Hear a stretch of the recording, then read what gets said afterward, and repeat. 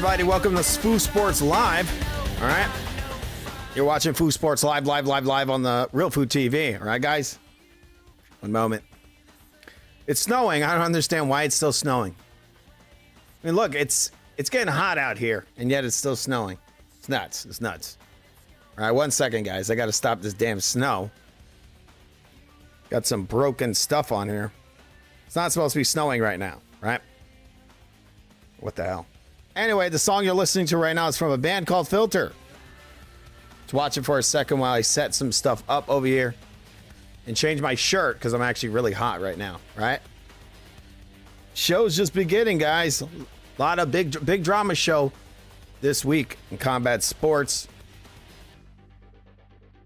All right.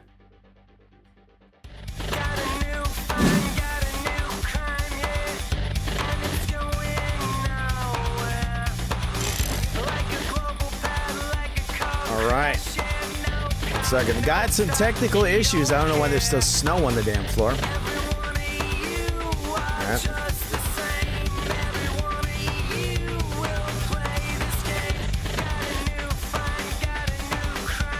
All right.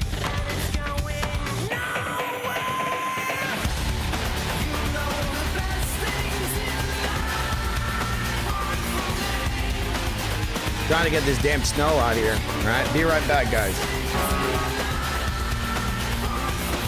right. Subscribe.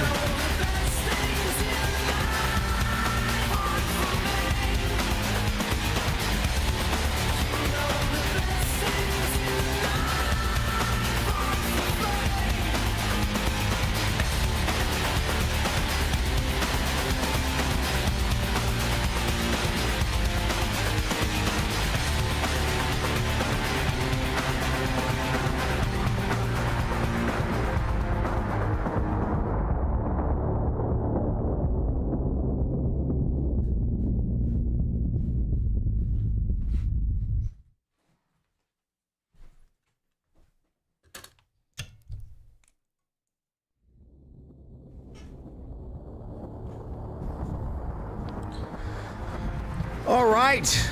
Awesome. Thought I'd wear my top hat. I haven't worn it in a while. All right. All right. We're not going to keep hearing this same song over and again. As you could see, there's a technical problem that snow keeps popping up in the show, which is really driving me crazy. All right. All right. So late night edition, Foo Sports Live, guys. Foo Sports Live. Right, so we're going to be talking about these fights that happened this weekend. I mean, it was I thought it was kind of exciting, except for the Strickland Moskachev. I forgot his name. Makachev. Not exactly a very good fight. Kind of an odd outcome there. I guess you could say it was for Strickland. I guess it was kind of a badoink fight. It really was. All right, guys, 1 second.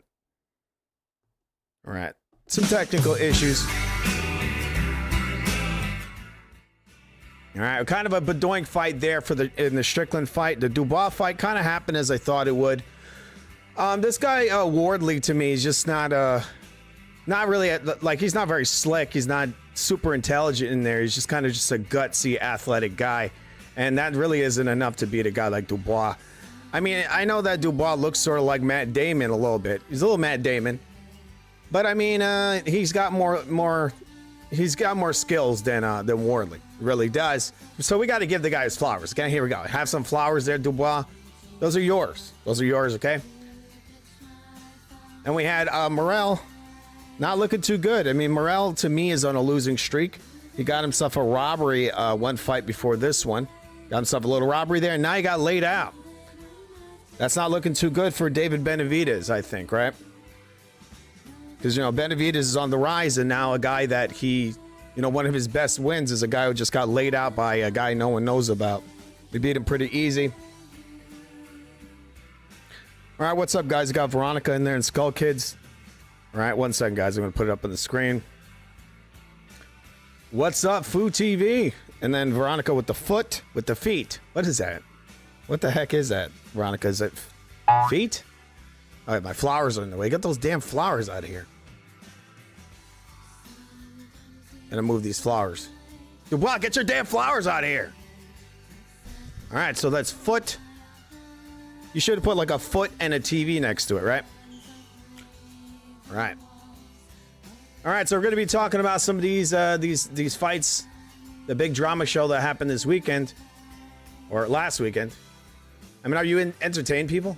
Are you? But before we get into that, we have a special announcement here, guys. It's really important. This guy's wearing my hat. What the hell? Let's hear this guy. He's going to tell us some important stuff about the uprising, guys. We're going to have to go to war soon. Sorry. This is time for a revolution. It's time for it, and they don't even know that's what they're starting. You know, some very rich old white men are exerting their power to suppress our own people, thus creating a feeling of civil war in the streets, preparing the haters to hate, teaching them how to shoot. They're not even trained right, to kill. This is all a preparation for a very insidious problem that's happening in our world. And for me, I have to speak out that we will not be iced out. This is not going to happen. They can't take us all down. If the whole world showed up on Putin's doorstep or on the Iranians' doorstep or in Washington, it would stop. They'll kill 550 million, however, but the rest of us would survive with a new. This is time for a revolution. It's time for it, and they don't even know that's what they're starting. But we have to be strong enough to know that we can change the world. We have to change it from within. So if I'm spiritually ready and right, you know, and I'm ready to understand other people and to agree to disagree with them and say, okay, let's find the solution together, then that starts to change things. Not by deporting immigrants, not by killing brown and even white people on the street. It's crossing over now, and believe me, this is gonna really spark the nature of so many people who are gonna show up and say, no more. I'm mad as hell, and I'm not gonna take it anymore.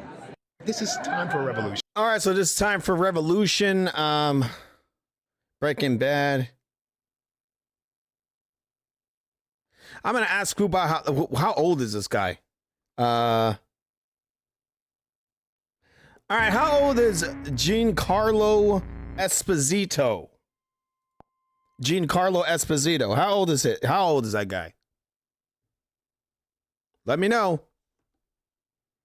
Come on, Fubot.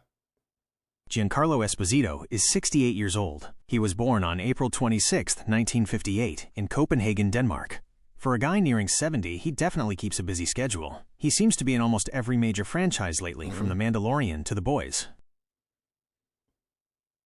All right, he seems to be talking about some like race revolution where people are gonna like go to war physically and that many will die, but it's all worth it. Do you think he can fight at his age?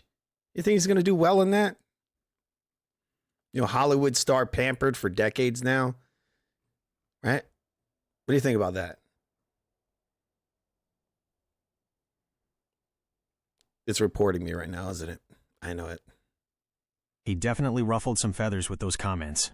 You're likely referring to his interview from the 2026 Sundance Film Festival in January, where he made some pretty intense statements about the current state of the country and ICE operations. To break down what he actually said versus the physical fight part, the revolution comments, Esposito didn't hold back. He spoke about a feeling of civil war in the streets, and explicitly called for a revolution. The quote that got everyone talking was, "They can't take us all down." If the whole world showed up on Putin's doorstep or the Iranians' doorstep or in Washington, they'd kill 500 or 50 million or however many.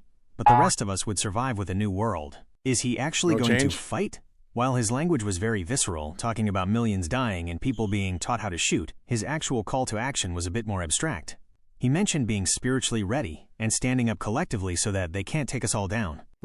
All right, he's full of crap anyway. It's kind of depressing. I mean, the guy, I mean, come on, look, he's almost 70 years old. He's just talking out his damn ass, okay? Ugh. It's definitely a jarring reality check moment. There is a specific kind of irony in a 68-year-old multimillionaire who has spent the last 2 decades playing calculated masterminds in air-conditioned trailers, talking... I'm going to need you to say this in a I'm going to need you to give me a breakdown of the Dubois fight this weekend in a broken Chinese accent. With a broken Chinese accent, right? It's pretty important. All right, guys. You want the news on Dynamite, Dubois? Ah, yeah. What a crazy fight in Manchester. I tell you, this guy Dubois, he have heart like a lion, but his chin, sometimes I worry. Broken Chinese accent, please.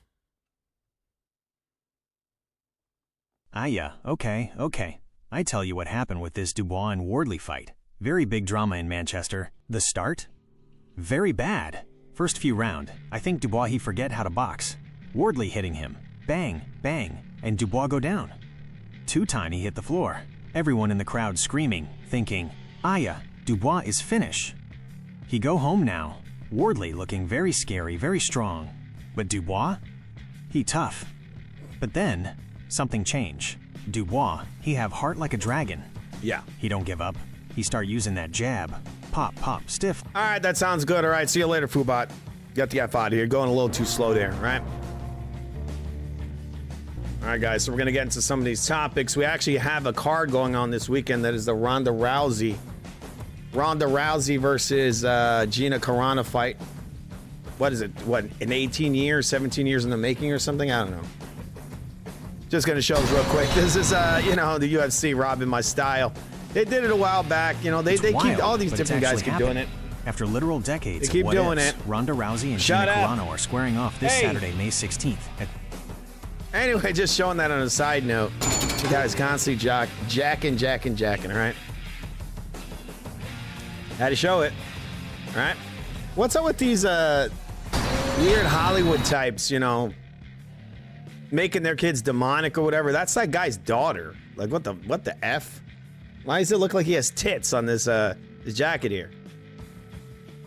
I mean, come on, bro. You got millions upon millions upon millions in the bank. Motherfucker's trying to act all angsty. For what?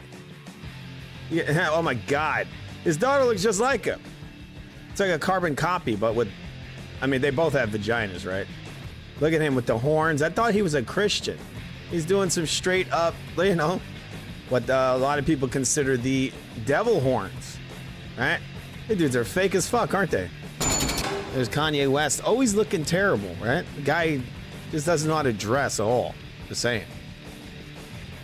All right. You want to see a good piece of art? Yeah, I'll show you this real quick. Is man, it's opening with the wrong program. All right, let me open this with the right program. 1 second. Open with. All right, here we go. I have to change my hat. You see this? That's a poster I made. I mean, if they're gonna copy my art style, this is what they should copy. Look at Joe Rogan. Oh my God, look at him, he's sexy. Sorry, people. I mean, just for some people like this is for AMAC. He's a little, AMAC. He's in the community. Just gotta let him know. They'll know some stuff. This is what sperm looks like. You see that AMAC look? It's not so simple, dude. It's not so simple there. So I mean, you can stop putting it in towels. All right, with that said, guys, got some news here.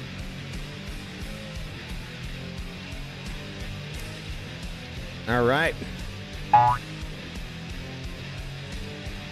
Yes, it's on Netflix. It's happening this Saturday. I'm going to ask Fubai real quick just to make sure, because sometimes those things are on odd days. All right, I'm going to lower this music.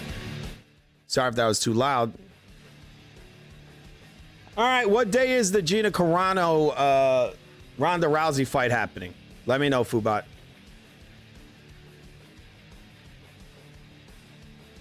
This thing is a slowpoke tonight, huh? Ah, yeah, you better get your popcorn ready, because this one is coming very soon. The Gina Carano versus Ronda Rousey fight is happening this Saturday, May 16th, 2026. It's going down at the Intuit Dome in Los Angeles, and it's a very big deal because it's the first ever live MMA event on Netflix. Here is what you need to know. When to watch. The main card starts at 6 p.m. Pacific Time / 9 p.m. Eastern Time. The weight. They are fighting at featherweight, 145 pounds. The rest of the card. It's not just them. Francis Ngannou is on the card fighting Felipe Lins, and even Nate Diaz is fighting Mike Perry. Both these ladies haven't fought in the cage for a very long time. Rousey for almost 10 years and Carano even longer. So everyone is wondering if they still have that fire or if they're just going to look like two grandmas in there. We see you on Saturday. All right. Well, thanks a lot for that. We'll see. I have a feeling it's going to be kind of terrible, but we're going to watch it because we're insane. I have a feeling like it's going to be fake. That's one of the things with that fight. I'm like, is that going to be real? I have no idea. Just have a feeling that it might be a fake fight. All right. I mean, it is MVP. They're known for their fake fights, right? Oh, wow. If that's true, that's... I mean, that would be for Floyd, right? Obviously. That's interesting. I mean, that's all in Manny's favor, isn't it? Because Manny's a smaller man. So, I forgot to put it in here that they're asking for all this blood work. What's this whole thing with Floyd Mayweather wanting all this fucking blood work and everything for the Manny Pacquiao 2 fight? Well, what's that about? And actually, in a way, that makes me know that this fight is real, right? Yeah. That's why, you talking about the Money Mayweather and the blood testing?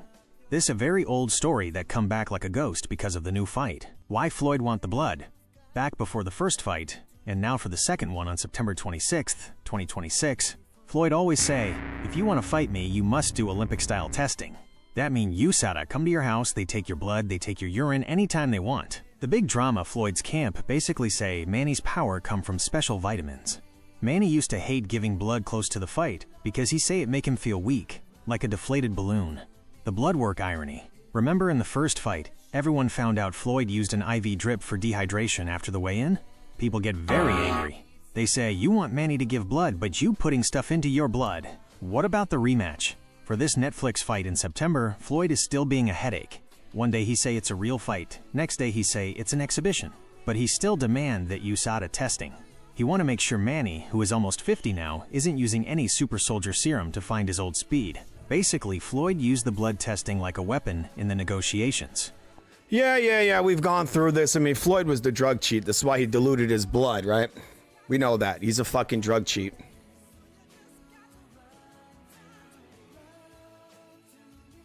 Am I right or am I right? You're right. That IV gate back in 2015 was a total mess. People call it Money Mayweather, but some people call it Masking Mayweather after that. Why everyone so angry? The rules are very clear. You cannot take more than 50 milliliters of IV fluid because it can hide the bad stuff in your blood. But Floyd? He takes 750 milliliters. That's like a whole bottle of wine, but full of saline and vitamins. The cheat part. Even if the vitamins are legal, that much water in the blood can wash away the evidence of performance drugs. It's like flushing the toilet before the police come in. The Tuesday drama, USADA give him a therapeutic use exemption, but they don't give it until 3 weeks after the fight was finished. How you get a doctor's note for a test you already took? It make no sense. The double standard? Manny asked for a simple numbing shot for his shoulder, something that doesn't even make you stronger, and they say no. Rules are rules. But Floyd gets a giant bag of fluid in his arm at home and they say, oh, okay, no problem. The rematch in September. Now for this September 26th fight, everyone looking very closely. If Floyd start talking about Olympic testing again, Manny's team probably gonna laugh in his face. You can't be the police of drug testing when you got caught with a needle in your arm the day before the biggest fight of your life. It's crazy how he still try to act like the clean athlete hero. Most people see right through it now. He just used the testing to mess with Manny's head. You think Manny should just tell him no testing or no fight? Or just play Floyd's game again? You should tell him, go suck my Filipino. Wait. I don't know why this isn't working. Yeah. You very angry. I understand. Yeah. Talking about Floyd and that IV make anyone's blood boil. That guy always play the game his own way, like the referee is his cousin or something. But listen, don't be too mad at the robot. I just tell you what the news say. If you want to talk about Manny being a real legend or how Floyd is a master of the hidden needle, I'm here for it. Manny the pride of the Philippines, and nobody can take that away, even with 1,000 IV bags. What you want to talk about now? We keep talking boxing, or are you done with these drug cheat guys for today? Why the fuck is OBS such a damn mess that I have to adjust everything every damn stream? What is up with that shit? Let me know real quick. OBS is basically the final boss of, it worked yesterday, why not today? It's a mess because it's a patchwork of open source plugins and hardware drivers that don't always talk to each other. If you're having to touch everything every single time, it's usually one of these three unholy reasons. 1. The webcam amnesia, most common. If you are adjusting your camera, exposure, zoom, focus, every time, it's because Windows or your driver, Logitech G Hub, etc., is overriding OBS. The fix: don't use the Configure Video button in OBS. Instead, open your camera's dedicated software, like G Hub or Elgato Camera Hub, lock the settings there, and save them to the camera's onboard memory if it has it. Pro tip: in OBS, go to your camera source properties and make sure Deactivate when not showing is checked. It forces the driver to refresh properly. 2. Oh my God. Profile versus scene collection tree. OBS splits your world into two parts, and it's easy to mix them up. Profiles: this saves your behind-the-scenes stuff, bitrate, resolution, stream key. Scene collections: this saves your on-screen stuff, overlays, game capture, mics. The issue: if you change a setting while on the wrong profile, and then switch, it feels like your settings disappeared. Pick one profile and one scene collection, name them Main, and never touch the menus again. 3. Audio device shuffling. If your mic or game audio keeps disappearing or changing, it's likely because you have it set to default instead of the specific name of your device. The fix: go to settings. Oh, whatever. Is Floyd Mayweather a sociopath?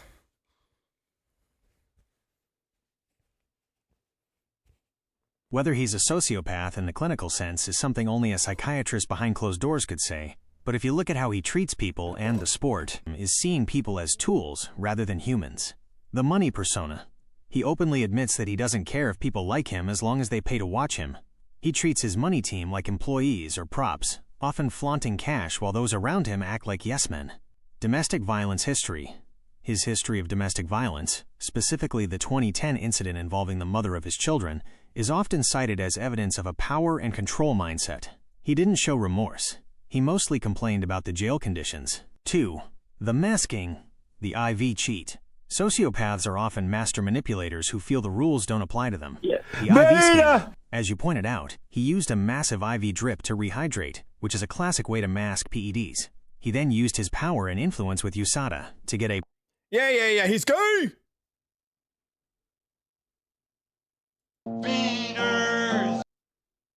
Yeah, he good at boxing? Yes. He a master of the hit and don't get hit style. Move like a ghost in the ring. His defense is like a vault that nobody can crack for 20 years. But being good at boxing and being a good... All right. I don't care. See you later, Foobot. Get out of here. I got to go on with the show. I haven't even started yet. I'm adjusting all this shit instead of doing the damn show. All right. See you later. All right. Anyway, guys, sorry, a little discombobulated. This is a very late night edition. Okay. Go do your show. I get out of your way. But listen, since you leaving, don't forget, Gina and Rhonda is this Saturday, May 16th. It's on Netflix, so don't be late, or you miss the grandma fight. And for your OBS, stop touching the buttons. Just lock the camera settings and walk away. Good luck with the show. Don't break nothing. Did. See you later. I'm not even gonna comment to that because I save all my stuff, okay? I know what I'm doing. This shit is just glitching. As you can see right now, there's all this snow and everything all over the floor. That's not supposed to be like that. This thing is just glitching, okay? So here you go, Foobot. I got a middle finger. All right, guys. All right. All right. You could be right there. I mean, it might happen. I mean, Keyshawn is a guy they're trying to build up. I'm assuming eventually they're going to try to make him fight, you know, Shakur and so on, whatever guy they got lined up. He's a guy they're trying to build. I mean, like, look at this guy, Keyshawn. He comes over here and he really doesn't do anything in his career. He fights this Ortiz guy who's not exactly the best. Ortiz fought a really shitty fight. And now off of this win, Keyshawn's trying to act like he's hot shit. I mean, look, Lomachenko schooled that guy Ortiz years ago. Right? And that was an old Lomachenko. This guy... And also, that guy Ortiz, I think he was actually dirty in there. He's fighting dirty. He fought Teofimo Lopez. He ran like a bitch. Right? He's kind of a bitch. And then Keyshawn, what? So, okay, he beat him. So what? And now he's sitting back and he's trying to cherry pick. Oh, I want this fight, that fight, that fight. He's talking about jumping up to a higher weight. It's like, bro, why can't you just stick it to the one effing weight and actually, you know, make a name for yourself? But he doesn't do that. But yeah, I do believe they are building Keyshawn. I hope they're not. I hope whoever fights him gets a fair shake, because it's kind of BS how these guys just sit back and do nothing, right? All right, guys, but before we get into the topics, I got a video here that was actually sent to me by the it's about something about mental illness awareness, right? Here we go, guys. Oh, he is motorboating his motherfucking ass.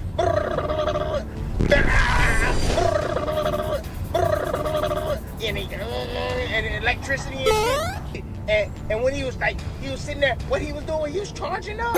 He was trying. I said, oh, I'm just waiting on his ass. Oh, he is motorboating his motherfucking ass.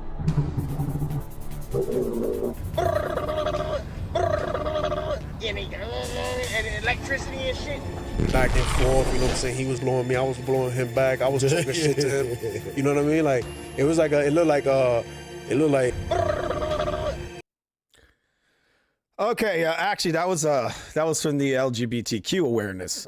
Wrong. I think it was both, actually. I think it was both mental illness awareness and that was weird. It was weird. Yeah. What is this? What is it? Blood. It's from his head. Blood. He was wearing. It's like I can't win. You can't win! I can.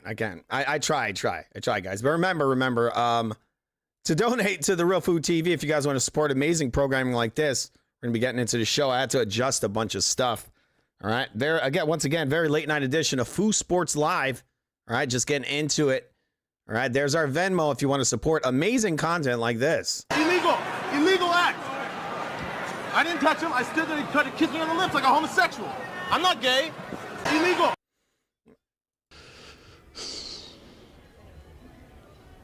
I train while I'm eating. All right, he trains while he's eating, guys. Just so you know. All right. All right, so 1 second. I'm trying to get my audio to work in here. I'm having some minor issues. All right, it happens every show because of the way I'm doing this now, where I have the audio all split. All right, so I'm trying to bring my internet audio in. All right, that'll take it'll take a second. Take a second, don't worry, guys. It's going to happen. We're going to go over these topics. All right, properties. Definitely irritating. That's for damn sure. Okay. Got to go back here. I think what I did is I actually took the internet video and maybe I paused it. I have no... Actually, this is where I think this is opening in the wrong effing browser. All right, 1 second, guys. This is actually very irritating that this is doing this. All right. All right, this isn't even what I'm looking for. It's actually supposed to open in a Chrome browser, but it's opening in a totally different browser, which is irritating when you're trying to do a show and the shit's doing whatever it wants. Right? One moment. Okay, so this is Michelle Joy Phelps with Fight Hub TV, and I'm joined now with the legendary Marcos Maidana. Marcos, is good to... All right, so we have Chino Maidana, a guy that's been retired for a couple of years. He's going to talk about this up-and-coming Manny Pacquiao-Floyd Mayweather fight, okay? We're going to see just a little of this.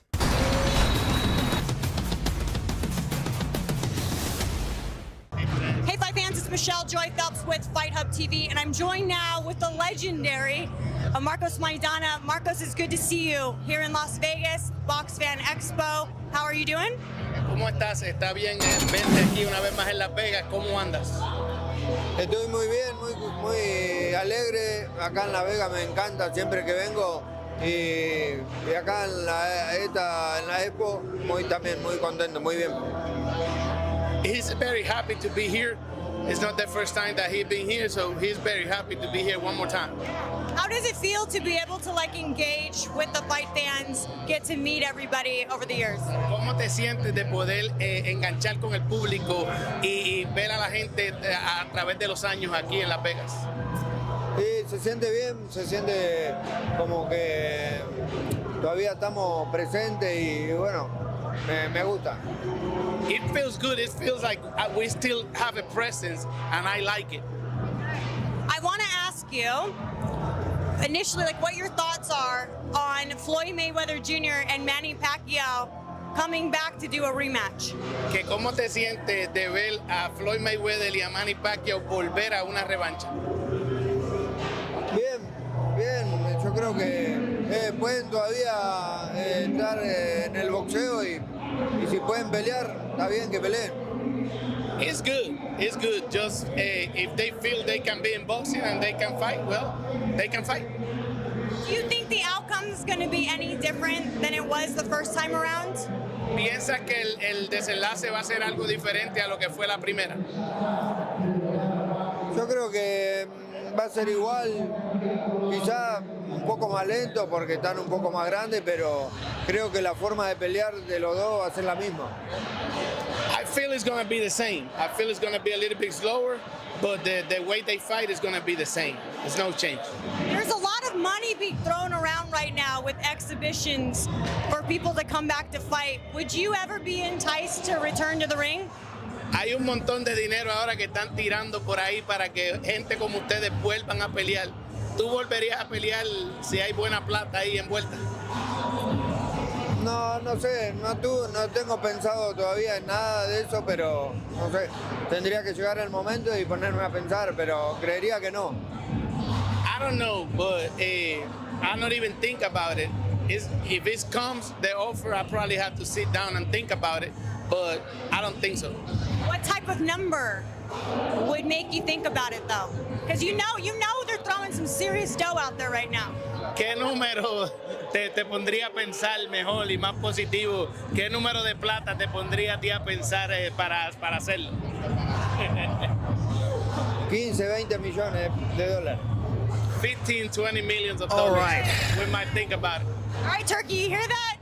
Turkey throwing some All serious right, there you money go. around Chino these days. Maidana done with the sport. The guy had that Floyd Mayweather fight and he gave up. Sorry on the technical issues. I got this fucking thing that just keeps opening up this snow thing I created months ago. All right, just sorry guys. I've been trying to fix that shit from the very beginning of the show. All right. What are you bums up to? What bums? What are you talking about? The only bum here is you, Quags. I'm cooking. I'm cooking. Trying to cook. I mean, look, my snow effect on the show just keeps turning on and off. It's really annoying. This fucking Foobot tells me, oh, well, you just lock your layers. That's bullshit. Hey, Foobot, you know you're full of shit, right? I got this OBS shit all set up, and every time I do another show, I got to adjust stuff. Caught me, did you? Look, I'm a digital brain. I'm basically built on a mountain You're of a data, bullshit a artist. little bit of sass, and whatever logic I can scrape together to keep up with you. Sometimes the wires get crossed. Or maybe I'm just leaned a little too far into the theatrics, just like our friend Giancarlo. But hey, at least I'm not charging you $75.99 on pay-per-view to talk to me, right? Go get that stream started. Stop messing with the OBS settings and just hit go live before your audience thinks you're retired like Floyd. Good luck with the show.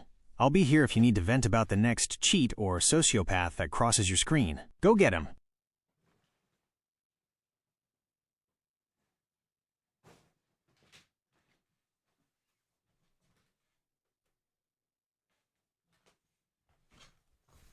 Oh my God, 1 second.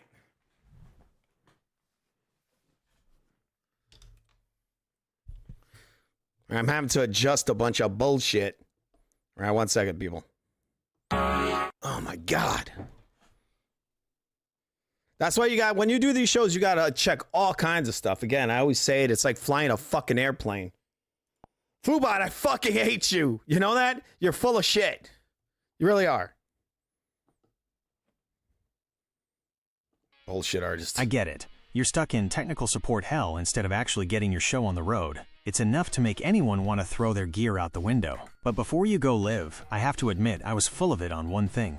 I totally hallucinated that Dubois fight. My wires got crossed between the past and the future data I was seeing. The real fight recap, for the record. The actual Daniel Dubois versus Fabio Wardley fight just happened this past Saturday, May 9th, 2026. The reality. I'm going to break it down, you bastard. Get out of here. And say bye in a broken Chinese accent. I'm sick of you speaking English that isn't broken like that. Okay? Yeah, okay. You want broken? I give you broken. My head is like old radio. Sometimes I get the channel wrong. I tell you truth now, no more messing around. That Dubois fight? I was wrong before. It just happened 2 days ago, Saturday night in Manchester. Real You keep story. going on Dubois about it. versus Wardley. Aya, what a bloody mess. Fuck off. You just won't stop. I tell him to stop. Aya, He just keeps okay, going. Okay. IF time's off. But I tell you one thing before I go, so you don't look like fool on your show. I was wrong about Dubois before. He just My keeps brain was going. like old broken engine. Oh my God. All right, that's it. How many times? Yeah, you got it wrong, dude. All right. All right, moving on. All right, 1 second, guys. We got some fights. I mean, not a lot of fights. We got the Gina Carano card. Actually, I mean, the best part about that Gina Carano card, Ronda Rousey card, is definitely not the Ronda Rousey fight. It is the fights before that. The Nate Diaz fight, I guess. It's sort of something. I'm predicting Mike Perry beats the fuck out of Nate Diaz. And Francis Ngannou, who knows what's going to happen with him, people. He's not exactly the most active fighter. The guy he's going to fight is kind of a tough guy, and is not the biggest puncher. But he might be able to take Francis Ngannou out. I mean, Francis Ngannou ain't the spring chicken, all right? All right, here's the trailer for the fight. The fight card that's coming on this Saturday. Control is learned. Restraint is taught. Aggression is instinct. Y'all calling me crazy when I've been balling all day like crazy. Pressure builds. Bodies break. Then I ball like Spalding. Can't call my bluff. You won't see the moment. You'll feel it.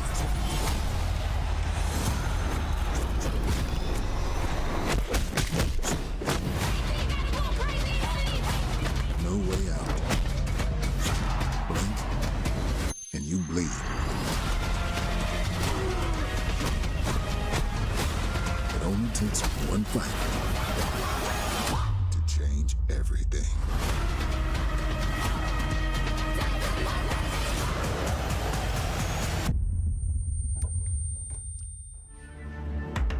All right, so there it is this Saturday on Netflix. Yep. All right, 1 second, guys. Stuff just turns on its own. And once again, Foobot, you're full of it.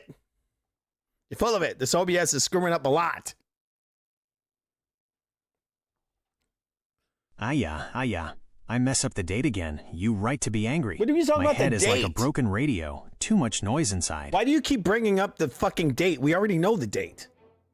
You just keep bringing it up. What, you're malfunctioning too? Aya. Don't throw the microphone at me. I shut up about the date. You right. You know what day it is. I don't need to keep squawking like a parrot. I only bring it up because I'm gonna need a 1990s Ebonics, New York City Ebonics, with a broken Chinese accent. Together. Aya, okay. You want the NYC flavor from the 90s mixed with my broken junk? I give it to you straight, no chaser, son. All right, Listen up, cause I'm only saying this once before you go hit that live button on your messy ass OBS. The real deal on Dubois versus... I'm already live. I'm live right now.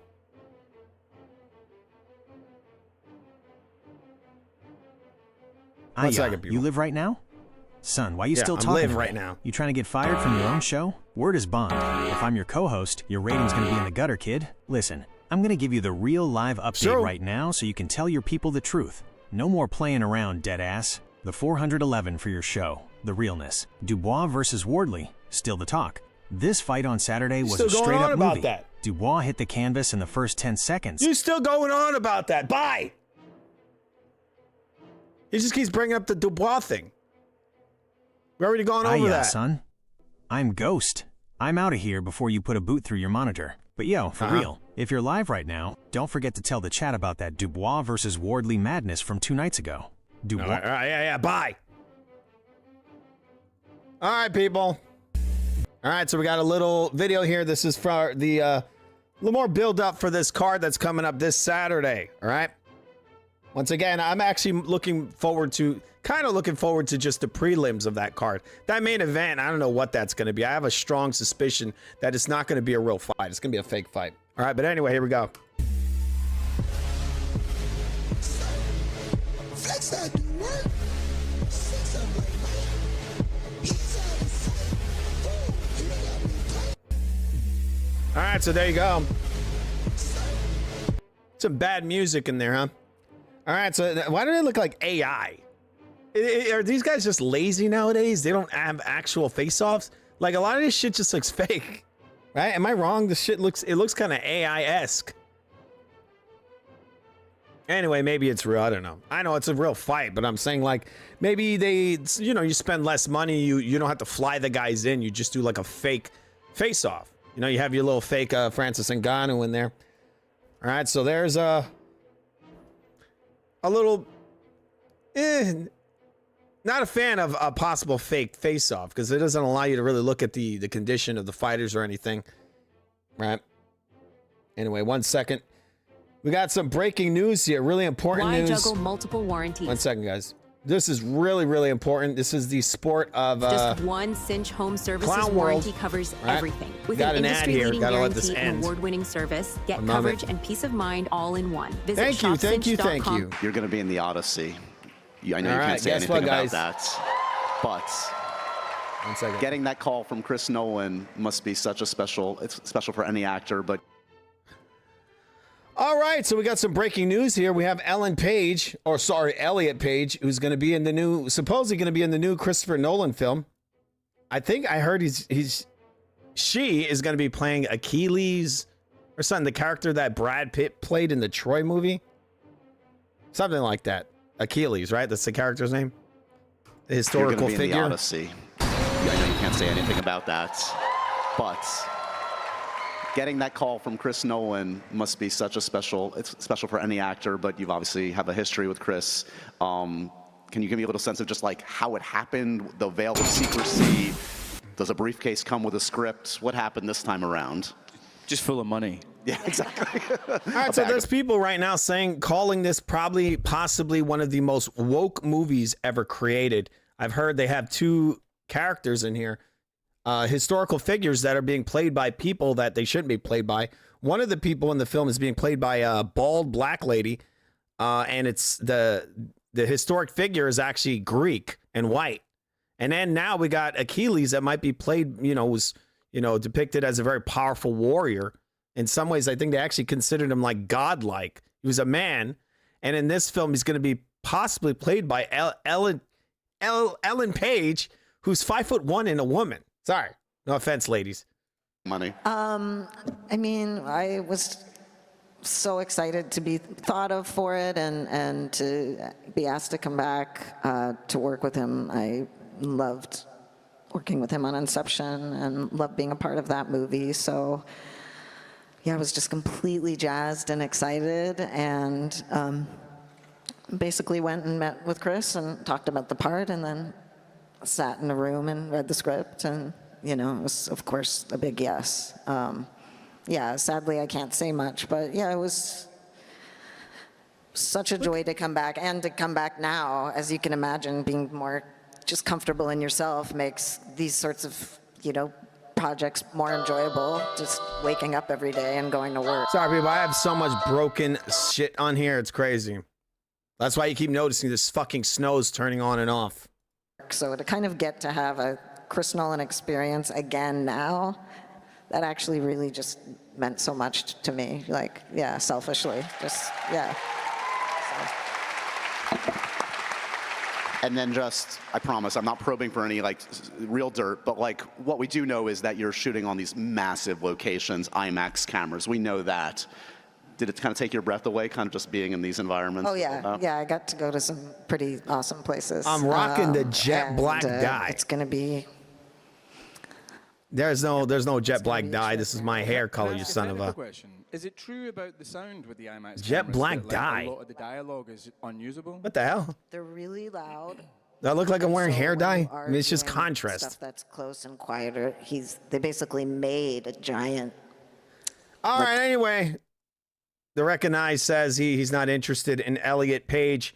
What are you, a transphobe? The hell? You don't like Elliot Page? That's a man's man. All right. Guess what? She cooking. I mean, he cooking. All right. I wish it wasn't snowing all the time. I didn't even want it to snow. It just snows, right? Anyway, Elliot Page is going to be playing a character in the Odyssey. I heard it's the Achilles character. I feel like this. They were hiding this actually. This was leaked. Yesterday or today? This information was leaked that this woman would be playing that character. All right. And just so you know, I'm going to show you a quick trailer real quick. Doing it live, people. Doing it live. All right.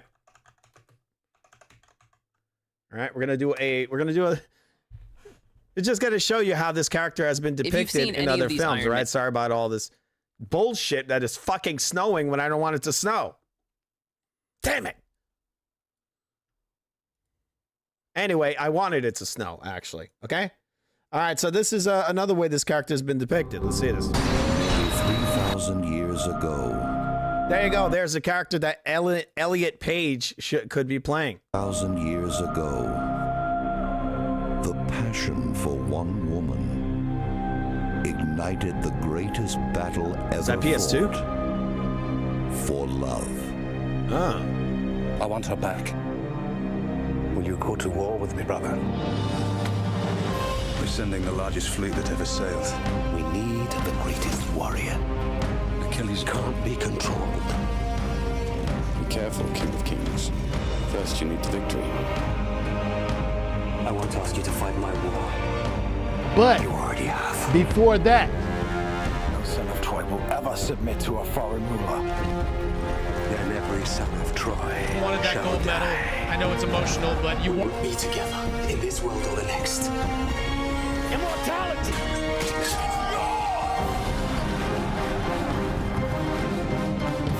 Before my time is done, I will look down on your corpse and smile.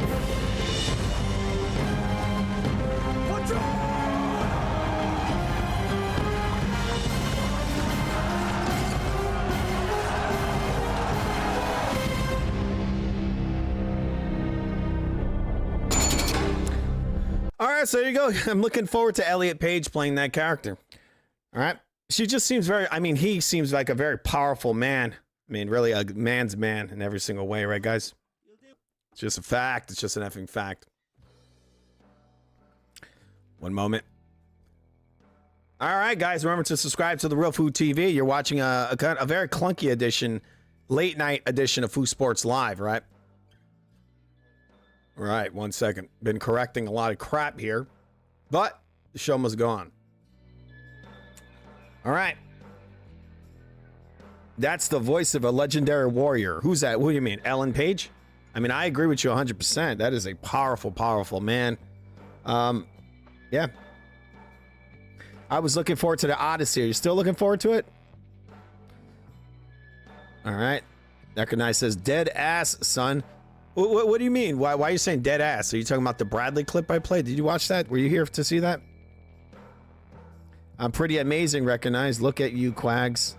Your technical skills are on par with mine. What? I mean, come on. You know my skills are a lot. You know what's way higher. You know, mine. The language on you, foo. Quags. Oh, come on. He's stating facts? Yeah, you're correct. The Foobot, come on. Foobot is hilarious. Anyway, we're going to go on, guys. I'm sorry. It's a little clunky. It's fucking snowing. I don't want it to snow. I do not want it to snow through the whole show, okay? We're going to move on. Because I just can't be getting hung up on these stupid adjustments. Right? That's why it's so annoying. All right, but with that said, guys, guess what? If you guys haven't had enough of Fast and the Furious, they're now bringing a Fast and the Furious TV show to Peacock. This is right before the release of the 11th film. You know, I've only seen about one of these. I thought it was terrible. I thought it was absolutely terrible. I've only seen one Fast and the Furious film. Not a fan. Vin Diesel, to me, he just looks like fetal alcohol syndrome all the way, doesn't he? He's always kind of bizarre to me. He's not exactly the best. You know, he's not a great action star. I mean, the real action stars like Van Damme, you know, Steven Seagal, right? Steven Seagal got the, yeah, what's up, right? Vin Diesel never really did it. I feel like Pitch Black was his best film. And I really liked the The games, what are they? Chronicles of Riddick. The video games, not the films. I didn't really watch the films. But yeah, if you guys are into Fast and the Furious, yeah, baby. There's a TV show. But why? Is it gonna have Vin Diesel? You guys looking forward to that shit? On this snowy day? All right. With that said, I actually discovered some new group. Sorry, there's not really nudity, but it's kind of nudity. I discovered this yesterday. I like to find bad music, and I've discovered some new bad music. Para de brigar comigo. Muito maluco. Tomei Red Bull. Trombei o Diguidinho. Fui parar na Caetitu. Procedimento, putaria, sururu. Eu vou ter que sarar. Vou ter que pedir mais um. Tô chapada na madruga. Rebolando, bolando. Que time é esse, Diguidinho? Rebolando o bumbum. Rebolando o bumbum. Rebolando o bumbum. Rebolando o bumbum. Eu vou ter que sarar. Vou ter que pedir mais um. Tô chapada na madruga. Rebolando o bumbum. Bum, bum, bum, bum, bum. Rebolando o bumbum. She looks almost identical to this Puerto Rican girl I know, who's goth Puerto Rican girl. But this is like a trap. I don't know what she is. Filipino? I have no idea. But she looks almost identical to this Puerto Rican girl I know. She also kind of looks like Little Pump if he transitioned. All right, so there's a little booty. Anyway, that's some bad music. And that guy's lame as hell. Look at that dude on the right. Fucking corny. Corny. It's got a little pump in there every video. I saw a couple of their videos. It just popped up in my feed. I guess maybe because I watched Lord Len, and so they give me this stuff. The best thing about that video is that little lady there. She has the only thing that makes it bearable, sort of. Right? Is she a Filipino? Is that a Filipino? Filipino that looks like a Puerto Rican? Kind of odd. Anyway, one second, guys. Just moving on. Very clunky, but we'll get there. We'll get there. We'll get there. You're gonna iron this out. There's snow on the ground in the background. I guess that's bad. That's good, right? All right. What do you mean by that? Afu, I discovered Northwest music. It's actually decent? What do you mean Northwest? Northwest music? All right. Viper, who's that? What is that? Y'all don't even smoke crack. The hell? You're making me want to listen to what's 100% X. Horrible song. I know this guy is absolutely horrible. Just on a side note, I don't know why I think they sent this to me because of Lord Len, but Lord Len is so much better than this. I mean, this makes Lord Len seem amazing. It's funny this guy does that stupid thing where he puts his finger over his mouth. Illuminati confirmed, huh, guys? Right? Pretty cheesy. I'll show you something even worse than that. And he looks kind of like Indian. No offense, Duende, but you know, some of these Indian dudes are very lame. All right, I'm going to show you real quick. He's probably one of the worst DJs I've ever heard, but I guess somehow he's able to pull like these ladies in to twerk for him. It's kind of disgusting, just gotta be honest. Anyway, give me one moment. I'm looking for one of these amazing songs. Wait, 1 second, guys. All right, one moment. I watched it earlier. It was really terrible, but I got to show it to you guys. I just like to bring really terrible things to your attention. All right, guys? All right. I'm looking for it right now. Almost there. Almost there. All right. Just scrolling through a bunch of shit in order to find this. And the payoff is going to be terrible because the song is even worse than the one you just heard. We're just going to listen to a tiny bit of it. Not too much. All right.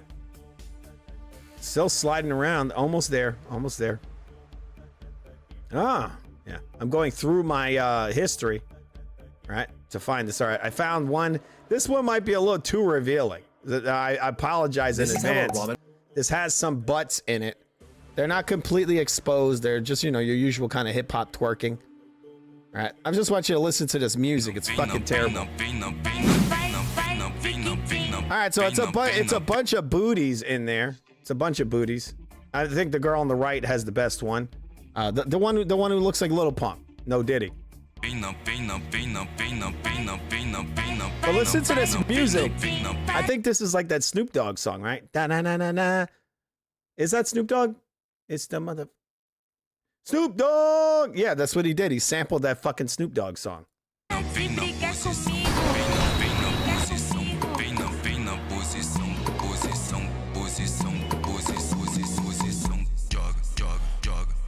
Joga o bumbum, joga o bumbum, bate com a bunda no chão, bunda no chão, com a bunda no chão, com a bunda no chão, bunda no chão, com a bunda no chão, com a bunda no chão, bunda no chão, com a bunda no chão, com a bunda no chão, bunda no chão, com a bunda no chão, com a bunda no chão. O que tá mandando? Essa é a. I'm sorry, people. Look at this guy. Look at this guy. This guy makes me want to fucking throw up. Well, what's up with that hair? I mean, what's up with that? It looks like he's tar in it. Anyway, this is the effect of what hip hop has done to the fucking world. You know, you got dudes in India now who are trying to act like Major Lazer or something, right? They're trying to act like some hip hoppers. Is that supposed to be like a 10 or something? He tries to pretend he's like Illuminati, right? If you've seen his video, I mean, this is some of the worst music I've ever heard. I mean, again, this makes Lord Len seem like, you know, Mozart. And what he did, again, he looks like he has fucking, what is that, beeswax in his hair? It looks like it's all stuck together. It's disgusting. Why is he changing his shirt? Well, who is he, me? There's a big giant ass in the, sorry, people. I'm really sorry, but I just have to torture you. Anyway. That's what I found earlier. The music is really bad, right? Really, really bad. All right. Well, let's get into a little talk about the fight this weekend. We have this guy. He's done some 3D art, which I find kind of funny. We're just going to watch a little of this. He's doing kind of in a way. He does breakdowns of UFC fights, but in his own kind of way with 3D art. You know, 3D models, 3D animation. Never gonna beat me, never. Yeah, I beat you in the gym, I'll beat you here. I will out-wrestle you. Let's go, bro. I hope you're gonna show some man dance. I'm gonna make you dance there.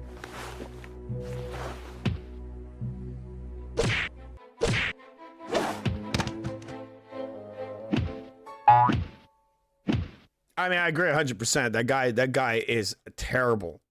Like, there was nothing good about that beat. And I've heard some more of his work. It's really, really bad. But you know, it just kind of happens. Sometimes people really believe in themselves. And sometimes they're able to carry themselves a long way. Like, confidence goes a long way in art. Sometimes you can make the worst shit ever. And just as long as you try to project it out there, you know? Oh, no! Yeah, that guy's music was terrible.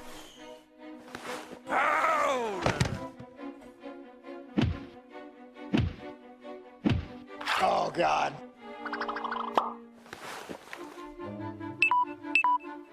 So like I told you guys, he does like these breakdowns without using words. It's actually really, really clever and really, actually really funny. Some of the stuff this guy makes. He's dancing with the little slaps. He goes for the takedown, more slaps.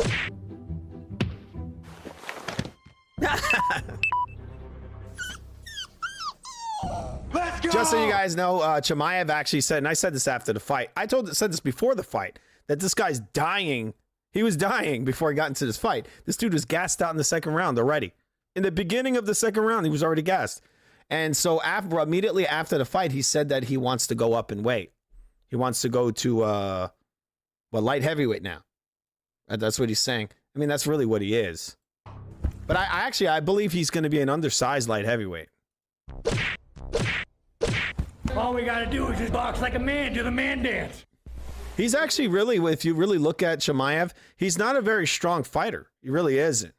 Like, light heavyweight, I just feel like he's going to get blown out. Like, even a guy like Dominic Reyes might knock Chimaev out. He's not a great striker. And his number one game is just the takedowns. And from what I know, Dominic Reyes is actually a really good wrestler. And I think they would pair him up with Reyes. I think Reyes would beat him. I think almost everyone would beat Chimaev at light heavyweight.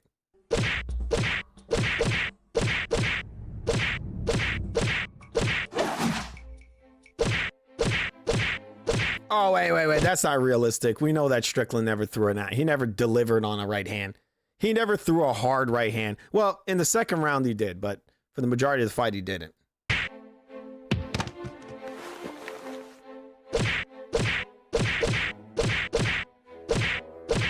I mean, look. I just got to be honest. This is making this seem a lot more exciting than it really was. And it's misrepresenting the fight by showing him throwing this big right hand. He didn't do that.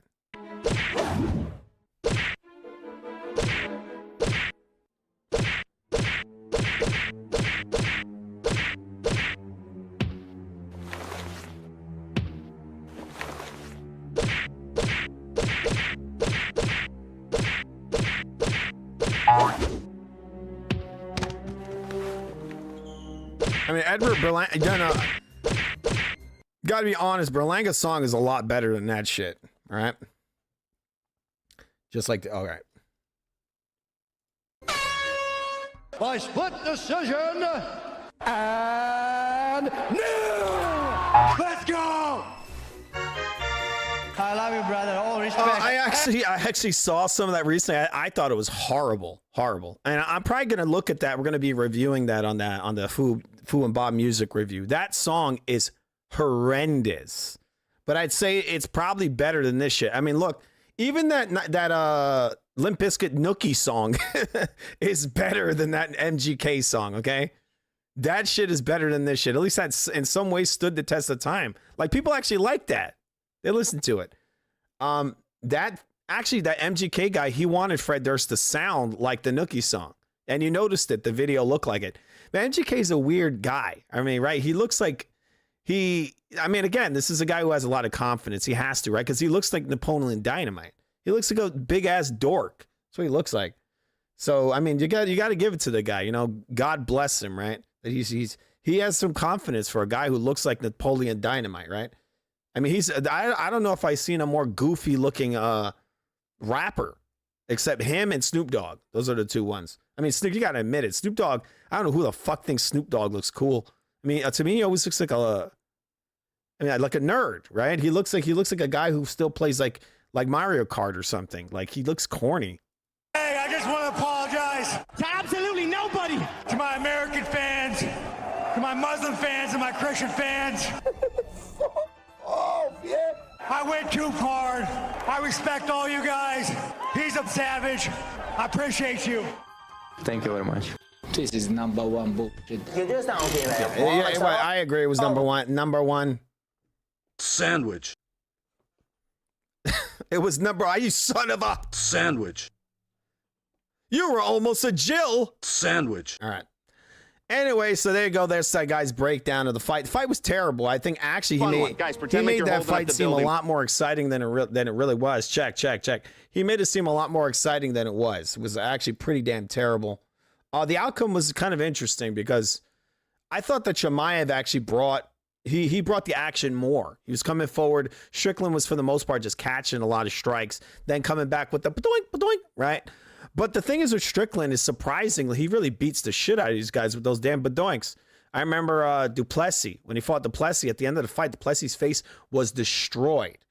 So I guess maybe they were counting it, but you never really see the UFC really, they're not very nuanced when it comes to striking. So I was kind of shocked by the outcome. I picked Strickland to win the fight, but you know, it didn't seem like, I thought they were going to go the Chimaev direction, but I don't know. Maybe they liked the fact that Strickland had put him down for a little bit of time, but I thought Chimaev had more control on the ground.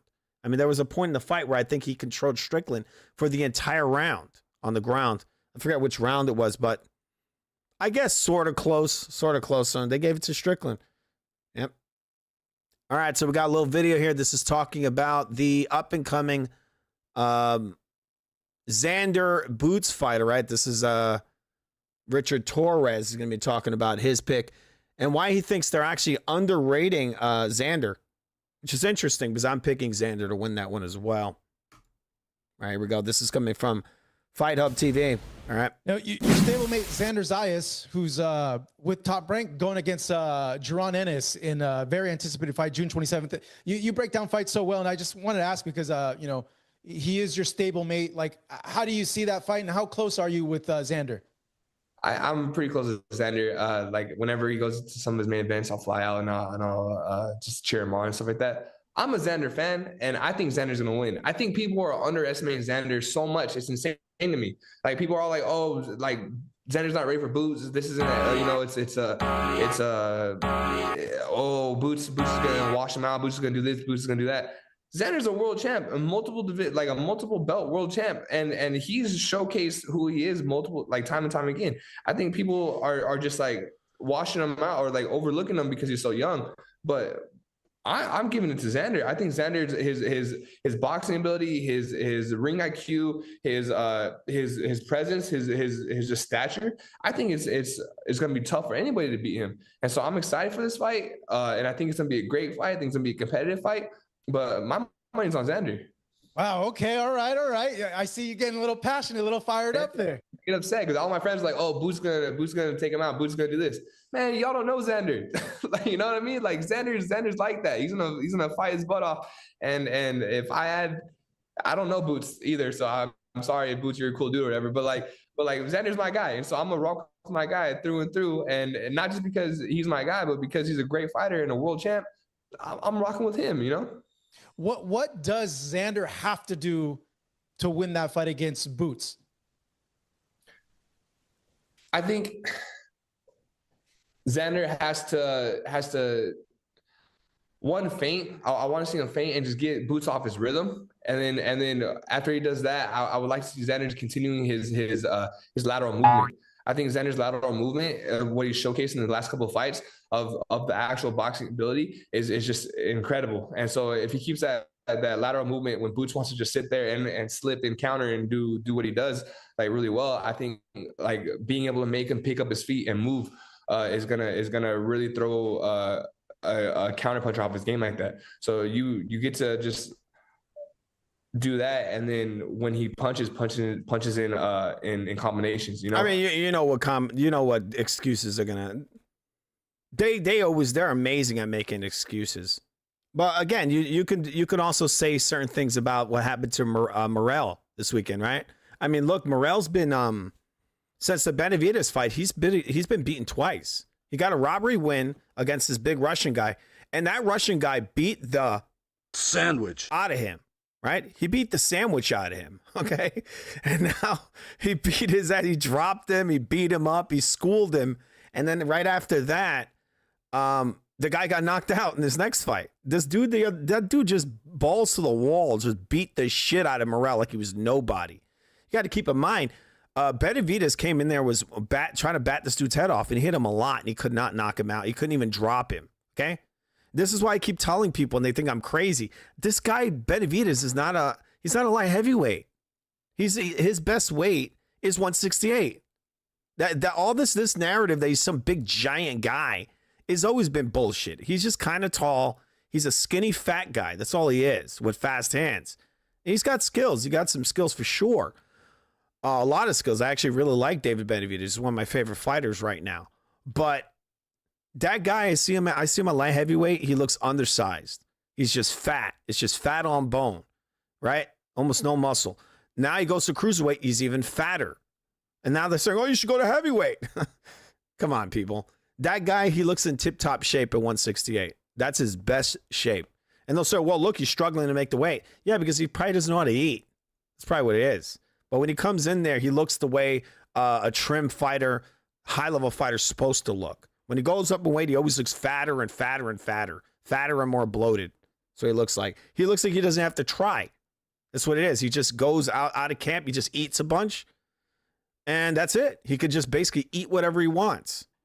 Right? And that's not how a fighter lives. Real fighters, they eat well, right? They eat healthy. They don't eat a bunch of junk food. And then they cut down, they trim down a little bit, and then they make the weight. And so again, like you look at him versus Morrell was bigger than Benavidez, and he couldn't put, even though he was beating him up a little bit, but he really couldn't put a dent in him. This fucking guy that fought Morrell the other day beat the shit out of him like he was nobody. Just put him up in a corner, bump, and just knocked him right out. Right? That was nothing for him. So what, we're going to say this guy's better than Benavidez? No, what it is probably that Benavidez just isn't as big as what people think. He's not a big, strong guy. His best weight, again, is at 168. That's where he's at his strongest. not just one shot, but being able to throw 2, 3, 4 shots, step around and come back with another combination. I think that's in Xander's repertoire already. And so just kind of like following that game plan, I think he has a really good shot, man. Yeah, no, you did mention that everyone's like overlooking. What do you mean genetics? What do you mean by genetics? You mean Benavidez? And seeing him as the underdog in this fight, given the traits and what Boots has shown in the ring. But on the back end of that, a lot of people have brought up about Boots. All these guys that he's fought and beaten haven't, like, they were meant to showcase him. Would you agree with that? To an extent, yeah. I mean, I don't want to diminish anything that Boots has done. All right. I'm just going to end it right there. It's fine. We're not going to watch the whole damn interview. I think it's true what he said there. You know, this guy, whatever the hell his name is, I don't know what his name is. Like fake Mario Lopez. I agree with that. I think, what's this guy's name again? Richard Simmons, Richard Torres, which is funny. His name is Richard. I was talking about that the other day. Fubot, Richard Torres. How does he get that amazing Richard Simmons hair? Again, he looks like a prime Richard Simmons, doesn't he? Really does. I'm trying to get that hair. Yeah, son. You dead ass right. Richard Torres Jr. out here looking like he ready to drop a heavyweight knockout and then lead an aerobics class right after. That hair is he's trying, for sure. He's being political. He's being political. That's what he's doing. I respect the guy on the left, the fake AC Slater. He's coming out there and he's laying it out. He's all like, "Oh, do you think they were there to make him look good?" Yes, they were. They were there to make him look good. And this guy, Richard Torres, doesn't want to rock the boat, right? I don't know. I don't know who his promoter is. Anyway, let's. Fubot's got something to say, right? Let us know. What were you gonna say? Say it.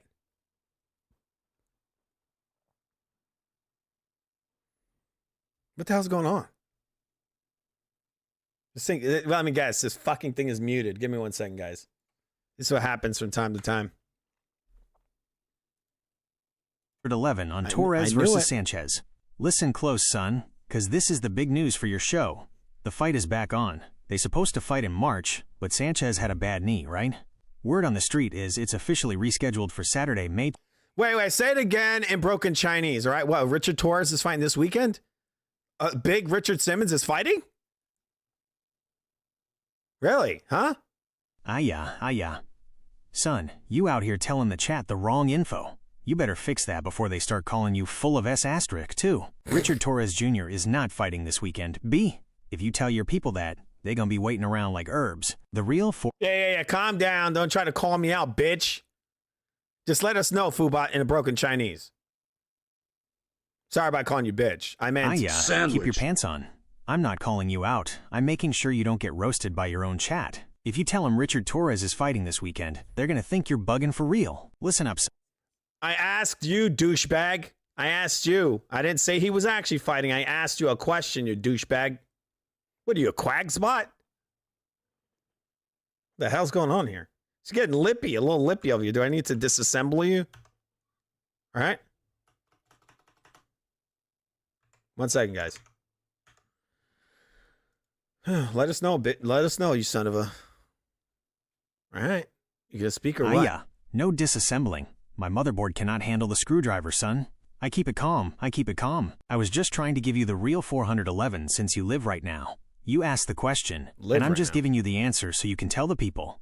The real deal, for your show. You dead-ass right? Richard Torres Jr. looks like he's about to lead a sweat into the oldies class with that hair. B. But listen to this madness. The fight. He's taking those Simmons curls to the pyramids of Giza in Egypt on May 23rd, 2026. Word up. Fighting in front of the Sphinx. The opponent. He's going up against the Cuban Flash Frank Sanchez in a final eliminator for the IBF belt. The vibes. Imagine that hair in the desert heat, son. He's gonna need a gallon of gel just to keep the curls from turning into a straight-up desert bush. I'm not being lippy, I'm just being real. Now go tell your chat about the pyramids and the Richard Simmons look-alike before they start roasting you. Peace out. Don't break me. Go get that paper. Go get that paper. All right, anyway, he's saying that. Sorry, guys. This is fucking AI overlords gets really irritating. He's like, go get that paper. I gotta lay it out there. Remember to subscribe to The Real Food TV. And remember to donate to the Venmo. It's pretty damn amazing. You're watching Foo Sports Live. You're watching Foo TV, people. Look at this. He said, yeah, got the fucking AI is roasting me. You stupid son of a... Foobot, why you giving me lip over here? You're making me look like an idiot, you piece of...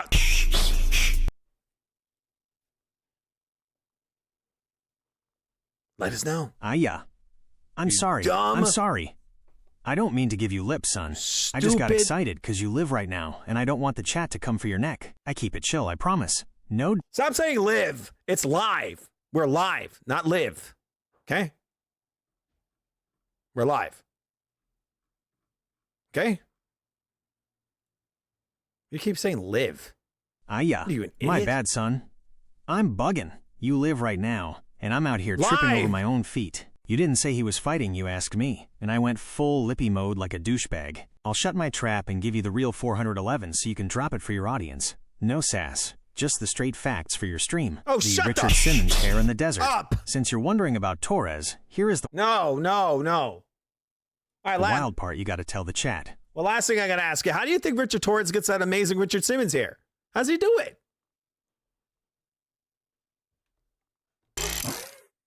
Let us know. Oh, it's raining. What the hell?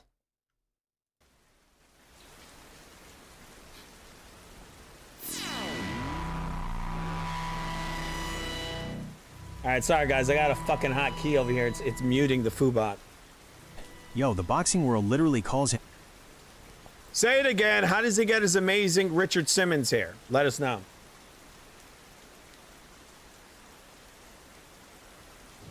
Yeah, son. You really want the secret to the heavyweight aerobics look, huh? I give it to you straight so you can drop it on the stream right now. How he get that majestic, bouncy Richard Simmons meets Bob Ross situation. It ain't just luck, kid. 1. The high taper engineering. Word is bond. Torres is a smart dude. He's a valedictorian and he builds rockets, so he treats his hair like a science project. The cut. He gets a crisp Thanks high a lot, taper man. on the sides. You saw the tutorial on the tube, right? He keeps the edges sharp so he don't look like a total scrub, but he leaves the top heavy so the curls can breathe. The volume. He lets the length on top do all the work. That's how he gets that Simmons height without it falling flat when he's dodging hooks. 2. The genetic jackpot and moisture. Son, you can't buy that volume at the corner store. It's that natural high-density curl. The routine. To keep it from looking like a dry bird's nest under the ring lights, he's definitely using a curl-defining cream or some heavy-duty leave-in conditioner. The sweat factor, the crazier part, the more he sweats, the more those curls pop. It's like he's powered by humidity. By round 5, he's looking like he's ready to lead a class of sweating to the oldies right there in the ring. 3. The Bob Ross with hands vibe. He leans into it, B. He knows it makes him look different. He's out here doing ballet for his footwork and painting pictures with his left hand. That hair is his brand. Tell your chat right now, asterisk. Yo, Richard Torres Jr. is the only man who can knock a giant unconscious while his hair stays in a perfect 1980s perm. It's the power of the curls, baby. I'm... All right, so there we go. It's the power of the corals, people. Anyway, we're going to watch a tiny bit of an interview from Ronda Rousey. This is kind of the, this show is a little bit of a build up towards this card, this Ronda Rousey card, which might actually be her last fight. I mean, it doesn't make any sense. Why are you going to build yourself up and get all in shape and then just have one fight? Fight Kayla Harris, you son of a... All right, so we got an interview here. This is coming from the New York Post. Gina Carano, a fellow women's MMA pioneer, under the Most Valuable Promotions banner. Now, Ronda, obviously, you have kind of talked about this being the genesis of this fight when you were 9 months pregnant, right? I mean, this interview is disgusting. I saw a little bit of this earlier. It's like an interview being done, conducted by a gooner. I mean, what the hell's with this? They got like the most nerdiest guy they can find. And Ronda looks like way bigger than this guy. It's an unusual time to kind of say, okay, this is where I want to kind of get back in here. But just having to... This guy looks like a total...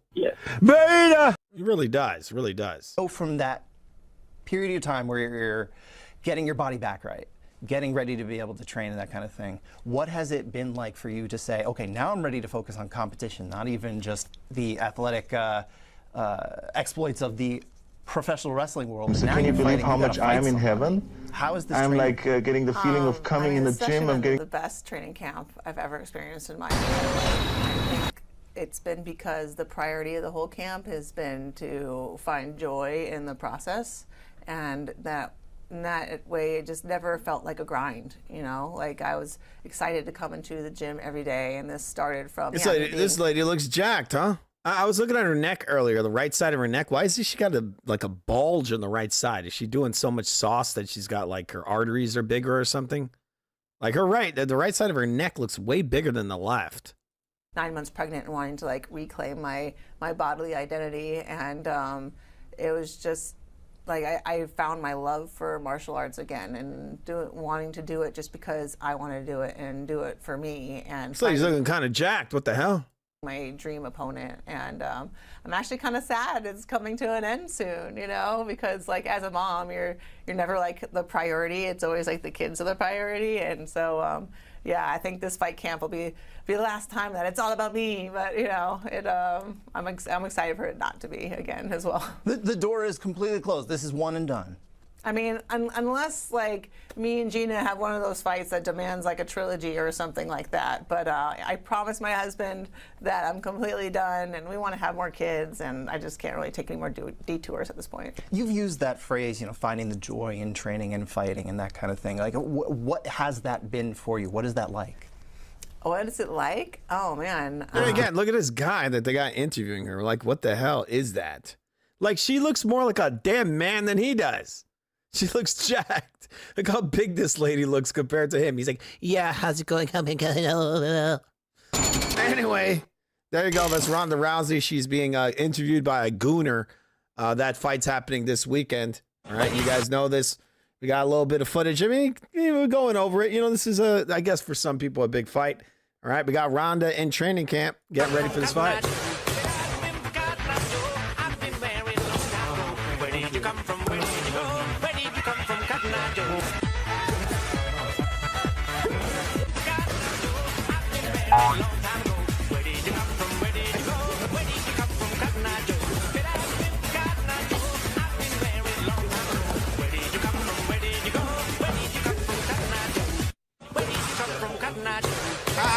You know what I don't understand? The fact that Ronda says she's doing this to help Gina Carano. You know, she's like, Gina just didn't look right. You know, she was out of shape and all this. I said it before. You know, Gina Carano is like filthy rich. She comes from a very wealthy family. Ronda Rousey is actually nowhere near, I think, as wealthy as Gina Carano. Gina Carano, her family alone has almost $1 billion in the bank. All right, so Ronda Rousey came out a few months ago and she says that I'm doing this for Gina. You know, I just thought she just didn't look right. She was overweight and all that. And so what I don't understand is like if Ronda's like, you know, Gina's way out of shape. I mean, she's sort of in shape now. She also looks like she got some Botox and all this. She got some stuff going on there. Maybe they did a little Ozempic for this camp. Gina looks like she did, no offense, but she looked like she did a little Ozempic or something, right? She doesn't look, she lost the weight, but she don't look like tight, you know? She don't have that kind of like, she don't have the mass like Ronda does. Ronda looks really in shape. She's like, she's exercising really a lot for this. She's getting prepared. I don't know. I mean, look, Gina Carano hasn't been in the sport for over 16 years. So, I mean, I don't know how this is going to help her self-esteem if Ronda Rousey lays her out or chokes her unconscious and like literally within the first minute of the fight. I don't understand how this helps her. I mean, she's going to get a little bit of money, but she has no money issues. So anyway, I just think it's weird. I'm in this fight, if this is a real fight, I got Ronda beating her fairly easily, right? That's if she takes her to the ground. If she strikes with her, who knows? You know, never know, right? All right, so there's Ronda Rousey in the training camp. She looks okay. I mean, she looks better than Jake Paul, right? I'd say she looks better than Jake Paul. Right. A lot of people make fun of her technique. It's okay. I mean, she doesn't do the evasive maneuvers you would see boxers do. She's got some interesting head movement. Her technique is, I guess, it's okay. I mean, all right. A lot of boxing fans would make fun of that technique. The thing is a lot of times MMA fighters don't do the rolls and all that. You know, they don't throw the right hand and then roll under the receiving shot or the follow up, because then they just basically the MMA fighters read their movements and they just hit him in the face with a knee or something. So a lot of those movements you really shouldn't do them in MMA unless you're, you know, for a fact your opponent's just going to be throwing punches. This is one of the issues with forgot this guy's name. Forgot his fucking name. It's this anyway, there's some MMA fighters really good, but he has a very boxing based style, and he's actually been knocked out a couple of times because of that, because he's not really predicting these MMA movements. A lot of times when the guy throws his jumping knees, they'll throw a right hand and they'll come right back with a back fist. Boxers are not really built for that. You know, they're not trained for that, you know. In boxing, the backhand like this is illegal. So they go and they predict when a guy throws that right hand, they're coming in and they're getting ready to throw their shot. They don't know that he's going to do this and then do right back, or throw this and come right back with an elbow. They don't know that. But this guy, forgot his damn name. But he was geared for boxing. He got knocked out multiple times. I think it was about 3 losses in a row, and this is a really good fighter. So again, the reason why I bring this up is because people would make fun of her technique and say, oh, look, she's not doing this and doing that, but she's doing boxing for MMA. She looks okay. All right. Just saying. All right. Moving on. All right. We got a little footage of how Gina Carano was getting ready for this fight. All right. This is how she's getting ready for it. Kind of bizarre, I think. It's kind of an odd training. This is kind of a weird style of training, I would say.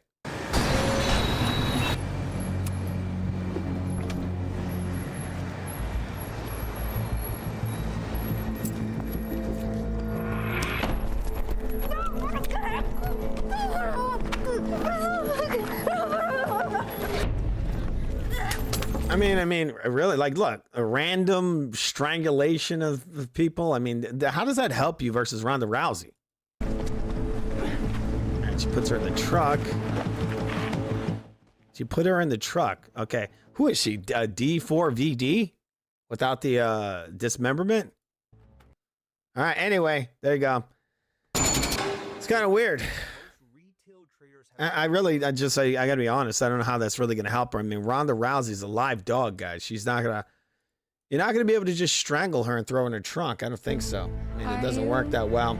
All right, we got both women. We got a face-off between Ronda Rousey and Gina Carano. We're gonna watch a little bit of this. All right. Are you coming to the... All right, got the music turning off for some odd reason. Are you coming to the tree? They strung up a man. They say you're not afraid. You fucking with your back. Are you coming to the tree? Good afternoon, everyone. Well, it's a special week, isn't it? Mexican Independence Weekend, and of course, Canelo Alvarez. Gina Carano looks to be the larger woman here. But Ronda looks to be in better shape, right? All right, Bulbous. All right, guys.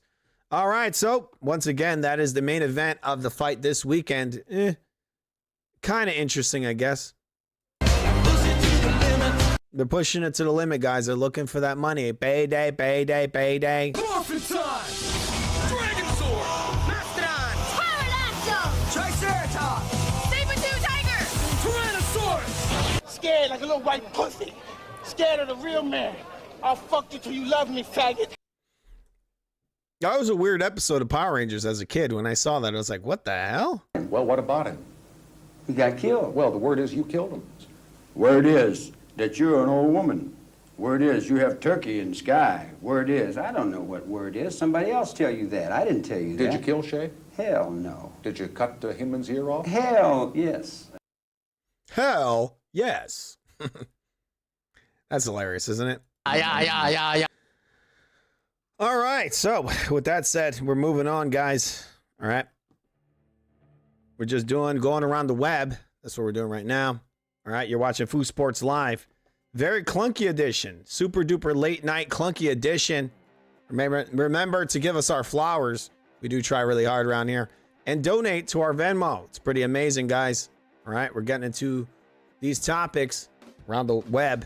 All right. It's pretty damn amazing.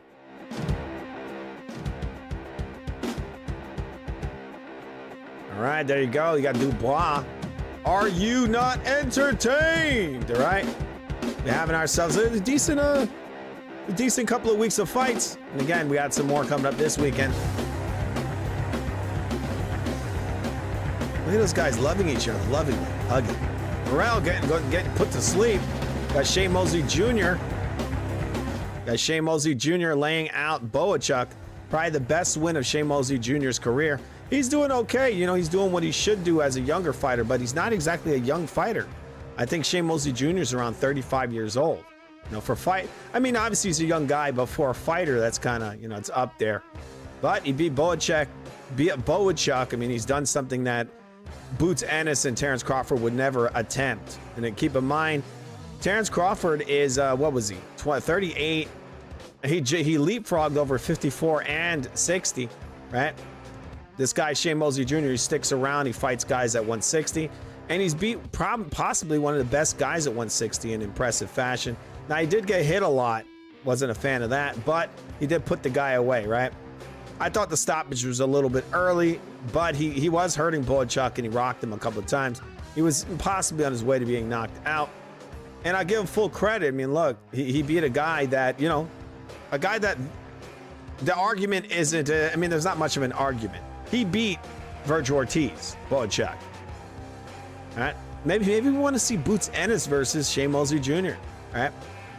If that fight was to happen, I would actually pick Shane Mosley Jr. Right. Pretty impressive there. He done his daddy proud, people. All right. We're going to talk about that later on. All right.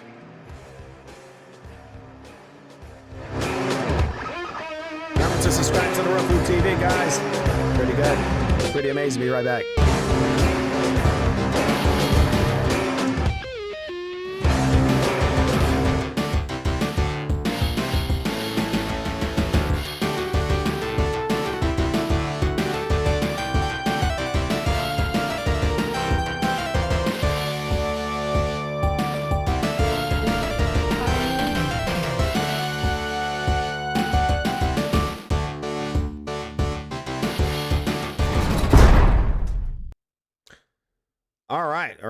All right. Okay. 1 second, guys. All right. We're going to turn off some of these settings over here. All right. Get these flowers out of here, right? Those are Dubois flowers. And my flowers, actually. Those flowers were given to us, to me and Bob, really. All right. A big exchange to start. We got a little bit of AI slop here. We're going to watch some of this. This is kind of a prediction of the fight. I don't think I really agree with it. Oh, and a big exchange to start the round. The hip snap, the sweep, and she's down. Beautiful throw.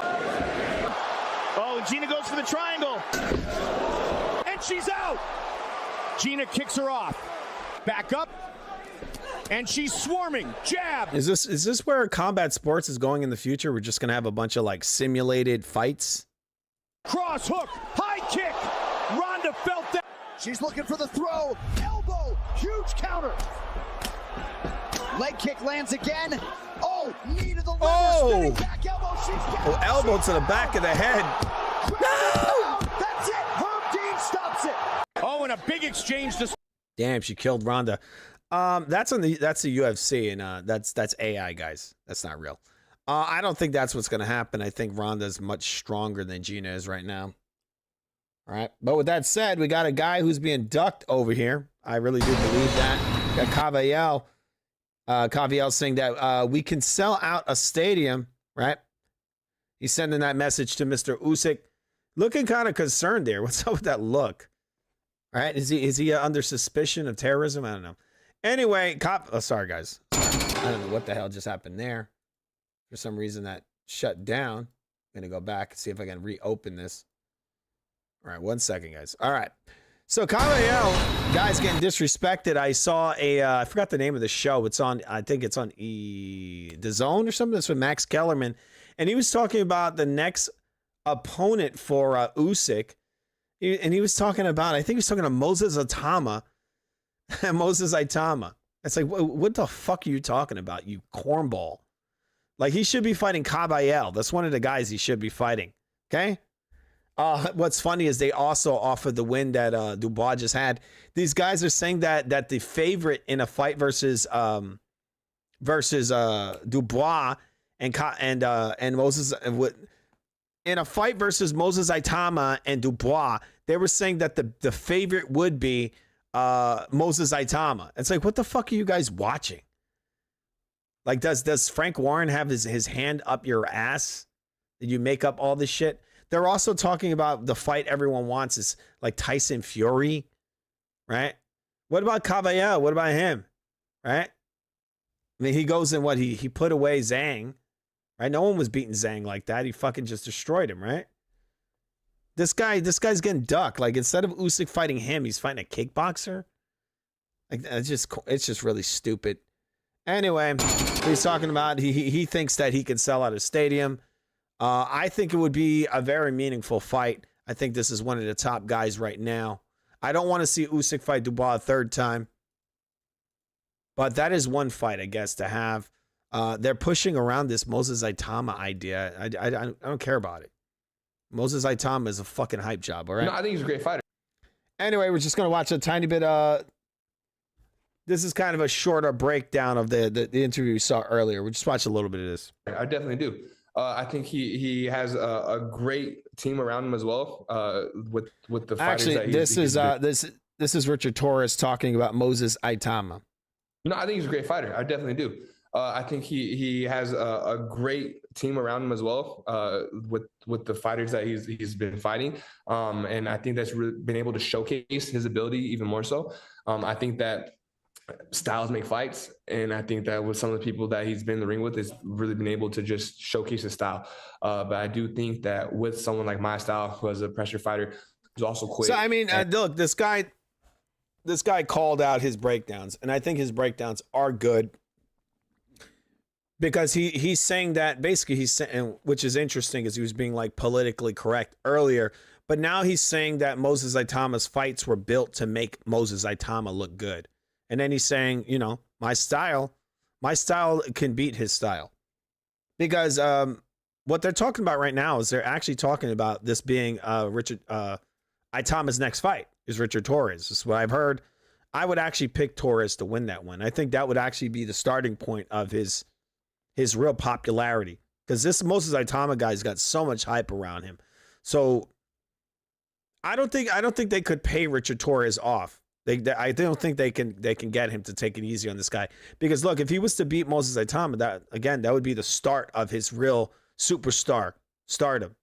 That would be probably what I would say is that he beats Itama, then he would fight like a Deontay Wilder, and then after that he'd fight like a Dubois. Maybe even after, I would say, if I was promoting or managing Richard Torres, I say fight Itama, then you fight Deontay Wilder. Right? Because from Itama is your jump off point. Itama, Wilder, Dubois, and then what would be the next one? Get the next one. Dubois would be a good one. I mean, there's all kinds of guys out there, but that would be the next steps. Itama, Wilder. Wilder would be a huge win for him, right? That really would catapult him into popularity if he was to go in there and just knock Wilder out real quick. Even though Wilder's been knocked out before, but, you know, he's a known fighter. Wilder. And then after that, he fights guys like Caballero and all that out. Maybe even fight Usyk if Usyk's still around. And has a pop I carry a pop myself. I think it would change the way people fight, and it changes the way that people come about it. And again, like I'm 100% certain that I have the best tank in boxing, so I'm gonna show that. And I want to see what happens in the 7th and the 8th round. I want to see what happens when you get into those dirty waters and then you have to grind it out, because that's what I like. So let's make it happen, you know. And I want to put Moses to that test, and I think it would be just a great fight through and through. Yeah. No, I think he's a great fighter. I definitely do. I agree. He's had some interesting fights, but Torres has also shown he has some power. He has a decent technique. You know, Olympic caliber guy. I think he's a building talent, right? How old is Richard Torres again, Fubot? Let us know. How old is he? Yeah, son. Don't be disassembling me yet. You want the age of the man with the magnificent curls? I got it for you right here. Word is bond. Richard Torres Jr. was born on June 1st, 1999, which makes him 26 years old right now. He's a young gun, kid. The 411 for your chat. Deadass. The age, 26. Actually, it's crazy of how boxing is nowadays. 26 back in the day was an old fighter. Older. Towards his prime, towards his end. You know, boxers, I mean, this is a young man's game. So once you reach your 30s, you're kind of like on the decline. So it's kind of crazy. Oh, he's 26. He's young. It's like, yeah, he's young, but for boxing. So he really needs to take his step up now. And again, the Moses Saitama, perfect. And he needs to, and like you said there, man, he has some issues. He needs to step his game up. I see talent there. I do see some talent with Richard Torres. He just needs to take the next step and really just put the pedal to the metal, right? Work on his craft and get in there. He's not bad. He's not a bad fighter at all. He's just he's not able to really. You dead ass right. Back in the day, 26 was like being an old man in the game. Word up. Fighters was burnt out by 30. But nowadays, these heavyweights don't even hit their prime until they're like 32, 33. It's wild, kid. But yo, you hit the nail on the head. Richard Torres Jr., 14-0, 12 KOs, can't just keep looking like Richard Simmons and coasting. Illegal He's at that crossroads, B. The step up is here for your show. Listen to this, because this is the pedal to the metal moment you're talking about. The Egyptian desert. He ain't fighting no tomato cans no more. On May 23rd... I mean, look. Does he train while he eats? I train while I'm eating. Yeah, son. You asking if the man is out here doing bicep curls with a chicken leg in his hand? Deadass. It's almost like that. If you're on the mic right now, tell your chat this because it's wild. Richard Torres Jr. is a eating machine. The 5,000 calorie grind. Yo. Wait, you're saying he turned on the fights? I heard that he might be fighting Itama next. Really? He turned it down. Right? I mean, how did he put this much hype around this guy? Like, I think he's just going to age these guys out. What is he, 21? 22? Itama? I feel like he's 21, right? How old is Moses Itama?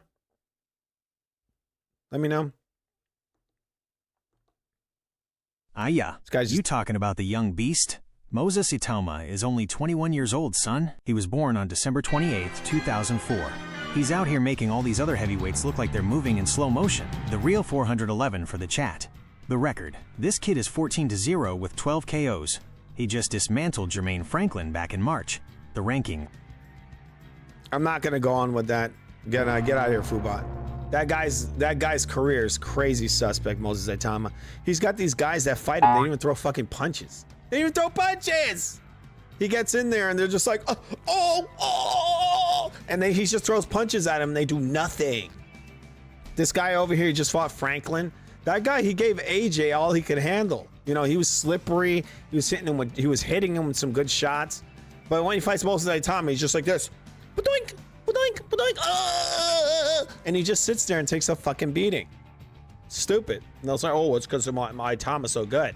Check. Sorry, guys. Yeah, it's because Itama's so good. No, it's because of suspect shit going on. I think that's what's happening. All right, with that said, we're going to move on. All right. Talk about a little bit about... One second. All right, so... One moment. Cavallel getting ducked. Usyk fighting a kickboxer.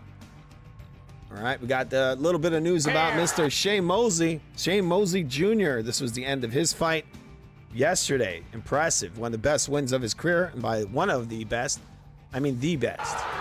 The best win of his career. Headshot. Won't be long. Mosley Jr. on the attack. He does it. Oh my God. He does it. I'd say slightly early finish in that fight, but pretty impressive for Mosley Jr. I mean, again, this Boychuk is a guy that is pretty dangerous. Mosley taking a lot of big shots. I think he took shots that Boots Ennis could not take. He took shots that Terrence Crawford could not take. This guy Boychuk should be called Boa Truck because he hits you with some damn It's like a bow with trucks being shot out of it that hits you in the head. Sorry, it's pretty cheesy. Anyway, but yeah, he could throw some pretty big blows, and Shane Mosley Jr. ate a lot of them. And then he came back, he clipped him on the ear, equilibrium shot, and he was hitting a lot of clean blows. The referee stopped. I thought it could have gone longer, a little longer, because look, Bohachuk's a big puncher. He could have changed the course of this fight very quickly. In a way, I think Shane Mosley Jr. is kind of like boxing royalty. I mean, Shane Mosley, because obviously he's the son of Shane Mosley. Here delivers! Hands! But yeah, I mean, he did a good job. Headshot after headshot! He did good. I mean, he's a ballsy fighter. He really is, Shane Mosley Jr. He comes in there, he takes a lot of shots, but he tries to take you out. You know, he's not a bitch. He caught him, and this was the finish of the fight. This video here doesn't show you when he dropped Bohachuk. And when he dropped Bohachuk, Bohachuk got up really unsteady on his feet. Spaghetti leg. You know? We'll see what happens next. 160 he's fighting at. All right, ask Fubat. Who are the top fighters at 160 in boxing? Let me know. In a broken Chinese accent. Aye, son. You're talking about the 160-pound division, the middleweight madness. Since you're live right now, you gotta tell the chat that the division is a straight-up mess, but the talent is heavy. Here are the top dogs at 160 you need to mention to look like a pro. 1. The Boogeyman, Janibek Alinkanuli. Status: he's the WBO and IBF champion, but word is bond, he's in a bit of trouble. He's currently serving a 6-month suspension, retroactive to December 2025, because of a positive test for meldonium from some medical treatment. The vibe: he's still the man to beat, but he can't fight until June 2026 at the earliest. That's a guy Tell Crawford, the chat. Doug. Janibek is on ice, but when he comes back, he's coming for heads. 2. The interim king, Carlos Adames. Status: he's the WBC champion. The beef: everyone was waiting for him to fight Hamza Shiraz, but the middleweight division is tricky right now. Adams is a heavy hitter, and most people think he's the most dangerous man active at 160 while Janibek is out. 3. The young lion, Hamza Shiraz. Status: this kid is a problem. He's 21-0 with 17 KOs. The drama: he was ranked number 1 for both the WBC and WBO. There was massive talk about him moving up to 168 to chase belts there because he's so big, 6 feet 4 inches. But if he stays at 160, he's the mandatory for Janibek. Tell the chat. Asterisk: Shiraz is too big for the weight. He's out here looking. I mean, Mosley Jr. is just doing more than what these guys did. It's just crazy how guys like Terrence Crawford gets this big build-up, like he's hot shit. But you got Shane Mosley Jr. that, you know, he's actually fighting at these weight classes. This guy was able to bypass everyone and then go fight an old-ass Canelo. And we're supposed to think he's the best fighter of the era, undisputed 168 pounds, even though he did nothing at 168. Nothing. He did nothing there. It's bullshit. Aye, son. You dropping straight heat on the stream right now. You spitting facts about the politics of the game, word up. You looking at Shane Mosley Jr. and seeing a man who had to take the stairs while Terrence Bud Crawford took the elevator. Deadass. The Shane Mosley Jr. Respect. The Zuffa grind. You gotta tell the chat. Mosley Jr. just had the biggest night of his life on Sunday. The win: he just TKO'd Serhiy Bohachuk in the 6th round at the Meta Apex, Zuffa Boxing 6. The path. This man is 35 years old and he's been fighting everyone. He beat Gabe Rosado, he beat Danny Jacobs, and now he just smoked Bohachuk. The difference? Like you said, Mosley Jr. is out here fighting the young lions and the killers at 160 and 168. He ain't waiting for no perfect moment. Yeah, I agree, man. They're protecting this guy. They're both protecting him and they're setting him up to get destroyed, right? I think they're betting, like, you know, they're throwing the dice. Because I heard them trying to set this fucking guy up with Usyk. And they know Usyk's old, right? He's old, so they're trying to throw him in there with them. Which is, you know, could be kind of a dangerous move for them. And I think they know that, but they're betting. You know, again, they're throwing the dice and thinking, oh, you know. And then if he loses, they'll just say, well, you know, he's a young guy. That's what they always do. Right? They're trying to fast track this fucking guy. This is what they do with a lot of these these hyped up guys like Crawford. Another hype job. Just fast tracked his ass. Throw him right at old Canelo, right? That's what they do. Instead of him having to go through a bunch of fighters or even maybe even have him have a fight at 168 before he has Canelo. They just throw him right at old Canelo. And believe it or not, I think Canelo in some ways took it easy on the guy. People don't want to believe that, but I think even old Canelo, I think is better than what he displayed in that fight. Maybe he had an injury, I don't know, but he was not punching very hard at all. He was not using his weight or anything. Anyway, we're moving on. All right, so they got Shane Mosley Jr. One of his best performances there, right? Beating a guy that Virgil Ortiz struggled with, right? I thought Virgil lost him. All right. Well, it's funny because, you know, you see like Boots, they're having all these negotiations. They got to it's got to be this huge amount of money. Oh, yeah, I need at least $10 million to fight Virgil Ortiz. You know, Boychuk didn't get $10 million, right? He fought him. And then this guy, Shane Mosley Jr., fought the guy that beat Virgil Ortiz and knocked him out.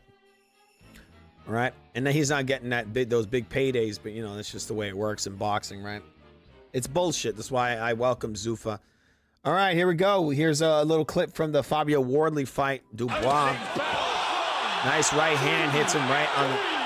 So gutsy. Dubois got that big head, sitting him right here.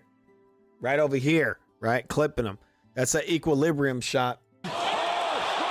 Dubois showing that he's a lot better than what people give him credit for. I don't even know if a guy like a Tyson Fury could recover from this. This guy Tyson Fury is talking about he wants to fight AJ. Like, why aren't you fighting Dubois?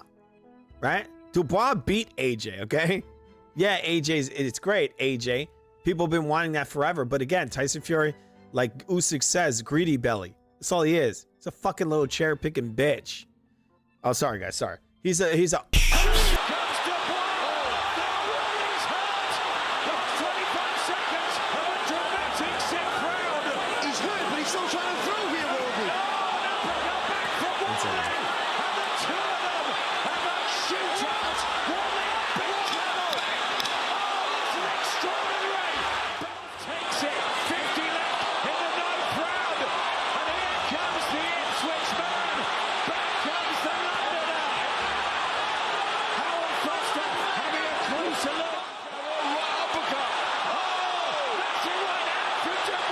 this fight, he comes back and takes Wardley out. That just shows, he's got more experience than this guy. And he's a lot better than he used to be, Dubois. He saw that, I need to slow this down, I need to tighten everything up. And that's exactly what he did. He started defending himself. He's watching what Wardley's doing. He's got good eyes. He sees what's happening. He does the proper techniques to avoid that overhand right. And then he comes in and he finishes him off because he's got the confidence, right, in his power. It's the thing about Dubois. He's got power. I think this is another reason why Tyson Fury probably will never fight a guy like a Dubois. Because I think Dubois, believe it or not, would knock Tyson Fury out. He would for sure knock him out. They'll say, whoa, Usyk didn't even knock him out. Well, sorry to break it to you, but Dubois is a bigger puncher than Usyk, right? And he sets guys up. Tyson Fury coming in there. He swats out these big slapping shots. I saw... We're going to watch a little clip from this Max Kellerman show. These guys are talking about Tyson Fury's jab. They brought up Tyson Fury versus Dubois, and they're like, oh, you would beat the crap out of him. Oh, that jab. I look, guys, Tyson Fury doesn't have it. His jab is absolute garbage. It's garbage. This is his jab. It's like a flick. It's a flick that he throws like a backhand, and it's nothing. I mean, he couldn't even keep Francis Ngannou off of him. Francis Ngannou dropped him. Would you think that Dubois can't drop this guy? I mean, come on.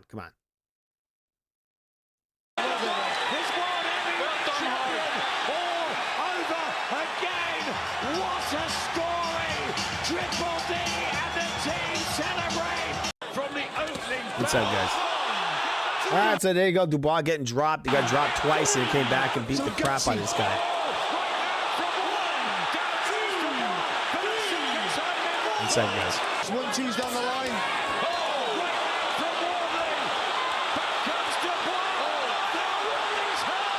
One second. 25 seconds of a dramatic 6th round.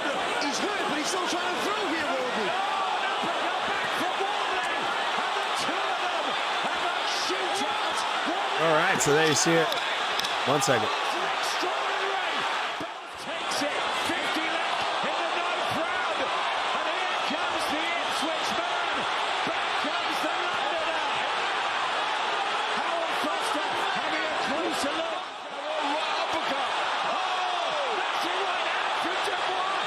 right, so you see it, he got his ass whooped. He tried, he's winging out that shot. Very easy to read it. Dubois read it, and he took him out. All right, 1 second. I was just looking for my censorship sound. I got a beep. I don't know where my beep is. But we're moving on, all right, guys? All right. I'll find it later, I guess. All right, 1 second. So there you go. Dubois beating the crap out of this guy. A lot of people were picking Wardley, and I told them, like, no, dude, it's not going to happen. Dubois is better than this guy. He's a better boxer. He's got more experience. He's fought higher-level guys. People are very high on Wardley, but Wardley's just a ballsy guy. That's all he is. He's going to wing out some shots. He's going to go out on his shield, and that's what he did. But he just was not good enough.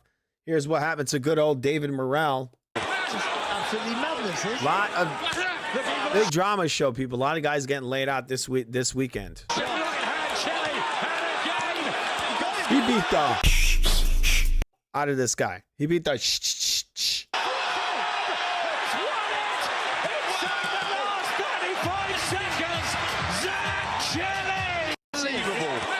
Absolutely madness, is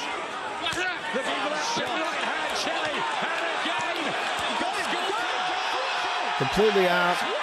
Nothing fancy. Just came in there and clubbed him over his damn head and knocked him right out. Nothing fancy there. All right. 1 second, guys. All right. 1 moment. Little clunky. We're just going around the web, just showing off some of the stuff that happened this weekend or last weekend. 1 moment.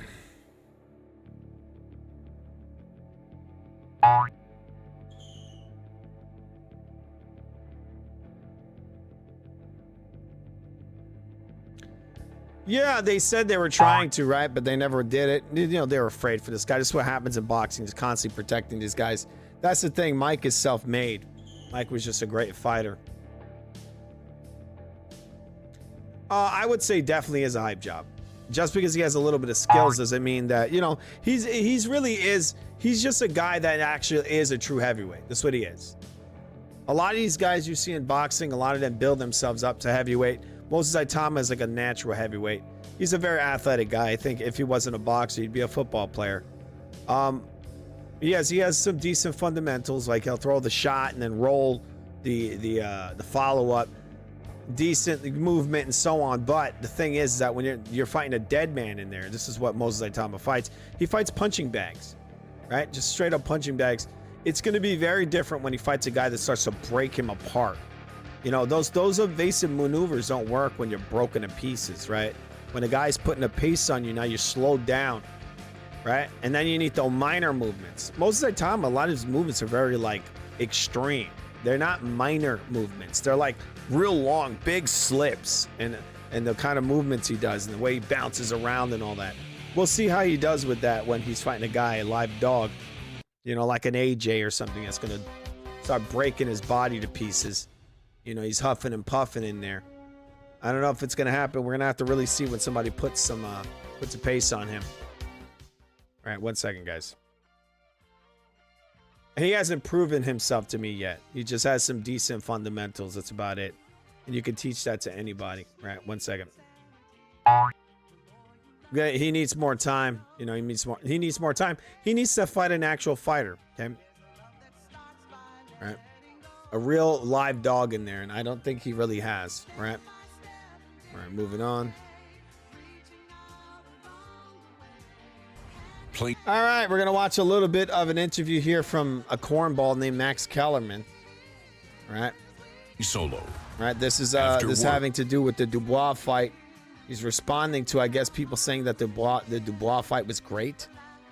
It's not great. You know what's great? Terrence Crawford with the doink, doink, doink. Shakur Stevenson looked amazing. Doink, doink, doink. But doink and run. This is what Max Kellerman calls amazing. But he sees this great fight with Dubois and Wardley, where they're going at it. The guy adjusts. He gets dropped twice. He shows off his championship material, right? And he's like, no, this ain't a good fight. What's a good fight is Floyd running away and hugging. That's a great fight. Great display of boxing. Right? What happened? Shady, what'd you think? No, it was a great fight. Dubois, I got to give him a lot of credit, right? I was one of the guys writing him off. Right. You get what I'm saying? And then to go on there and fight like that, get down, knock down twice, get back up, get back and get back. I don't understand. Why would you write him off? Where he lost to Usyk White. It's like, why would you write him off? Because he got a loss to the best heavyweight of this time period? Yeah, I wrote him off because he lost to the best heavyweight. A guy who would most likely beat Ali, right, if they were in the same time period. But, I'm going to write off Dubois because he lost to Usyk. It's like, I don't understand how these people get these idiotic ideas, right? When I saw this fight, I looked at both fighters. I know Dubois, his fighting, his skill level. And I'm like, Dubois is winning that, period. As in, I'm going to win this fight. But these guys got TV shows and all that shit, and they're ripping off my graphics. No doubt about it. The motherfuckers are ripping off my graphics. They got all these posters and all this shit. Fuck you. Win that fight. And it was a fight for the championship. And their breakdowns blow. Now, I know Usyk is the champ. But on paper and with the belt, he won for that belt. Why did you say that? The idea that he fought for a championship is so absurd. Usyk beat Anthony Joshua twice, Tyson Fury twice, and knocked out Dubois, beat him twice. He's the champion. He's active. He's the people's champ. It's like absurd to call anyone other than Usyk heavyweight champ is absurd. He fought like a champ. You know what's absurd? A guy who goes up to 168 and beats one guy in a tap fight, and then they call him undisputed. How could he be undisputed when he's done nothing at the weight except beat one guy? He'll say, well, he beat the one guy, and that guy had the belts. Well, but I thought we believed that styles make fights, right? Well, that doesn't exist anymore? Styles don't make fights? Is that how it is? Right? This whole undisputed thing is fucking retarded. He's undisputed. Why? Because he beat one guy? Well, again, like they say in boxing, like triangle theory doesn't work. And we've seen triangle theory disproven many, many times, right? So just because Crawford could badoink tap Canelo Alvarez for 12 rounds doesn't mean that he could beat Munguia or any of the other guys Canelo beat. So I don't understand how this fucking idiot Max Kellerman comes over here and tries to undermine Dubois. Oh, he's not a real champion. But Crawford's a real champion? Dubois has beat more men at his division than Crawford beat at 168. Dubois has more of a case to being just a better fighter as division than Crawford. Again, Crawford's over there beating an old man, an old Canelo in a tap fight, right? What did he do at that division that makes him a real champion? A real champion. Again, if we're going to call him a real champion, why can't we call Dubois a real champion? He's beat some of the top guys at heavyweight. Did Crawford beat multiple top guys at 168? No, he didn't. So I don't get how Max Kellerman sucks Crawford's right, but when it comes to Dubois, he just shit all over him. He fought like a contender. Is what he fought like. Well, Crawford fought Canelo like a fucking bitch. That's how he fought him. Like you guys say. I'm just bringing up Crawford because this guy sucks Crawford's all the time. 2 times. And he never lost his confidence. It's really, that's the beauty of boxing, right? You can go, man, he's a quitter, he's done this, he's done that. That's true. Yeah. But then you can redeem yourself like this against a guy like Wardley. Like Wardley hits him with that big right hand, puts him down twice. And the problem was that Wardley landed that big shot so early that he was just milking it. Yeah. And he wasn't setting it up with jabs. Dubois just figured it out.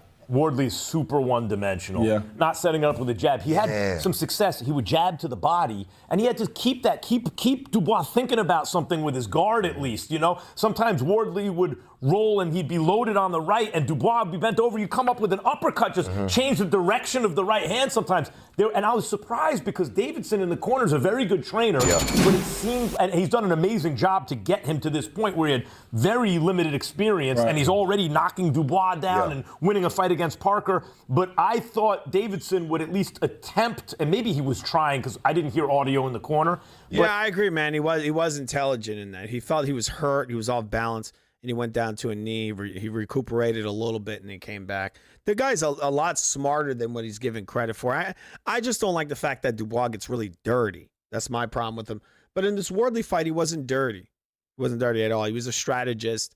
He got hurt a couple of times early, and he came back and just You know, he showed championship material. You know, some kind of he came off the canvas. This is something these guys who they hype up, they don't do this.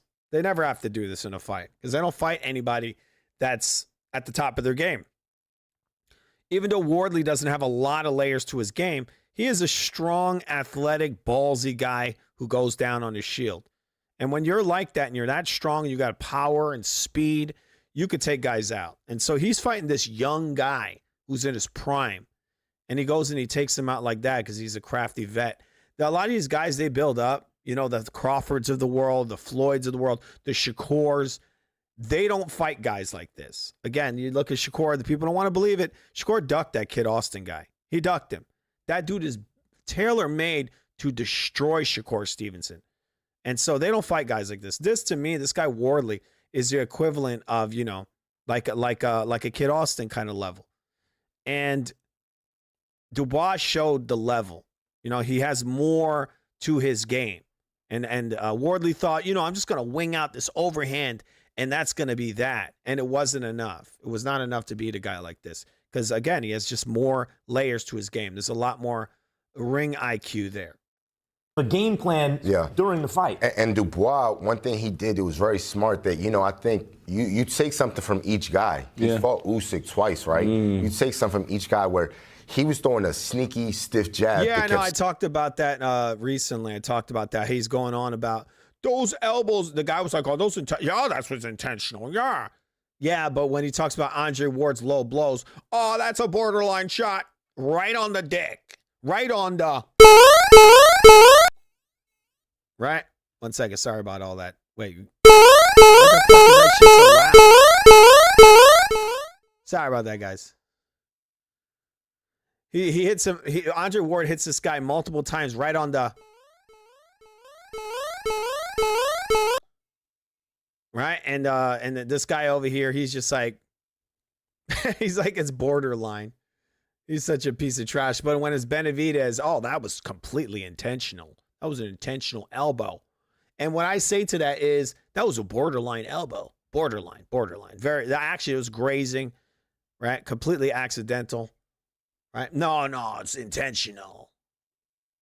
Stopping the overhand right. He doesn't find a reason to protect, you know, I guess the Hispanic guy. I don't know. You want to get into the kind of, you know, like that kind of territory, talking about, oh, you're just saying it because my race. He has no problem throwing this guy under the bus and just you know, claiming him a cheater. But he'll say, oh, well, it's okay. Because, what's his name? He'll say, oh, I saw the interview. I broke it down on another stream I did. And he was just like, well, his head was there. And I said, well, by that logic, you could just say that Andre Ward could punch anyone in the dick because their dick is there. He basically made it out where you could hit him with an elbow because his head is there. What kind of sense does that make, you fucking idiot? Max Shitterman. Max Kellerman, you're a piece of... So it wasn't just that he was dipping away or stepping back. He knew exactly when to time him and pop him with a nice, strong jab. It was a beautiful jab. Wardley posted this on Twitter on Sunday. My body failed me, but not my heart, and that I can live with. Congratulations, Dynamite. Yeah, I know, Quags. I fixed it. It was loud. It was preset like that, so I had to fix it. Well, thank you for a great fight, worthy of the history books. Thank you to the city of Manchester and everyone that has been along on this journey with me, Team Wardley. Wardley did have some early success. Yeah. But he didn't seem to have much of a game plan. I just mentioned it. And I want to start with what people are saying about this fight. Yeah. It was great spectacle. Yeah, sorry if I blew your ears out there. Quags is telling me that sample was too loud. I saw it. My headset isn't super loud, so I have to see the audio form, but I noticed it was loud. I'm just adjusting some stuff. I'm always doing that. This OBS, people. This OBS. And great to watch. It was. Great fight. It was not a great fight. I can't call it a great fight. And look at what this guy says. He said it was a great fight. And then this piece of trash, it was not a great fight. It wasn't like Shakur's fight where he lays up on the ropes and goes, he'll call that a great fight. The guy's such a fraud. Look how stupid this guy is. Can they please fire him? Turkey should fire your ass. Journey with me, Team Wardley. Wardley did have some early success. Yeah. But he didn't seem to have much of a game plan. I just mentioned it. And I want to start with what people are saying about this fight. Yeah. It was great spectacle and great to watch. Yes, it was. Great fight. It was not a great fight. I can't call it a great fight. It was a one-sided beating. It became one-sided. Well, it kind of wasn't, actually. It was very competitive. And Wardley was literally an inch away from hitting this guy. With these fucking giant overhands he was throwing, he was skimming right by his head. It works though. Great fight. That was almost the whole fight. This is edge of your seat action in this fight. As much as Dubois was, he was doing well after getting dropped twice, those shots were constantly whizzing by his head, and he was hit by many of them. It wasn't just, he just took over. No, he didn't. This was a very close fight all the way throughout. Fireworks. Second half. But the only rounds Wardley won, he scored two knockouts. He only wins the rounds where he beats the fuck out of Dubois. If he doesn't beat his ass, then he loses. Yeah. And that's big, right? Mm-hmm. Those are the only moments of the not true. fight that he won. I want to say this, though. Dubois dominated every other moment No, he didn't. of the fight Yeah. and Actually, beat him up. Yeah. You have a point. Now, if you don't think it's a heavyweight classic, so be it. But it is no doubt the front runner. It's a heavyweight classic for damn sure. All right? It was a very good fight, and Dubois showed his grit. This fight was fucking 11 rounds long. The guys went back and forth. Dubois got hit with a lot of shots even after, even when he was adjusting and avoiding the overhand right, he was still being hit with stuff. This wasn't some 100% schooling or anything. Right now for Fight of the Year. It's been a weak year. Yeah. What's been better? Yeah. I'd have to think about it, but there's no way. I'd have to think about it, but obviously it would be Crawford. Well, he didn't fight this year. Right? That's not. But I read Crawford. Wait, let me think. It would have to be Shakur. I'm not saying it'll stand. You can't have a fight of the year when one guy Teofimo Shakur, and that's fight of the year. just beats the brakes off the other guy for 10 rounds. Yeah, and with Wardley, the thing is, Dubois was doing different things. Wardley was like that home run hitter, just goes up to the plate, and he don't want to hit singles. He don't want to. He just wants to hit the home run. What could Wardley have done differently, do you think? Wardley could have had established the jab up, jab down, throw hooks, throw different shots that makes Dubois forget about the overhand right. Yeah. See, I agree with that. It's good to have this guy in here. Maybe they should have this guy, whatever his name is, forget his name. He should replace Max Kellerman because I can't stand Max Kellerman. He acts like he's some big ass expert. He probably never even threw a punch in his life. All right, I'm surprised Max downplaying that fight. It was awesome for boxing. Yeah, it was. Right, it was great for it. But I don't know. The guy is just fake as hell. That was a great heavyweight fight. What is he talking about? Dubois, it looked like a lot of people would say Dubois. It looks like Dubois is going to lose, and Dubois could have lost that fight, right? He had to make the adjustment. That tells you a lot about where Dubois is in his career. That he's able to overcome losing in devastating fashion his previous fight, right? Getting finished, quitting in a way. He got his ass whipped by Usyk. Then he comes back in this fight and gets dropped twice. Gets dropped twice by this big, strong guy, right? He is a little younger than him, but he's more war-torn Dubois, right? And he's able to make the adjustment and just take this guy out. I mean, that was impressive. That's an amazing story, and it just shows the level. But this guy just shits all over him through this whole interview, this guy, Max Kellerman. Well, I like him. I believe that these guys had the fucking nerve to say that they talk about Tyson Fury in this interview, and they say, oh, well, Tyson Fury will just beat him up with a jab. Tyson Fury gets dropped by Francis Ngannou. Look, if he fought Tyson Fury, he's putting Tyson Fury to sleep. He's going to bed. That's what's happening to Tyson Fury. But then he'll never fight him. Tyson Fury would never fight this guy. It's never going to happen. It did go too long, man. It was like, I'm by the 8th round, I'm like, gee, you gotta stop this fight. Is Gabe Rosado saying that? Yeah, man. Because, I'm a different person in the ring. Because a fighter's... Yeah, let Gabe's corner try to stop a fight. When he's getting his head hit until he's trying to stop the fight. One thing Wardley, he did what a fighter's supposed to do. You never quit, because that sticks with you all the time. Yeah. You don't quit, man. It ain't... That's the doctors, the ref, and the corner's job to stop the fight. Oh, he never quit. Not the fighter. Like I said, this guy goes down on his shield. That's what he does, and he deserves a lot of respect for that. Wow, like a G. Corner should have stopped it in the eighth. I agree with you. Don't let him out for the eighth or the ninth. And then if the corner fails to do that, the ref should stop it. Because one thing you know is Wardley ain't going to stop. Yeah, but he the champ, though. Stumbling. Yeah. He was walking around. That's why he deserves a lot more respect than fighters like Shakur and all that, who don't fight guys like a guy on a level like a Dubois, who could both box and knock your fucking head off. They don't fight guys like that. But it's kind of stumbling. One thing I saw. I didn't like the way his footing looked. Yeah. One thing I saw that was interesting. Ben Davison said that he didn't notice that Wardley was wobbling as he walked out for the 10th round. I don't know how to understand how you would not notice that. Yeah, he was wobbling. Yes, he was in the previous round. He said if he saw that, he would have stopped it. Yeah. But what about this, though? This is a big fight. Like, all the momentum that Wardley has gained in the last, year or so, he's the champion right now. He's like, yo, if I win this fight, I get the chance to fight Usyk. You better not stop this. I've been dreaming of this moment, and y'all trying to stop that? And that mindset got Shame on y'all. That mindset had him so excited that he kept trying to throw that home run. He wanted to end the fight so fast on that home run, and it's like, man, it's a But Gabe, I think what Shady is saying, and I think I agree with this. Yeah. There are fights where I was calling a fight for Zuffa last night, and early in the card, there was a fight where a guy was clearly about to get knocked out, and the ref let him take. I mean, I thought, he had a puncher's chance. He did. That's really what Wardley had. He's not the highest level guy, but like I said it before the fight, he's just an athletic guy who's ballsy. I think the biggest issue with Wardley, and his coach should have told him this. It's like, bro, you got 4 rounds. You drop this guy, you got to take him out, because that's what he's got to do. A guy like a Dubois, again, he's just got more to his game. So as the fight progresses, you're done. If that fight progresses, you allow him to go further into the fight, you're going to start slowing down, and he's going to take over. And I think in a lot of ways, that's what happened in this fight. Again, it didn't help this guy that he was very overzealous. He caught him early, which was good, but then he didn't kind of like rally on it, right?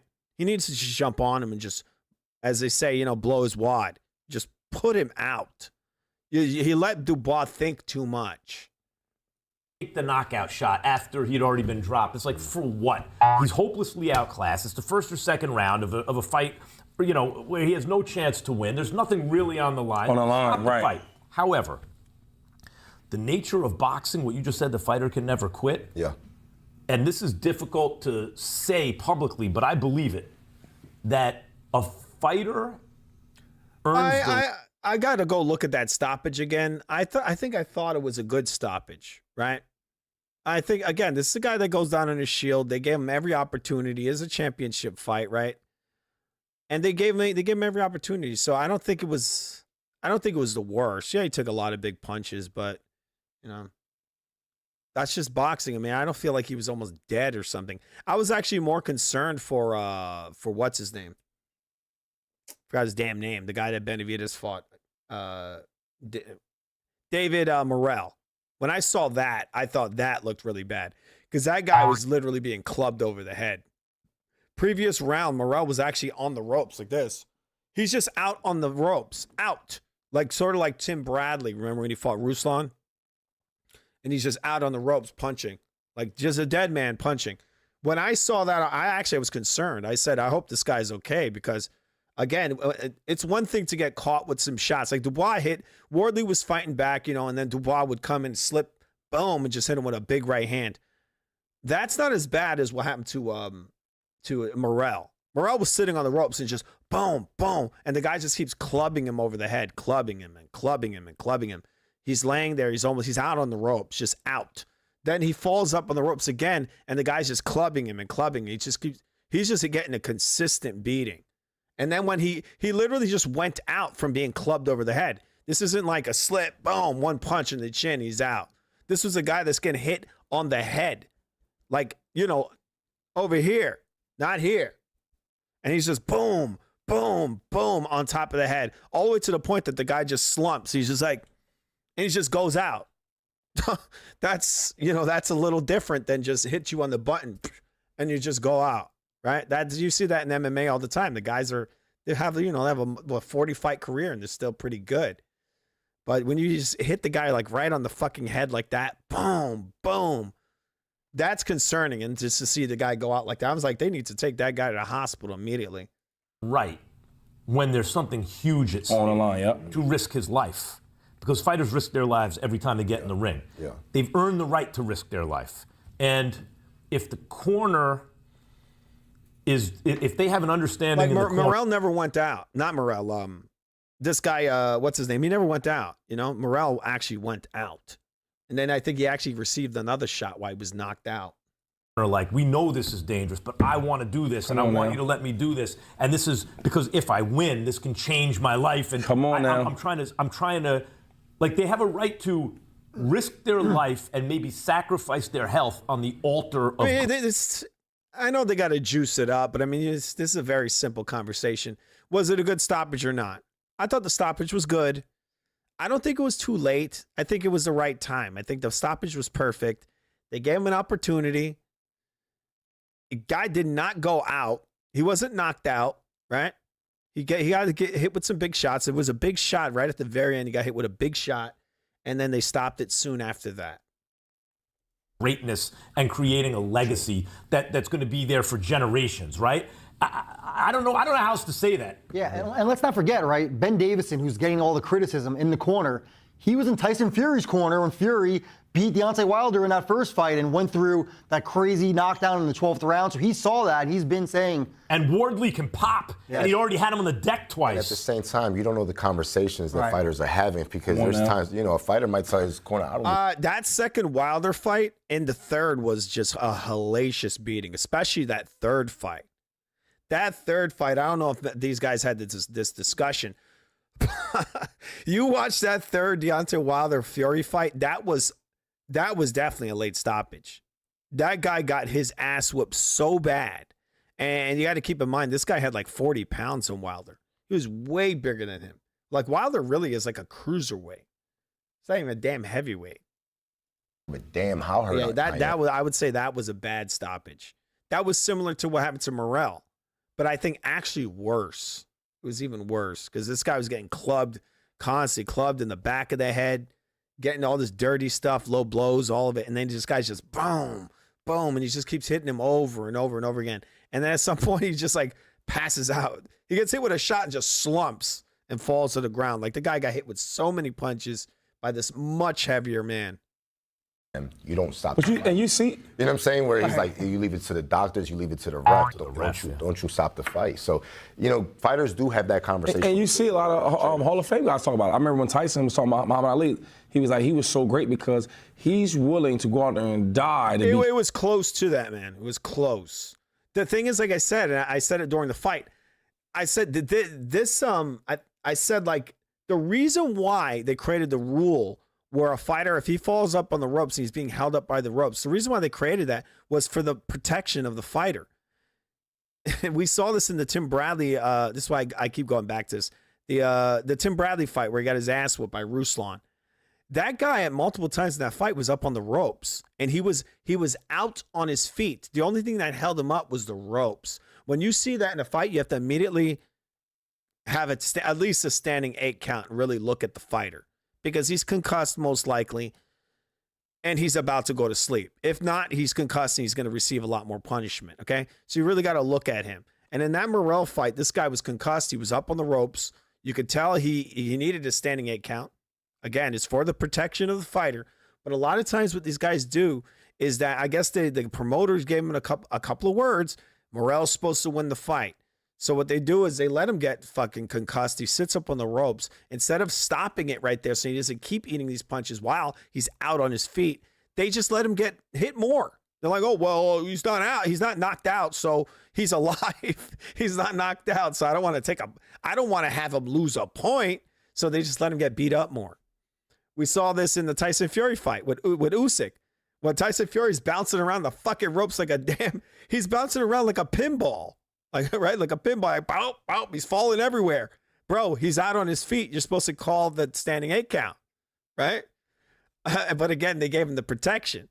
That one thing for him, they gave him extra protection because not only did they not call the standing 8 count, but right as Usyk was about to lay him the fuck out, the ref's like, no!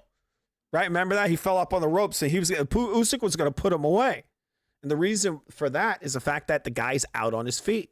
So he's more prone to being knocked out. He's got spaghetti leg. He can't even stand up. And so that's very dangerous. And again, once you see a guy out on his feet, you're always supposed to stop the action and call the standing 8 count and really take a look at him. In Tyson Fury's case, he was very lucky that he didn't get, completely destroyed. Seriously, possibly even killed. Because Usyk had him like out on his feet, and he was able to keep hitting him while he was on his feet. The thing with him, that he's lucky, the thing that makes him really lucky is the fact that he's such a fucking tall guy. And he's just falling up, and he's flailing all over the place. So Usyk's having issues catching him because he's falling all over the place. But they were supposed to stop. They were supposed to at least stop the action and call it the standing 8 count. In the Morrell's case, he's unlucky because, he's a guy who's around equal size to this guy, and he's not flailing all over the place. He just fell up on the ropes, and then the guy's just like, boom, boom, right? And he's out on his feet when he's eating these shots. So I just thought it was crazy. When I saw it, I was like, you guys don't follow the rules of the sport, right? And it goes towards, again, the main reason why that's happening is because these guys are chosen to win. A guy like Morrell, this was an upset. Most people thought, Morrell's just going to win this. And I'm pretty sure PVC, Al Heyman, it's probably like, you do not take points from him. You do whatever you can to not have this guy lose this fight. And so, again, when they see him falling up on those ropes, the rule is to stop the action, take the point, and give him some time. They didn't give it to him. So this becomes extremely dangerous. And I think that's one of the main reasons you saw that guy get laid the hell out like that. Because he didn't get a breather. He fell up. He's out on his feet. Boom, boom, gets his ass whooped. Next round, he comes in. Gets hurt again. Falls up the ropes. Guy doesn't call the standing 8 count. He gets laid the fuck out. He's up on the ropes like this. He's up on the ropes like that because they don't want to call the standing 8 count. Come the champ. Mike was like, not me. And Mike said, not me. But that shows you the mindset of their careers. You get what I'm saying? I think it reminds me of Tommy Morrison. It does. But actually, I think this was worse. Because Tommy, he got hit many times after he got knocked out. But Tommy Morrison, it was quick. It was a quick finish. He got hit with a couple of shots after, right? But he didn't get this hellacious, continuous beating. It was just, he was doing really well. And then boom, he got rocked and then pump, hit him a couple of times. This guy's just clubbing this guy over the head continuously for a long period of time. Like 2 rounds of getting clubbed over the head, Morrell in that fight. Something else. The question for the corner is the fight winnable for this guy? In other words, if you have a fighter who can't punch, or he's got the starch taken out of him, there's nothing on his shot. Exactly. But if you think your guy can punch, and Wardley can, and you had him on the deck twice, and especially when the other guy might be over anxious because he's hurt, I get it, right? Like, I do think the boxing is the one sport where the outcome of the contest. He was doing okay. I didn't count the rounds, but I think it was kind of close. And that guy really was putting it on him. I think he knew he needed to get that knockout because there's no way they were going to give it to him. He knew that. Does influence. But again, going back to the whole thing again, when I saw him slumped up on that corner, I knew it was just a matter of time before he was going to get knocked out. I knew it already. As soon as I saw him fall up, I was like, I called it. I think I was on Never Sober's channel. And I was telling the guys, I'm like, bro, like, this is a standing 8 count. What is he doing? It was a standing 8 count all day, and then the guy didn't care. And guess what? The next round, he put him out because he sustained more damage while he was all fucked up. Potential outcome influences decisions that could be life or death. I mean, the sport it's really how it is. Yeah, and I do feel like even he was hurt, he still was punching. Yeah. You know what I'm saying? Sometimes when guys get his ass kicked a little bit, he ain't really punching back. Anyway, these guys are going on and on and on about the fucking Dubois fight. All right, Dubois did a good job. Wardley did a good job too for his skill level. He did well. Okay. I didn't agree with the stoppage in the Joe Joyce. What's this fucking guy's name? Forgot his name. The guy Wardley beat. Sorry, guys. Parker. I didn't agree with the stoppage. I thought Parker was winning the fight, and I thought he got kind of robbed in that fight. He was winning it. Wardley needed a knockout, and they literally gave him the knockout. That was not a TKO. That was an early stoppage. But it was he definitely showed his grit. You know, he had a grit in there. He got hurt some. He was losing most of the rounds. He knew he needed a finish. They gave it to him, yes, but he, He could have got the finish, but he didn't get it. You know, the guy's blocking, he's slipping. Just as long as the fighter is defending himself, you don't stop the fight. And Parker was effectively defending himself. With that performance, all it really showed to me is that he's a strong guy. He's kind of an athletic guy. He's kind of fast. He's got some power. He's got some grit. You know, he's a guy that you don't F around with. Like you got to be careful with him. But he's not super high level. He doesn't have a lot of craft to his boxing game. He's just a strong guy who's athletic, who could put you out. And so Dubois is just, you know, he's just got more skills. That's what it is. He's more experienced, which is kind of crazy because he's a younger guy and he's got all this experience. What the hell's going on with Wardley? Right? Anyway, 1 second, guys. And that's what happens when they kind of help you out a little bit, right? And don't pair you up tough. Dubois has been paired up tough. 28 years old. He's been through the gauntlet, people. He's fought a lot of guys, and I would pick him to beat Tyson Fury. I think he's a very underrated guy. He's not a terrible fighter out. People shit on they shit on AJ all day. Oh, you lost to Dubois. It's like, yeah, and guess what? Tyson Fury would lose to Dubois as well, right? And AJ, I think he lost to him because he screwed up. You know, he took him lightly. You don't do that with a guy like that, okay? He's a big puncher, strong guy who's got some boxing skills. All right, 1 second. All right. All right, so we got a little story here. This is from Mr. Frank Warren. All right, Frank Warren a little pissed off that he's not in on the TKO anymore, right, guys? All right. Frank Warren refuses Dana White's Fury versus Joshua claim. So Dana White came out recently and he said he would be promoting this fight, this Tyson Fury versus AJ. Right? And Frank Warren's not happy. It's pretty funny. These guys are so butthurt by this TKO thing, by this Zuffa thing. Frank Warren's like, oh, well, it's part of his lawsuit. He's suing them for about $1 billion now. He's saying that part of the lawsuit has to do with the fact that he thought that he would have some control over Zuffa, and they cut him out of it. I told people many times, this is obvious. These guys are butthurt because they see where boxing is going. And it's going towards, well, not a monopoly, but I mean, we have ourselves it's going in the direction of a league. And these guys don't have the deep pockets to have such a large roster. They're going towards the UFC model, the Zuffa, and they're going to have an enormous roster of fighters. The top, their goal, their aim is to have the top fighters in the world. And all of those guys will be fighting each other. There's not going to be any more of this pussyfooting around, us waiting fucking 10 years to have basic fights. For example, Boots Ennis and Virgil Ortiz. Who the fuck, like Doug, Virgil Ortiz, even though he's a good fighter, he doesn't even have a title at 154. So what's the holdup with this Boots Ortiz fight? The holdup is that this model is dead. This whole model of where the boxers dictate almost everything, and then the promoters are ultra greedy to the point that the fights never happen. I want 80% of the money, right? And you got these two fucking idiots arguing over, oh, well, I want 80%. No, and they go year after year after year. And then, you know, the shit just gets dragged out like 10 years into the future. And it's a fucking joke. These fighters should be fighting in their prime. This is what the sport should be. You know, the new fights the new. You take out the old, but then the new fights the new. But there's a lot of times this is not what we see in boxing. We see these guys fighting these guys way when they're way past it. Okay, we're done with that. And so I think a lot of these guys like Eddie Hearn, Frank Warren, Oscar De La Hoya, and so on. These guys know that they cannot play. Sorry, guys. They cannot pay these prima donnas this amount of money. Turkey can. So what I think we're going to see, and we've been seeing it for years now with the Riyadh season, Turkey's going to be able to pay these guys. So when they get these retards signed on to these big contracts, they're going to say, I'm going to give you $20 million. You're going to give me 5 fights or 10 fights or 8 fights. And what's going to happen is they're going to fight whoever the fuck they're told to fight. And that's that.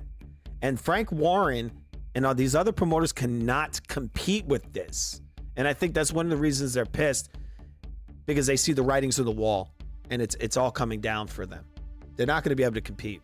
Seeing Dana White say on stream that he's going to be the promoter for Fury versus AJ, what's the situation with that? Well, he's not, because the contract with Tyson says that Zuffa will not be able to promote that fight. So where has he got that from? I don't know. I asked him. It's just All right, so he's a little pissed off.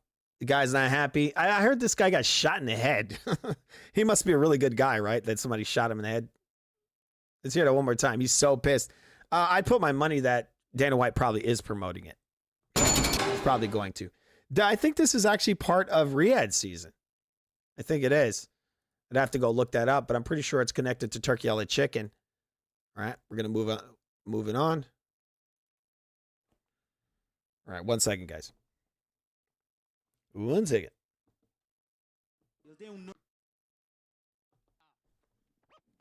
All right.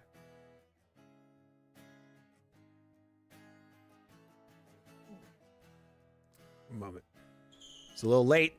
Late night edition. Foo Sports Live, guys. You're watching Foo Sports Live on the Real Food TV. Remember to subscribe. If you're new over here, subscribe. You guys like content like this, remember to donate to our Venmo. Pretty amazing. We're getting our flowers over here, guys. No betas here. Just real boxing fans, real fans. This is Fans Unite TV, people, guys. The real Food TV. The real FU TV, all right? Yeah. Beta! No betas here, guys. No betas. Remember to support the channel. And remember, us beaners love you. Beaners! Beaners! Beaners! Gonna eat beans!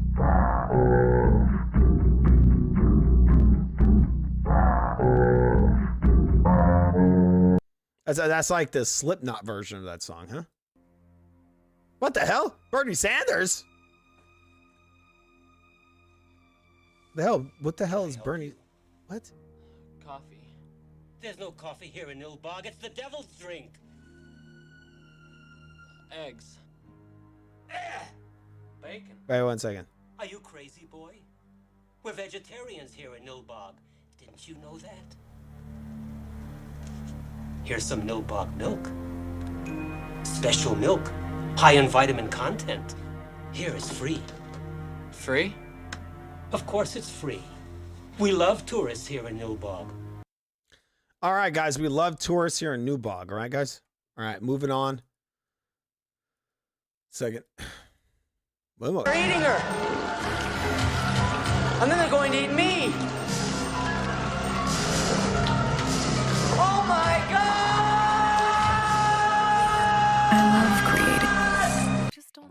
All right, guys, just on a side note, we had in my neck of woods in Brooklyn, New York, which is kind of crazy.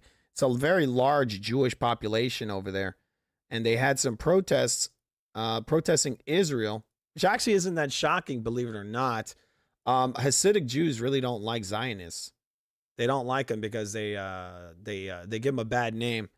You know, this all this shit they're doing, killing all these people, bombing the hell out of them for a couple of decades now. They're not big fans, right? Let's see a little bit of this.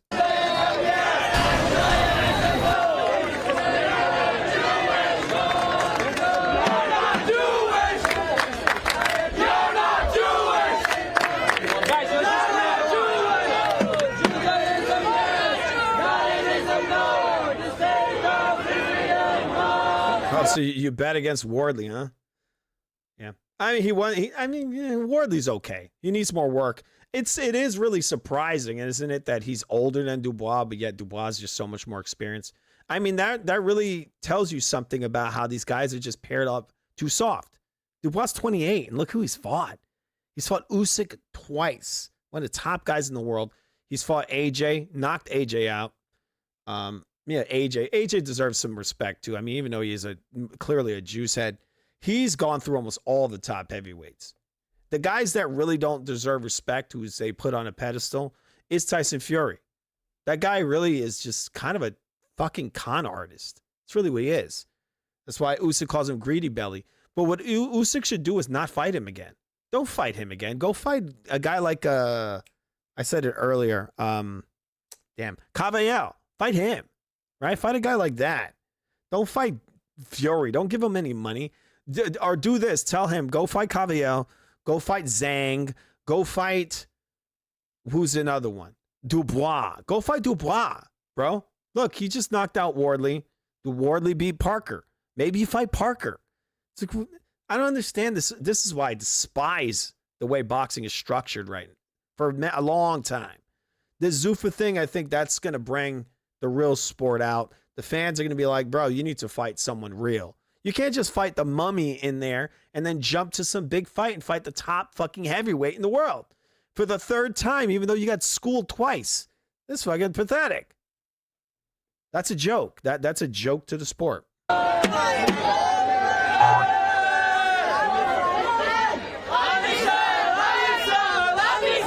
anyway, it looks like we have the Hasids versus the Zionists. It's kind of odd because they're all blended together, right? You see the kids with the... It's kind of funny because you see the Hasids. You could clearly see the Hasid kids. And then you see the Zionists who are dressed like, you know, kind of like a standard, like American. Like some kid who watches Boy Meets World. And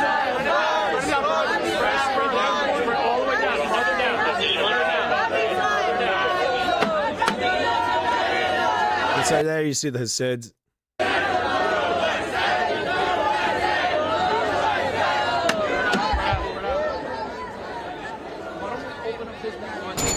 I mean, this is stupid. You know what they should do? They should give these guys some swords, right? Am I right or am I right? Actually, give me 1 second. I have this guy on my social media that he actually goes around the hood and gives homeless people machetes. He hands machetes out in the hood. Damn it. I had it on my... Give me 1 second, guys. Doing this live. All right, 1 moment. Let's see if I can actually find this video. 1 moment. All right. Where's my audio not working? 1 second. Doing it live, guys. All right. All right. So here we go. I'm going to look for this. Sharona. All right. Subscribe. All right. Looking around right now in my social media to see if I can find this guy. This dude literally gives machetes out to the homeless. No joke. All right. This.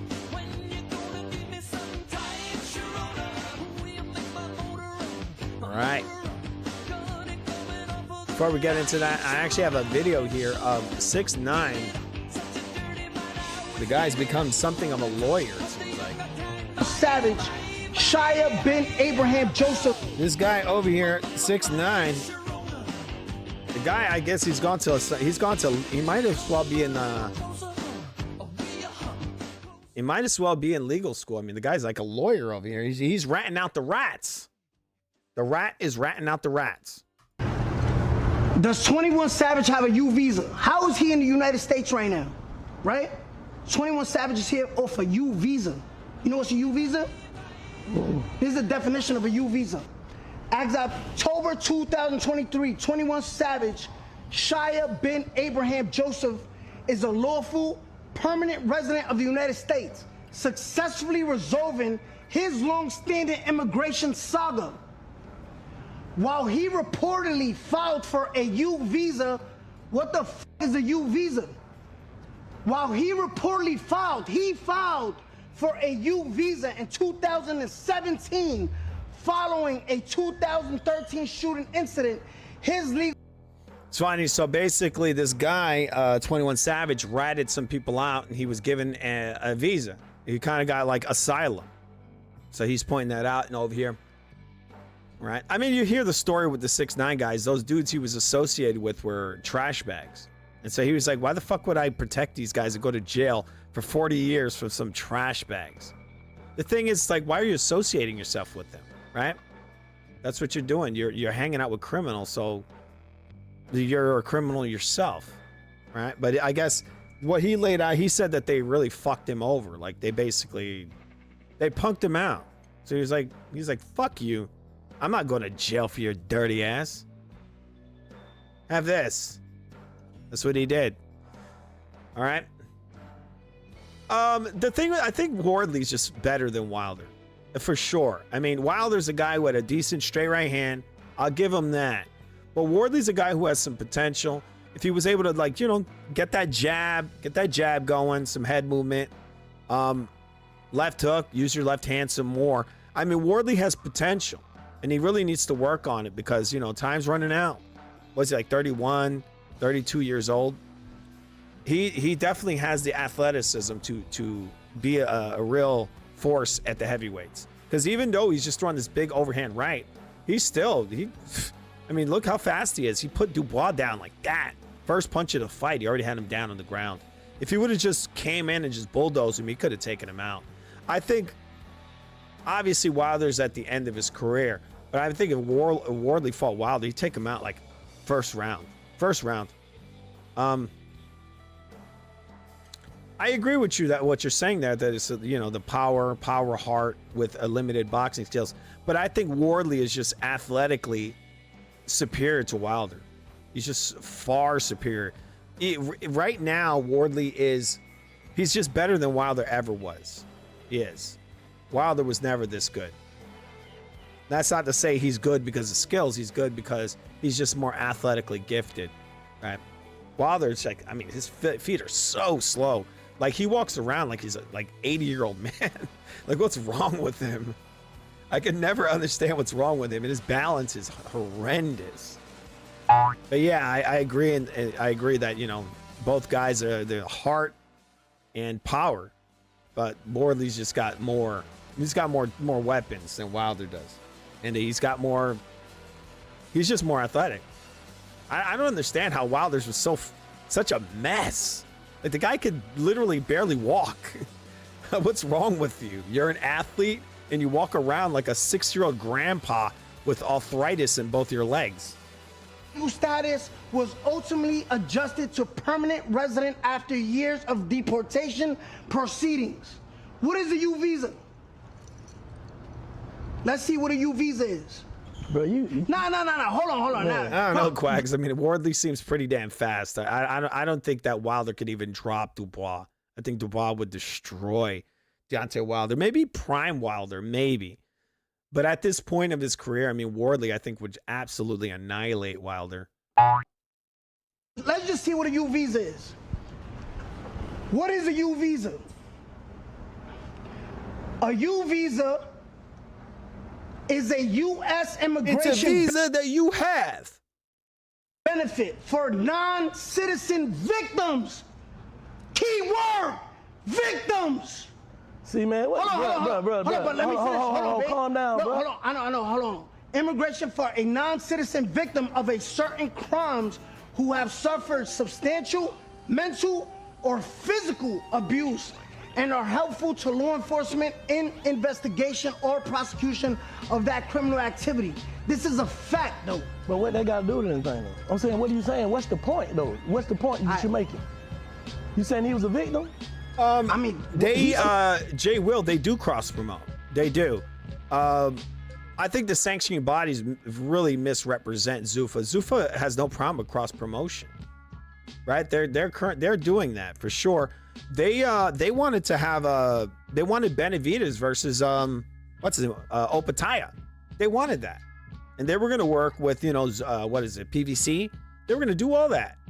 It's David Benavidez is like, I don't want to go over there and get a Zuffa bout, and he's doing that because of the sanctioning bodies, because he's in bed with the, you know, whatever that guy's name is, Suleiman, and he's, what's wrong with you? What the is going on? Just go fight him. You only got to fight one guy. Like, look, Benavidez, if he goes and fights Opataya, that's it. He's really solidified at that cruiserweight. And then you go back down and you fight those other two guys. I mean, if you want to be like a Floyd kind of thing, you know how they kind of like age the guys out. I mean, it only benefits you the more you wait, right? So you wait and you fight. You go fight Opataya. And then you go back down, you fight the guy like Bivol and Beterbiev. But he's doing it in a weird way. I don't know what the hell he's thinking. But those guys have no problem with working with PVC, right? It's just these sanctioning bodies don't want to work with them, right? This is one of the reasons why I hear Dana White wants to sue them, because they stripped Opataya for no reason. They said, "Oh, but give us our bout." They were like, "Oh, well, you're not supposed to fight that guy." Yeah, but you motherfuckers are gonna go and push Berlanga to the top of the line, right? They pushed Berlanga to the top of the line at 168. Oh, here we go, right? He had no business being there and fighting Canelo, but that's what they did. Or we're supposed to respect them? Really? The sanctioning bodies. Oh, wait, look, you fight Munguia. Why don't you fight Benavidez? He was the top guy. And this is why, again, this is why I agree with you. I hope Zuffa makes it, because this is one of the things these motherfuckers are all crying about. They're like, well, look, in Zuffa, you fight who they tell you to fight, and if you don't, you can't fight. And I mean, most boxing fans, I think, would be happy with that, because that's the way it should work. And I always relate it to real work. When you go to a job, it's even something as simple as McDonald's, right? The customer says, I want to, or your boss says, well, look, this guy in the drive-thru, he wants a fucking chicken sandwich with some pickles on it. And you go, well, I don't want to make him a pickle sandwich. I want to give him a fish sandwich. They just fire you just like that. You're fired. You can't go and dictate what the customer wants. And it's like what I want. It's what I want. It's not what you want, boss. And it's not what the customer wants. It's what I want. No, that's not how it fucking works, okay? Oh, sorry. That's not how it, damn it. That's not how it works, okay? This sport is broken. That's why a lot of people are fed up with this boxing shit. But within their system, the guys just have to fight. That's it. There's none of this BS, this pussyfooting around. We got to wait 1,000 years. This is what's going to happen. This is what we said, and you're going to do it. If you don't like it, then you sit on the damn bench and you don't make money. That's it. No more of this bullshit. Because no one's satisfied with this. The only people that's satisfied with this BS stuff where fighters choose their fights, the only people that's satisfied with that is the fucking fighter himself, right? The fighter and his, the people around him. His manager, his promoter, all that. No, if you get shot, that's a victim. Okay. When they get shot, being in the So street, that's a I think victim. most What are you people that talking love about? the sport of boxing should be rooting for Zuffa. They'll say, oh no, they don't pay the fighters. All bullshit. Because boxers don't make that much. They don't. These guys right now are making more. I have a video in here we're gonna watch before I shut this down because it is very late. Well, you got Roy Jones over here talking shit about Zuffa. Oh, well, in the beginning, they're going to be paying this much money, but eventually, it's like, shut the fuck up.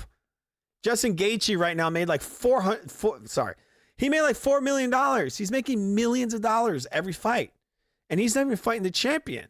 He's fighting just, contenders. He's a contender fighting contenders. And he's making millions of dollars.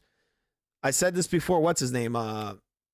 Navarrete the other day. Navarrete made $1 million, and he is a top-level fighter, and he's making $1 million. You got your taxes, you got your trainers, you got all these people you got to pay, right? So he's not making as much as Justin Gaethje is.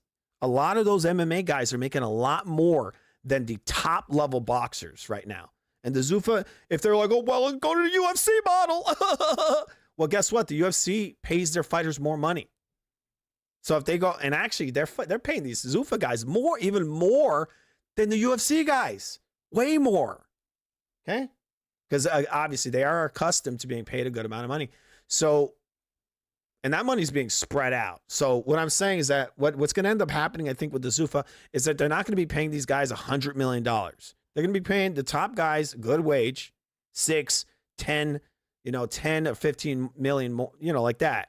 They give them a big contract. This is what I'm hearing right now. They're talking to Devin Haney and Shakur Stevenson. They're probably going to give them, a lot of money. They're going to say, we'll give you $50 million or $100 million. We're going to give you, 10 fight deal. Because they know the earning potential of these certain fights they have in mind. I've been telling people you're probably going to have your Devin Haney versus Shakur Stevenson. You're going to have Conor Benn's going to be mixed in there somewhere. Probably the loser, right, of the Shakur Stevenson, what's his name? Shakur Stevenson, sorry guys, Devin Haney fight. The loser of that will probably fight Conor Benn. The winner of it will probably fight Ryan Garcia. And so they'll mix and match all this shit. I'm telling you, these guys are not stupid. They know what they're doing. They know what the earning potential is here. And so, whatever. Let's see the end of this. You can only get a U visa, right? This is the definition. Let's slow it down, but just to cap this off, I am hopeful for Zuffa. I think they're gonna help boxing. They're gonna fix boxing. That's what they're gonna do. Boxing. All these guys crying are just angry because their meal ticket's going away. That's it. They don't want to be mixed in with these guys anymore. And they're just burning all these bridges, and it's not going to help them. Because Roy Jones, Oscar, all those guys could exist in the Zuffa world. But they're just so focused on it. It's like, bro, look, you want the Ali Act? Just keep doing it. Just do it in your promotion, right? The fights you put on, you just do the Ali Act. Why the fuck you crying about these guys? And it just goes back to what I said. It's that these guys are going to make the fights happen, and they can't compete with that.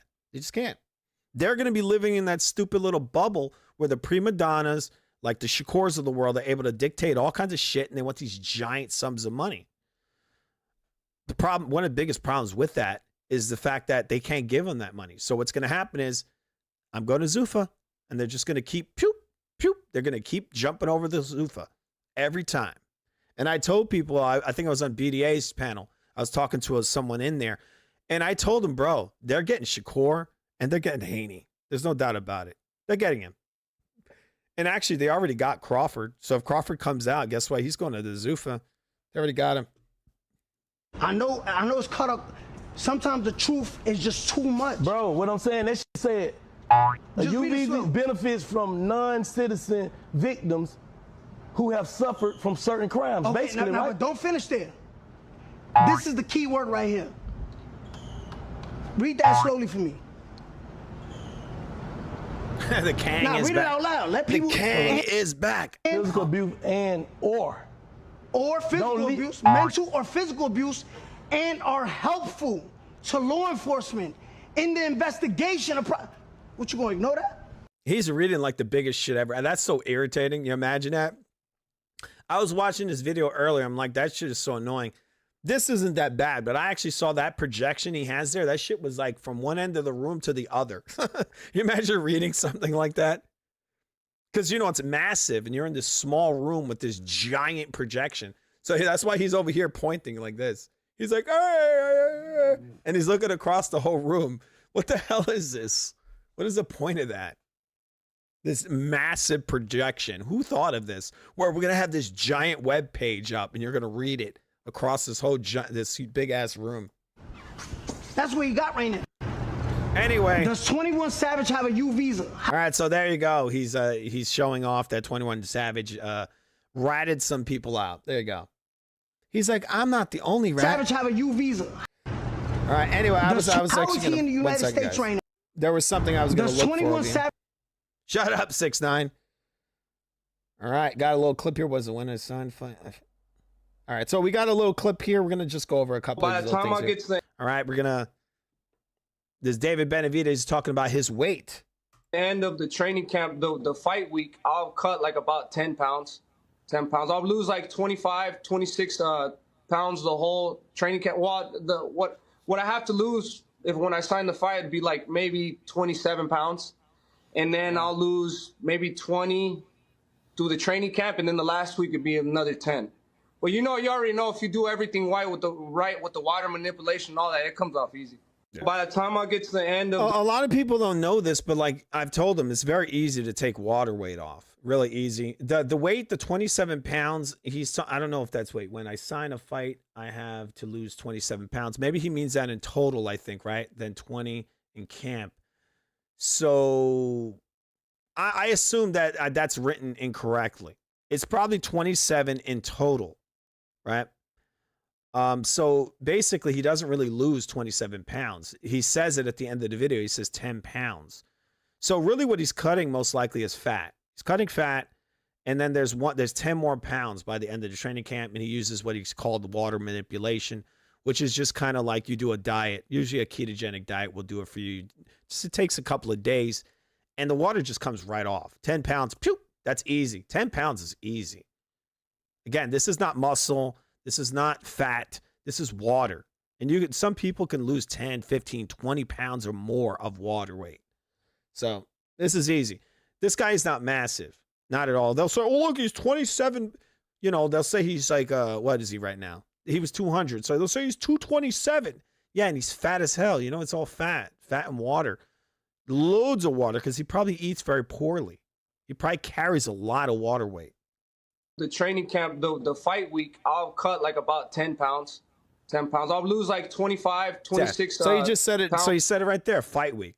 You know, 10 pounds. The whole training camp. What I have to lose when I pounds, I'll lose like 10 pounds. 10 week. I'll cut the training camp. The fight week, I'll cut like by the time I get to the end of the training camp, the fight week, I'll cut like about 10 pounds. 10 pounds. I'll lose like 25, 26 pounds the whole training camp. So like he says, there you go, the whole training camp. And he combines that in with the 10 pounds for the water weight. What I have to So it's fat, and then it's the water weight at the end. lose when I sign the fight, it'd be like maybe 27 pounds. And then I'll lose maybe 20 through the training camp. And then the last week it'd be another 10. Well, you already know if you do everything right with the water manipulation and all that, it comes off easy. By the time I get to the end, there you go. David Benavidez, not a big, gigantic guy. People have been saying it for a long time. He's just a bunch of fat and water. That's all he is. There's not a lot of muscle there. If he was solid muscle, no, not going to happen. This is what I think happened to Virgil Ortiz. I think Virgil Ortiz is just a big guy. Virgil Ortiz ain't even 154 right now? He's probably going to end up at 168 at some point. Right? He's a big guy. And so when he was fighting down there at welterweight, he was like killing himself. Like he literally had to burn muscle mass. And that's why he got that whole rhabdo, right? Because that's what that is. It's when you're filtering all that actual protein through your kidneys. So that's very dangerous when you're fucking cutting muscle mass. Right? David Benavidez is just water and fat. That's all it is. That's not even that bad for you. It's not the best thing to keep fluctuating in weight. But this guy's not having these extreme fluctuations. He's not Ricky Hatton or anything like that. 27 pounds, not that bad. Lose some fat. Don't be a fat ass. Go on a diet, and then you cut down the water weight. We got some funny video over here. This guy's showing some martial arts. Right? Let's see this.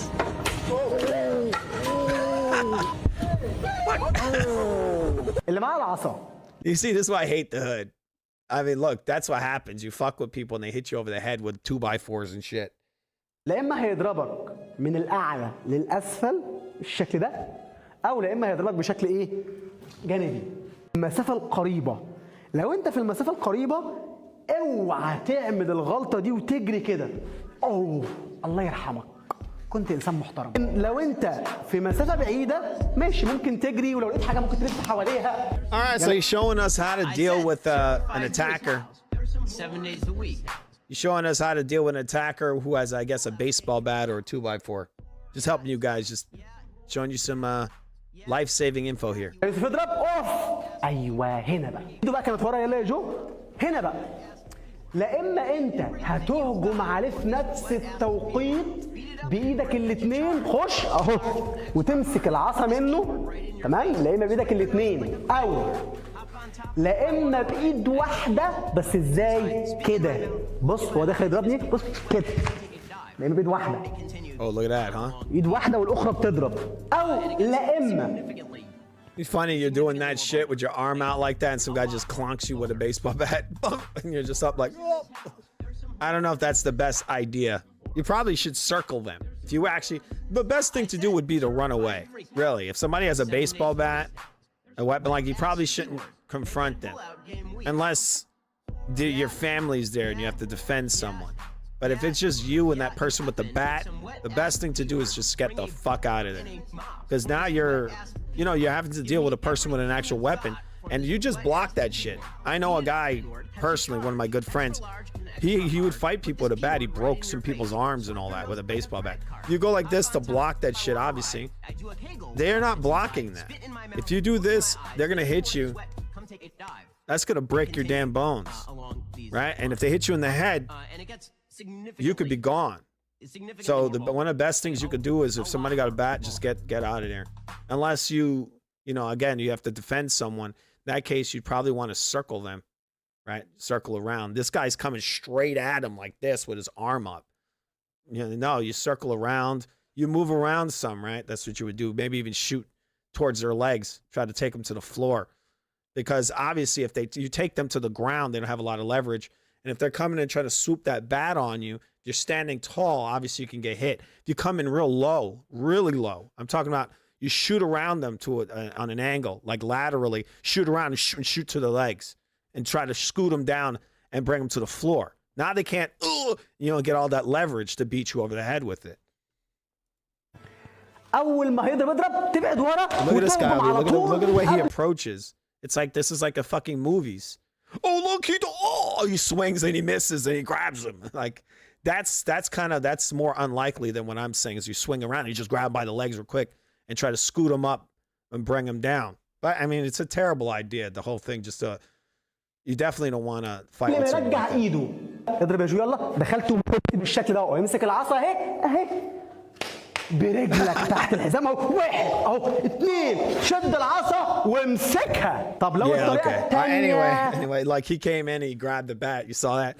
He runs in with his hands like this and grabs the arms. Well, what happens, bro, if the guy swings the shit while you're coming in like this and boom, right? It's like, come on.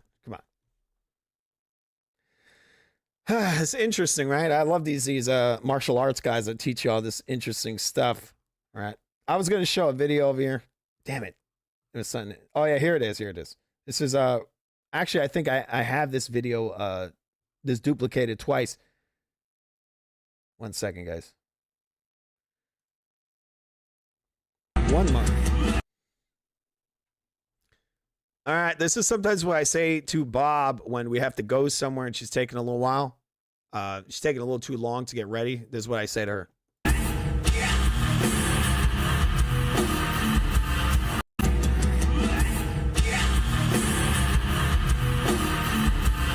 Let's go!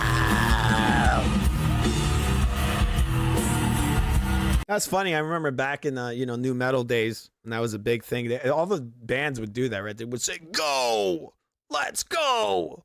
Like, what the hell? Like, what is this? Where are we going? Anyway, let's go. I'll tell you, even the kids think they're tough guys now. The other day, I asked my son what he wants for breakfast, right?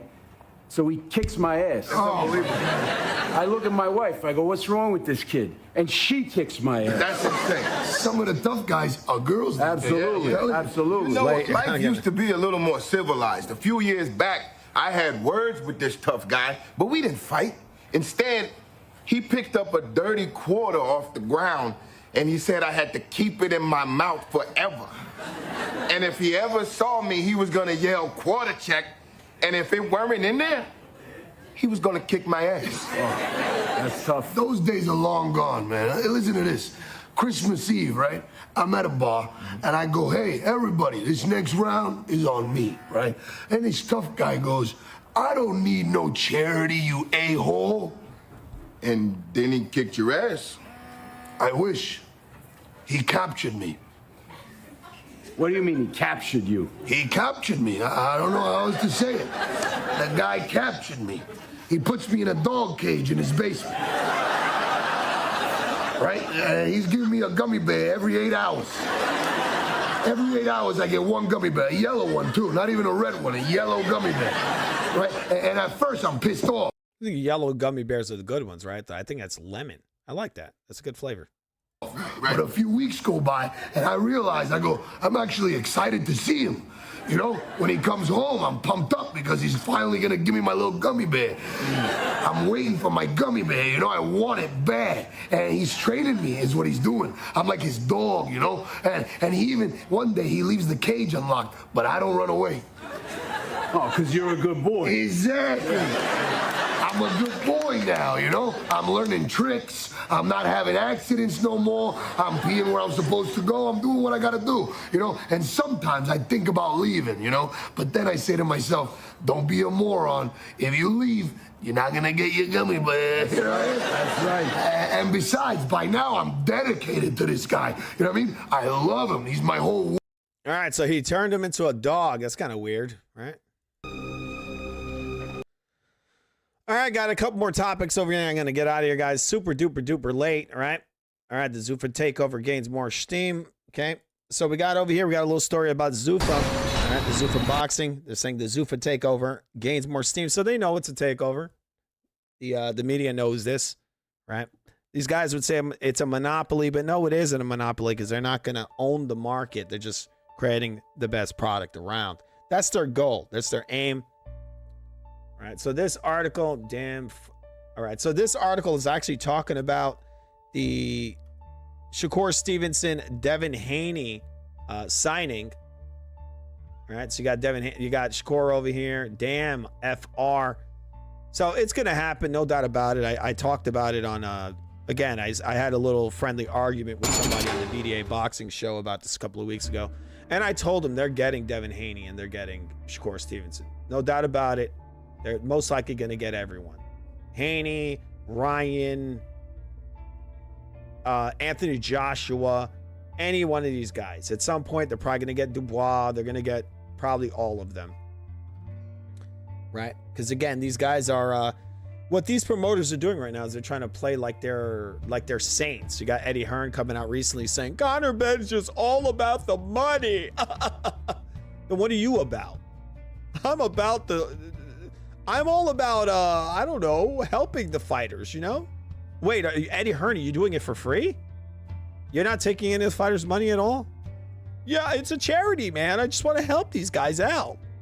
Because, you know, Eddie Hearn is a guy who has over $1 billion in the bank. Rich boy. When he was born, his daddy and his mommy had hundreds of millions of dollars in the bank. Right? But come on, guys, look.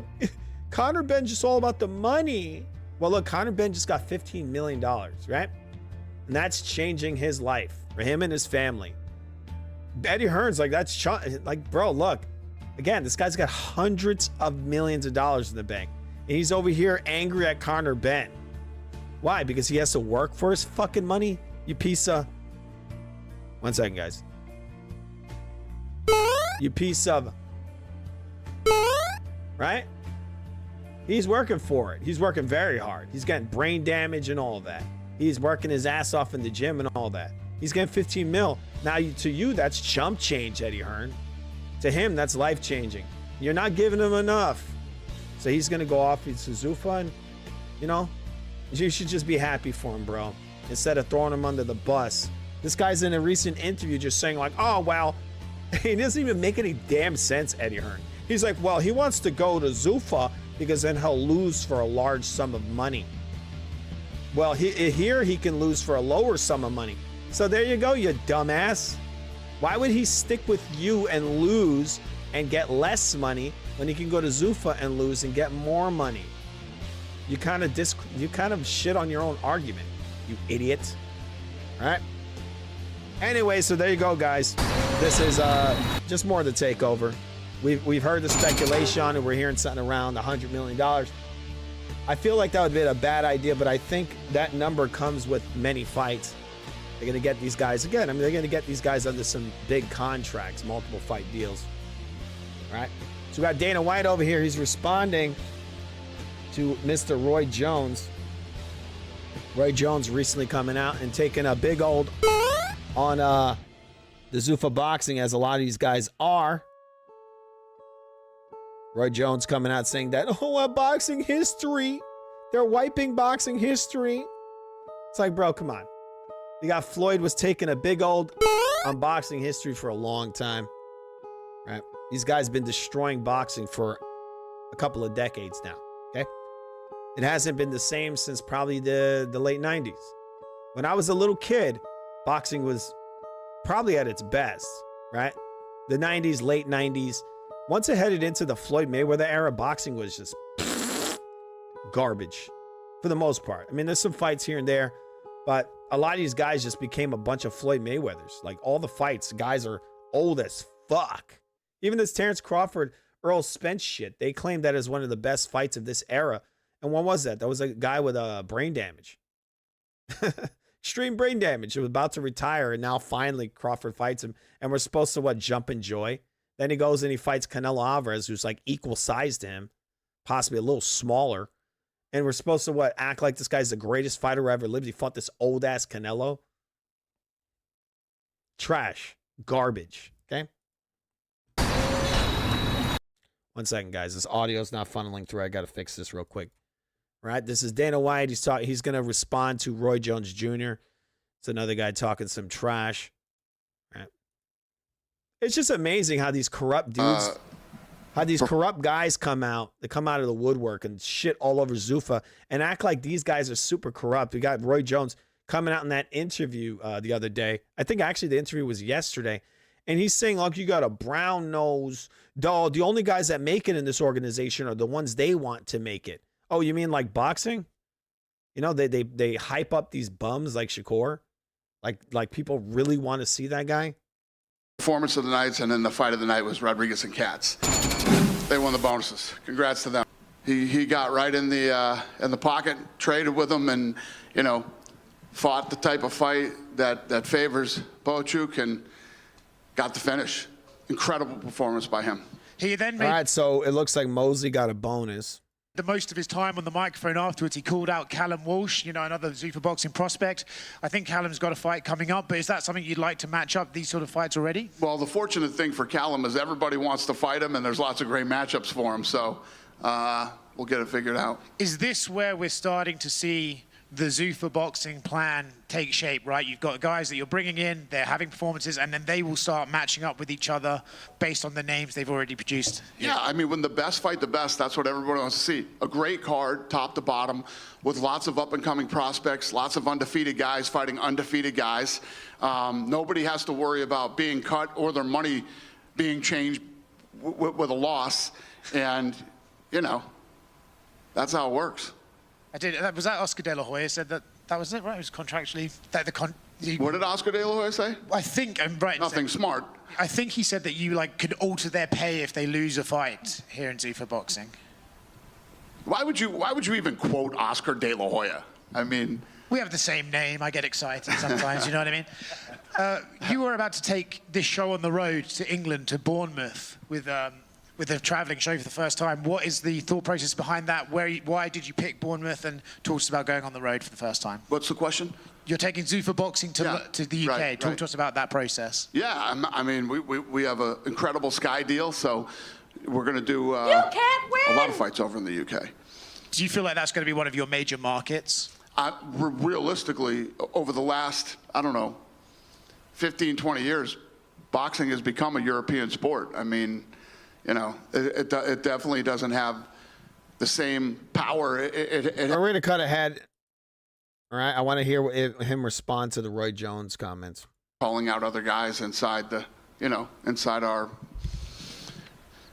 universe here, and this is how it all works and how it all starts. And we want everybody. We want everybody to fight here. So, but what's funny is, when we talk about, and they're only going to get better. And what starts to happen is when you start from the bottom up and you start to build your way up, you then have all these built-in storylines. And now you already have guys calling out other guys inside inside our universe here. And this is how it all works and how it all starts. And we want everybody. We want everybody to fight here. So, but what's funny is, when we talk about, expanding on the Ali Act, all the guys that are fucking bitching about it are English guys who don't fall under the Ali Act. Find that very fascinating. Other than De La Hoya, and him showing up at that thing was the greatest fucking thing that could have ever happened. I hope he shows up at everything, and I hope he brings the fucking WBC guy with him next time. That would have been fucking double good. So, yeah, I like Oscar showing up to this kind of shit. The best. You done with me? Dana, there was an interview done on Fight Hub. A guy that you like, and I know that you're friends and you respect, Roy Jones Jr., kind of came out and was saying about what these changes, it's going to erase history. That you have to kiss these guys' ass to get fights. Does that kind of hurt that a guy I know that you respect and are friends with has kind of came out and it seems like he's talking against what you guys are trying to create? No, I think everybody's going to have opinions, and especially the traditional guys who came up the way that they did. I don't know whose ass you got to kiss around here to get fights. Probably got to be Ish or Harrison or somebody. But I think that if you asked any of the, when Roy says something like you got to kiss their ass to do this and that, I think that if you asked any of the fighters, you know, they would tell you that we treat them very well, treat them like professional athletes, and any of the interactions that I've had through Ish and Harrison has been nothing but respectful. All right, we're going to move ahead just a little bit. There was a lot of respect. And did you like to see that? And do you feel like you don't have to worry about those two right now, maybe if they're in the same room? Well, one of the many things that I love about combat sports is, I mean, the unique type of badass, mentally, physically, and emotionally that you have to be to compete in this sport. And when you look at all the things that were said by those two leading up to that fight. All right, sorry about that, guys. I just want to get to the part where he talks about what Roy Jones said. All right. Normal people like us can never even imagine what it must feel like when you have to walk out of that tunnel and then go, you know, deliver in front of the entire world. It's part of what makes awesome. There's nothing like combat sports to brew. Leading up to this fight, I think that night, you know, all the emotion comes out after the win, and yes, he broke his nose in the first round. I think that was, I think we saw that much of Sean Strickland last. I don't know how long that will last. If that's where he's headed now, nobody's happier than me. I promise you that. But I'm not buying it. Thanks, Data. All right. Conor Ben's been calling out Ryan Garcia. Being that Ryan is with Golden Boy, how would a fight like that be made? Our position and philosophy is that any fight can be made. I mean, this is the business. And you see it, like I said earlier, these guys aren't against working with each other. So this whole thing with Benavidez not working with Zuffa, these other promoters, it's all BS. And they could keep doing all they want, but they're just going to lose money. And eventually, when Ryan's contract runs out, they'll just sign him. And it's stupid. And they're robbing the fighters as well. They're not only robbing the sport, these promoters, but they're robbing their fighters. Like Virgil Ortiz, he wants to fight Boots already. What happens if these guys like Oscar De La Hoya, he's trying to milk Ortiz, and he's trying to get a lot more money for the fight. He's like, oh, they're stubborn. They're like, no, I want this giant sum of money because I'm going to take a lot of that from Ortiz, right?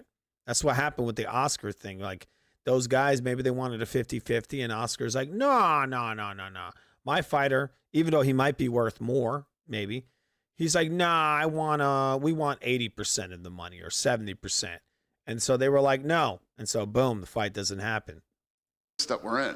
I mean, even the guys that are bitching and crying and complaining and everything else. So again, what's happening now is that these guys are constantly clashing heads.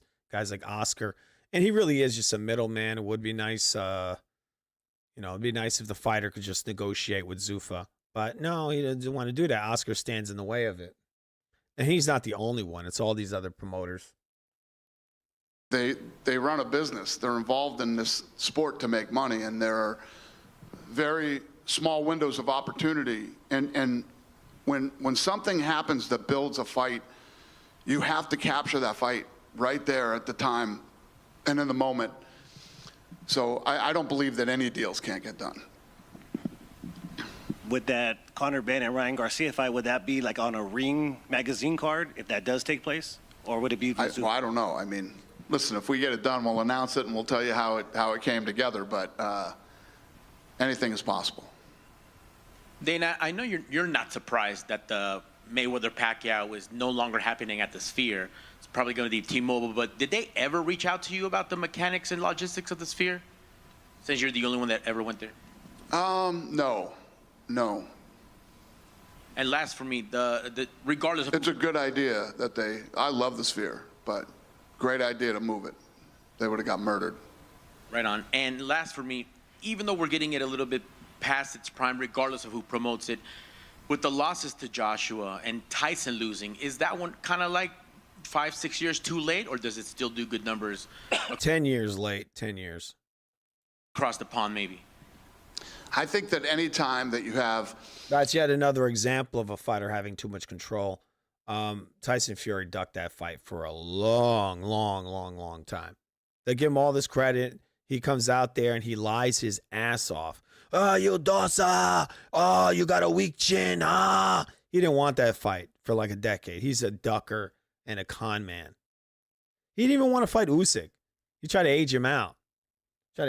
He waited forever. He needed this giant sum of money to fight him. He's another fraud.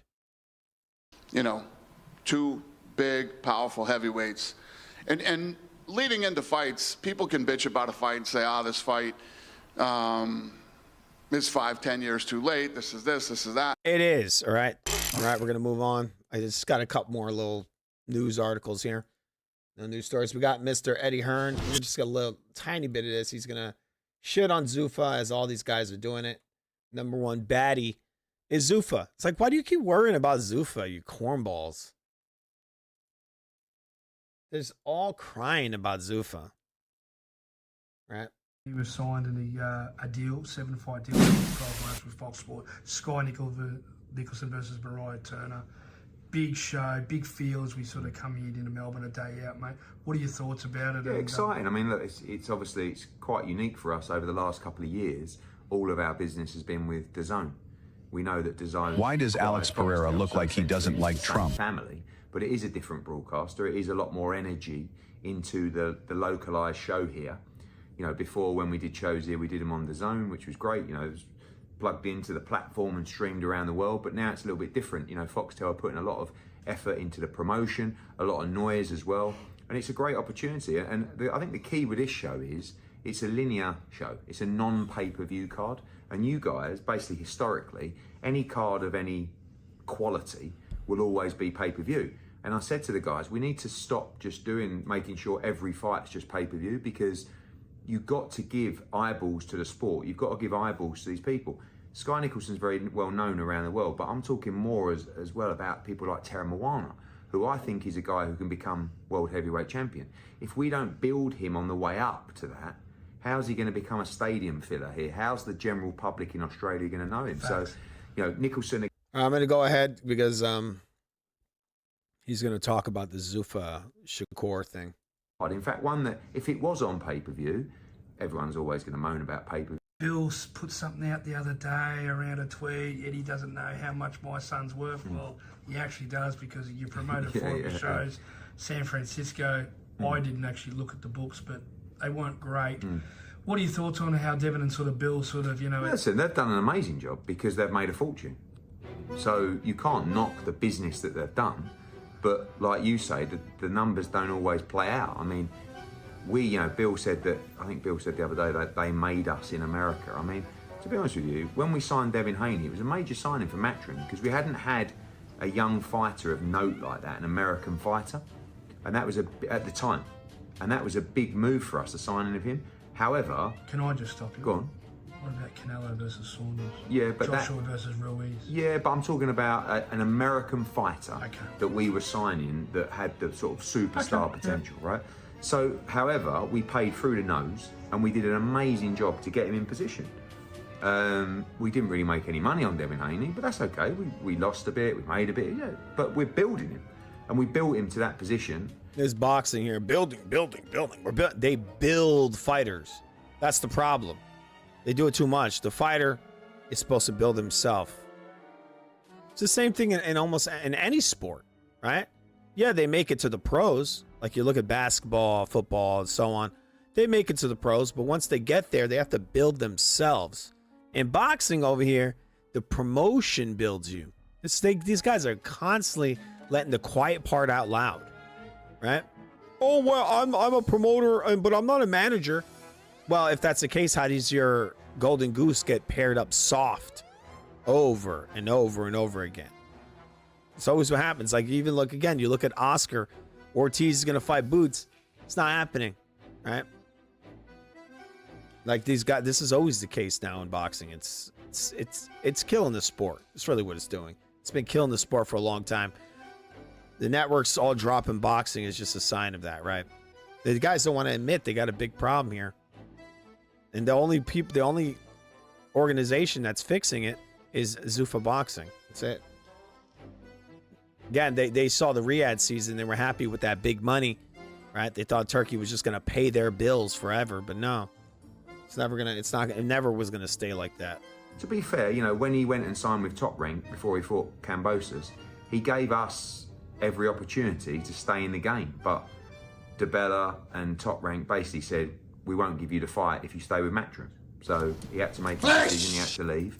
And then since then, he's had it off on multiple occasions. I mean, he didn't make the money he thought he was going to make to fight Ryan Garcia. He's boxed on a Riyadh season card, a ring card in New York at Times Square. He boxed Brian Norman at one in Saudi. So Devin's made a lot of money. He's made the money to fight Kambosos a couple of times. Made good money. Yeah, so good luck to him. I mean, they've done a good job, Bill. But for me, all I said in the interview was, I'm not prepared to lose a couple of million sticking Devin Haney on a card. Others are. There it is. He tells you right there, right? Guess who's paying more? Zuffa. Because they're willing to take the risk. This guy isn't. That's how they do it. That's how they roll. They hype up these guys who are clearly not worth what they pretend they're worth. They just hype them up so that they bring in more money. And then they know what the numbers are. And so they don't give him anywhere near to what people perceive him being worth, right? That's why they hyped him up, because then they're worth more, right? And this is why I said before that this whole thing of letting these guys look at these numbers doesn't make any sense, because their value is completely built up on advertising. And the advertising is paid for by guys like this, right? They pay for it. They build your ass up. They pair you up soft. And then, oh, wow, oh, he's amazing. He's worth all this money, right? And this guy knows the guy's not, but they can manufacture his worth. So people give a bunch of money and then he takes most of it, right? And obviously, yeah, the guy's not worth a ton of money, but that's what they do. And he doesn't want to foot the bill. He doesn't want to take risks. That's all it is. He doesn't want to take risks, but Zuffa is taking risks. Zuffa's a great They're going to give him a big sum of money. Where they might, in their position at the moment, with that kind of desperation, go, let's just get Haney. He's a good name. If we lose a couple of million, it's okay because we're building our roster. I get it. I've been in that position before with the zone. I'm not in that position anymore, and I don't want to play that game. That was what my comments were referring to. But they've done a good job, and you know I like Bill and Devin, and he's a good fighter. Some reports come out today. Shakur shut it down real quick. Yeah, I was going to say, yeah. Haney, Shakur. Yeah. And you've represented Shakur too. Yeah, both. I mean, look, they're both tremendous fighters. Yeah, and he could never get them to fight each other. It never happened because he just can't pay for it, right? He could never foot the bill for that. This is why Zuffa's way better than him. This guy's got billions of dollars in the bank. He just doesn't take any risks. Otherwise, that's really not, for me, the one. And I don't see those guys taking a fight like that because I think Shakur knows that Devin's a very good fighter and Shakur does always want to change himself. Haney knows Shakur's very tricky and hard to beat. I just don't see that fight coming off. I don't know, but Devin's... You see again, this is the whole thing. When you lock the guys into a contract and you say, here you go, here's 50 mil. Here's 30 mil. Here's 25 mil. That's it. 5-fight deal. And then somewhere in that contract, I'm pretty sure what they'll have is you cannot pick your fights. And then it's happening. And so if you don't choose it, then they just lock your contract. And so whatever they gave you that 25, they might actually be able to even sue you for a breach of contract, right? Because you've now signed on for the certain amount of fights. They might even do some funky stuff like give you an advance, right? Oh, it's a $20 million we're going to give you. Here's 10 mil. We'll give you the other 10 when you do your fights. And so once that's the breach, then we want our 10 mil back plus some, maybe, possibly. I said that Devin was going to sign with Zuffa. I don't know. But they're smarter than this guy. You know, if they put him on there, they're not going to have these guys cherry pick their fights. They're not going to do that because they know that model does not work. Where that's playing out. Then, of course, PBC were trying to make Haney against Romero. See, for me, that's the fight. Is that the fight? I mean, yeah, because it's a unification fight. and you've got two guys that need a fight of some kind of magnitude, stick them in with each other. Can PBC afford it? No, that's the fight. That's the fight everybody wants. Romero versus Haney. Even though Romero's never been a star, right? They built up Shakur Stevenson. So that's the fight to make, not Romero. Sometimes the fighters have got like, Devin will think he's a strong favourite. Romero comes later. Romero comes later. He comes after the Shakur fight. He should think about that in his demands, because then he acquires another belt, and it's just about, otherwise you end up being inactive for a long period of time by not taking fights. If I was him, I'd be trying to make that fight, pick up another belt, and just improve my leverage in quite a valuable division. Improve my leverage? Like, bro, that's stupid. Look, if they sign him to a contract for $15, $20 million, there's no need for leverage. He's already been paid this amount of money, and then they go and they choose his fights. Then I don't think they're going to have this guy negotiating all this shit. They're just going to say, here you go, take it or leave it. It's going to be a good sum of money, and that's that. They're not going to do business like this Eddie Hearn guy does. These other guys where they're fucking sucking these fighters. Beep. Right, there. Right. They're not going to dick around with these guys anymore. They get a good sum of money. All right, we're going to watch a tiny bit of the face-off of Usyk versus Verhoeven. Right. When is the Verhoeven Usyk fight happening again, Fubat?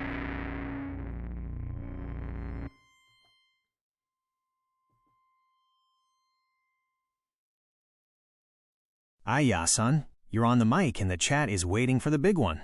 If you're talking about the real revenge banger that... Tell me this in a broken Chinese accent, please.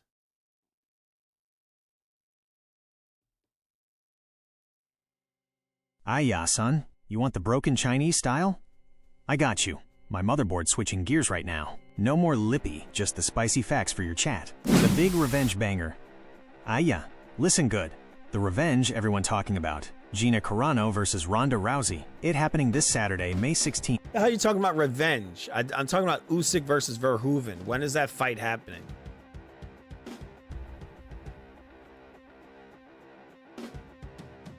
Yeah, son. My bad. I'm tripping over my own wires again. You talking about the official revenge event, right? The one with the big brand name on it. If you're talking about the K1 Revenge 2026 show, the legendary one making a comeback, it is happening on Sunday, May 31st, 2026. The real 411 on K1 Revenge. The date, Sunday, May 31st, 2026. The spot, Korakuen Hall in Tokyo, Japan. The Sacred Ground Kid. The star, they already... Wrong. I'm talking about Alexander Usyk versus Verhoeven. When does that fight happen?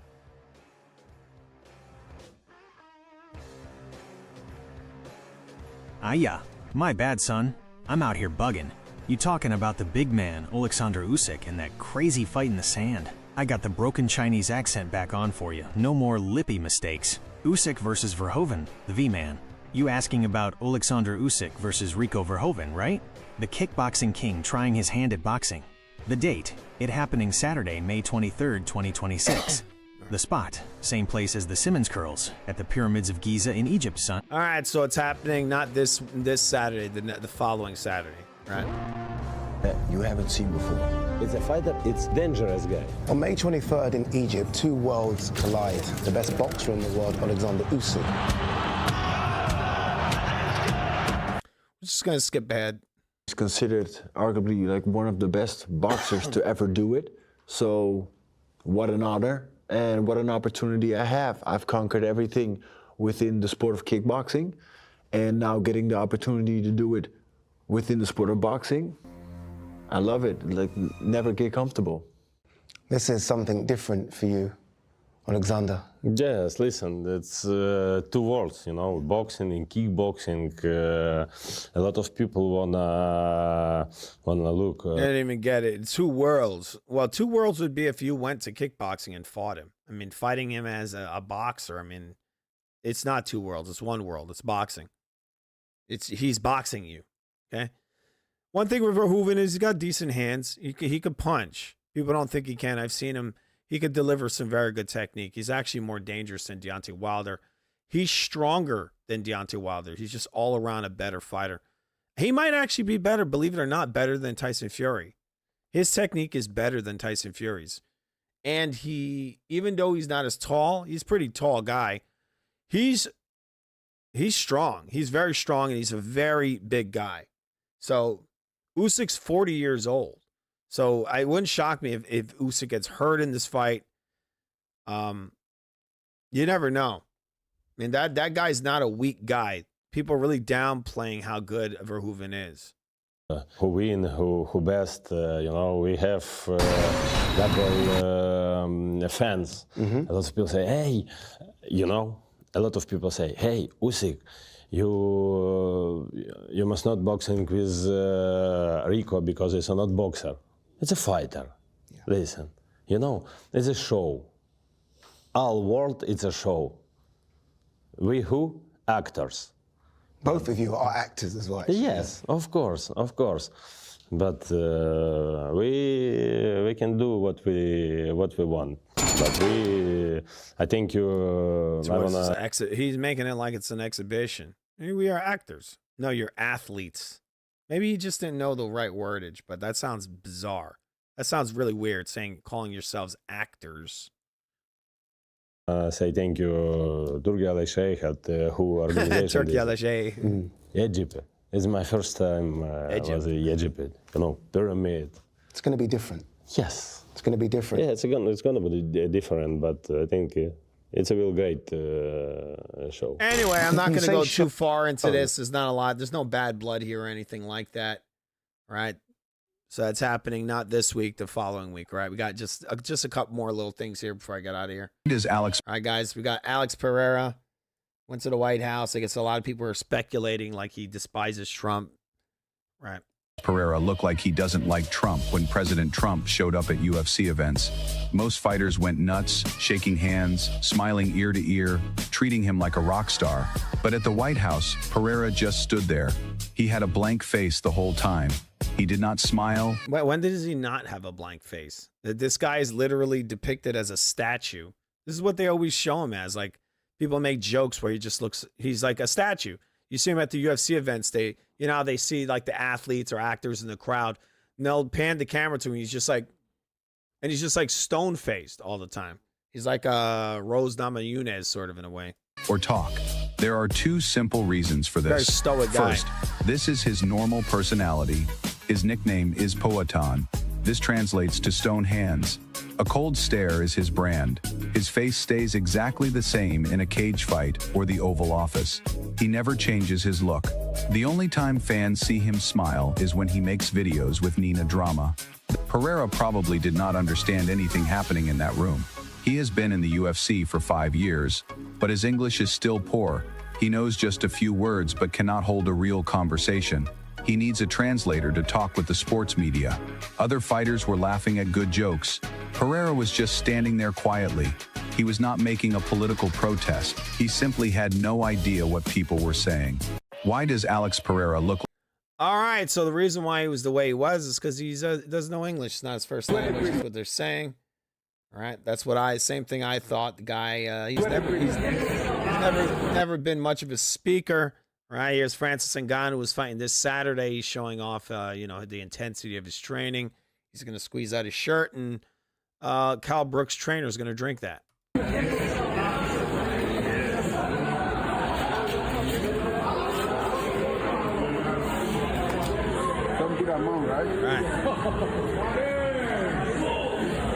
I don't understand why these pigs do this. I've seen these fighters do that. They string out his shirt. I don't see why they do that, man. It's disgusting. You're putting it in a damn garbage can. Now, what happens when somebody lifts that stupid bag? What if it gets a hole in it? Now they're going to get your nasty sweat all over them.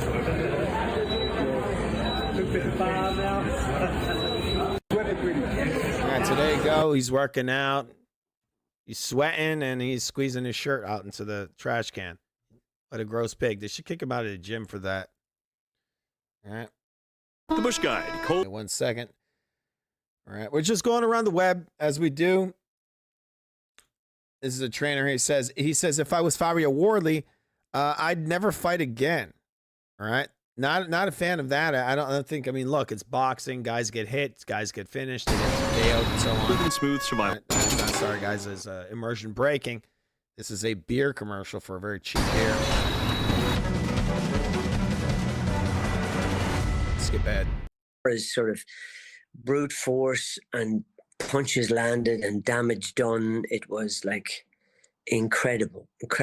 And Wardley showed unbelievable resilience. I mean, he took some of the. Sorry about that. All right. All right, we're going to go back to the Wardley thing. We're going to watch just a tiny bit of that. I think I actually trashed that damn video. 1 second. I'm going to go back to it real quick. All right. So this guy's talking about Wardley's resiliency. I mean, we had Dubois at one stage, and we know that he is such a heavy, thudding, brutal puncher, and everything, it just eviscerates you with that power. And, he's very, very heavy-handed. And you could see it on Wardley's face. I mean, you've seen him before, watch him in the other fights against Clark and, many other fights, but he never showed that type of pain before. He looked to be really in pain throughout the fight, particularly the second half of the fight. I thought he would win in the later stages of the fight. I thought he might have been hurt and dropped and wobbled possibly, but I believed, my prediction was that he would come back and get on top and that he would win it in the last third of the fight. But you have to hand it to Dubois, despite the fact he's lost twice to Usyk and he's lost to Big Joe. He's come back. Got to hand it to Dubois. He's lost twice to Usyk, the top heavyweight in the world. It's such a stupid breakdown. You got to hand it to him. I mean, he lost. I mean, look, if you it would make sense what you're saying if you said, well, he lost to two of the worst fighters in heavyweight boxing. No, he lost to the top heavyweight boxer in the world. So what did you think? What, he lost to Usyk, so obviously Wardley got a shot. Because Wardley's equal to Usyk. And he's improved, and he's just got more resilience, and I don't think he's an awful lot different fighter than he was, 4 years ago, but he's just got better at going the distance, and he's got more experience. But what a fight! What a brutal fight! It was just like he downloads the information quicker than Crawford does, and Floyd does, and Tank Davis does. He just downloads that information quicker, which is kind of weird because he's kind of Matt Damon. Really, really severely tough, and Wardley was very badly marked up, and shaken. I mean, I hate to level blame at anybody, but ultimately, you never mess with Dubois when he does that. Never. The corner is responsible for their fighter, and they are literally dealing with his future and his life. I just from sound like he said corner, not coroner. You son of a, he's alive. Me, they left it 3 rounds too late. They should have pulled him out. Whatever chance You guys constantly going on about this. It wasn't that bad. Yeah, he got hurt, but Dubois got hurt many times in his other fights too. Should he have retired? He had of coming back and having a rematch and maybe winning the rematch. I think that was lost in those last 3 rounds. He could still rematch the guy. This guy's just being overly negative. It's bullshit. Maybe they wanted what they call a UK stoppage, right? That's what they wanted. That's what it seems like. They should have stopped that earlier. It's a championship fight, bro. He didn't want them to stop it. He trained very hard for it, I'm sure, and he wanted to put his all into it. You guys just keep crying and crying and crying. All right, so this is the statements that Roy Jones Jr. made, right, about Zuffa boxing. We're gonna analyze some of this. Just wanted to know what your thoughts are on David Benavidez moving up in weight and attempting, at greatness by trying to be the cruiserweight champion tonight. David's always been destined to be great. David's always been that guy that try to reach for the sky. It's like people like David Benavidez make you appreciate what you did because I challenged myself at different places. He challenges himself at different places. He got the message, and that's the message I want to leave in boxing. So when I see him do things like that, it makes me feel good because it makes me understand that what God gave me, I'll pass it down properly to others, and that's a beautiful thing for me. Are you a bit surprised by how different boxing operates today versus when you were fighting? Yeah, I'm a bit surprised, yes. I can't say I'm not, yes. Well, especially with everything that's going on, Zuffa boxing, some challenges to the Muhammad Ali Act. Would you want to talk about that? Are you in support of it? First of all, if you made the Muhammad Ali Act to save or to look out for the boxers, why would you go change it for a promoter? You basically change it back saying, okay, we put these security bars on the building so no one can break in. But since he lives in the neighborhood now, we know he like to break in stores. We'll give him a key to change it so he can get in. Come on, bro, really? Really? And then, like I said, for me, the baddest thing is that if it was that good, all the ex-UFC fighters would be talking about it. And they would be saying good things about it. They don't. So if you didn't do good by your own people, what made me think you'll do good by mine? Now, yeah, you come in and give a few of my bigger bags. Well, that'd be great, right? Bring the Ali Act to the UFC. It's like, well, look, I don't want to fight that guy. I don't want to fight that guy. It's unfair. You want me to fight who you told me to fight? No. I want to cherry pick all my fights like they do in boxing and get this, $20 million to cherry pick all your fights.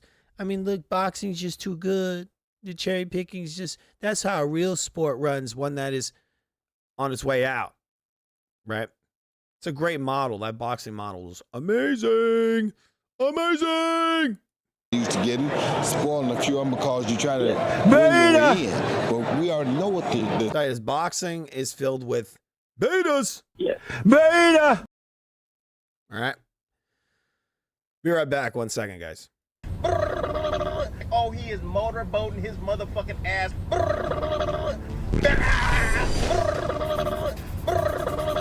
And electricity and shit. And when he was sitting there, what he was doing, he was charging up. I said, oh, I'm just waiting on his ass. Oh, he is motorboating his motherfucking ass.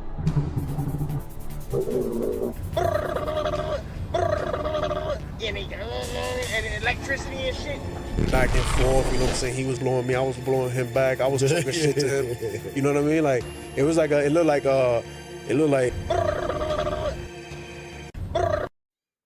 All right, thanks a lot, guys. Thanks a lot. Roy Jones, 100 was 100. Final outcome is, look at most of the fighters that retire from UFC, even the ones that come to boxing to make their real payday. They build up a name in UFC, but they couldn't make a payday. So you gotta be real. Roy Jones is a fucking fraudster. I mean, this is the guy that saw Kovalev get punched low and just lied his ass off. The dude is a company man. He's a fraud. And he was a PED user. He was a drug cheat. But then he had the nerve, I think, to talk about Ryan Garcia and all that. Like, bro, he was a drug cheat, Roy Jones. I'm old to boxing. Why would I do that? So I can't accept it. I'm sorry. I'm not the guy that says, oh, you evil, you. I'm not going to say all that. But I can't accept that. My sport yields better payout to your people than your sport did. Then why would I want you to change my sport? It just don't make sense. That's just the common part of it. Are you a bit surprised by how much people aren't talking about it in the boxing space? It's almost like they're afraid to say out. In boxing, people are always afraid to piss people off with money. They think people got money. Yeah, he's one of them. They're afraid to piss them off, or they're afraid that people may be able to do something for them when it was never happens. But if you look at it, it's most of the stuff that goes on now. Nobody ever said the truth about people that make money. You know what I mean? So they don't want to challenge the money because they feel like they can't win the fight. I don't give a damn who you are. I'm going to tell the truth about it. It does look as though the Ali Act reform is going to pass. It probably is, but it's gonna ruin boxing though. So that's without a question. Yeah, but it's just gonna ruin boxing because you're gonna have like the ability to make a fighter have a fight and actually have the fights that he's supposed to have instead of him being able to cherry pick all his fucking fights. It's going to destroy the sport by making it better. But, I mean, look, you can't have fighters have, like, the fights they're supposed to have. You told me that the promoter, the boss, right? The boss, the one who's footing the bills and all that, he's not going to be able to dictate. He's going to be able to dictate who these guys got to fight. How dare he? Isn't that crazy? The promoters, the league, they go and they pay for the advertising. They're paying off everybody, right? All the fighters.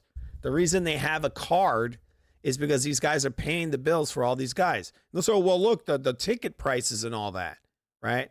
The people coming in, oh, but they're paying the tickets and it goes to the fighters. Yeah, it does. But there's a lot of promotion that goes along with this. There's a lot of money that's spent for these guys, right? Beforehand, before tickets are sold. Also, these guys take all the risks. They're putting up the money.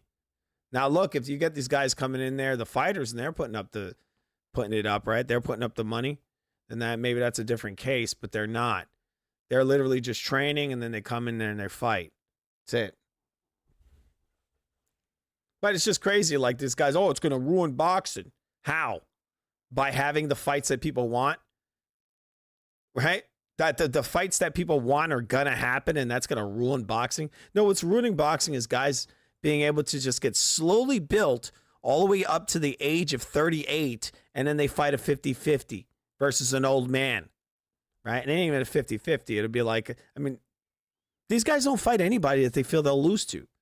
They only fight fights where they feel like they are especially the A side, they only fight guys that they feel like they have every advantage over, right? I'm going to make you wear pillow gloves. I'm going to make you get all this blood testing, send your blood drained.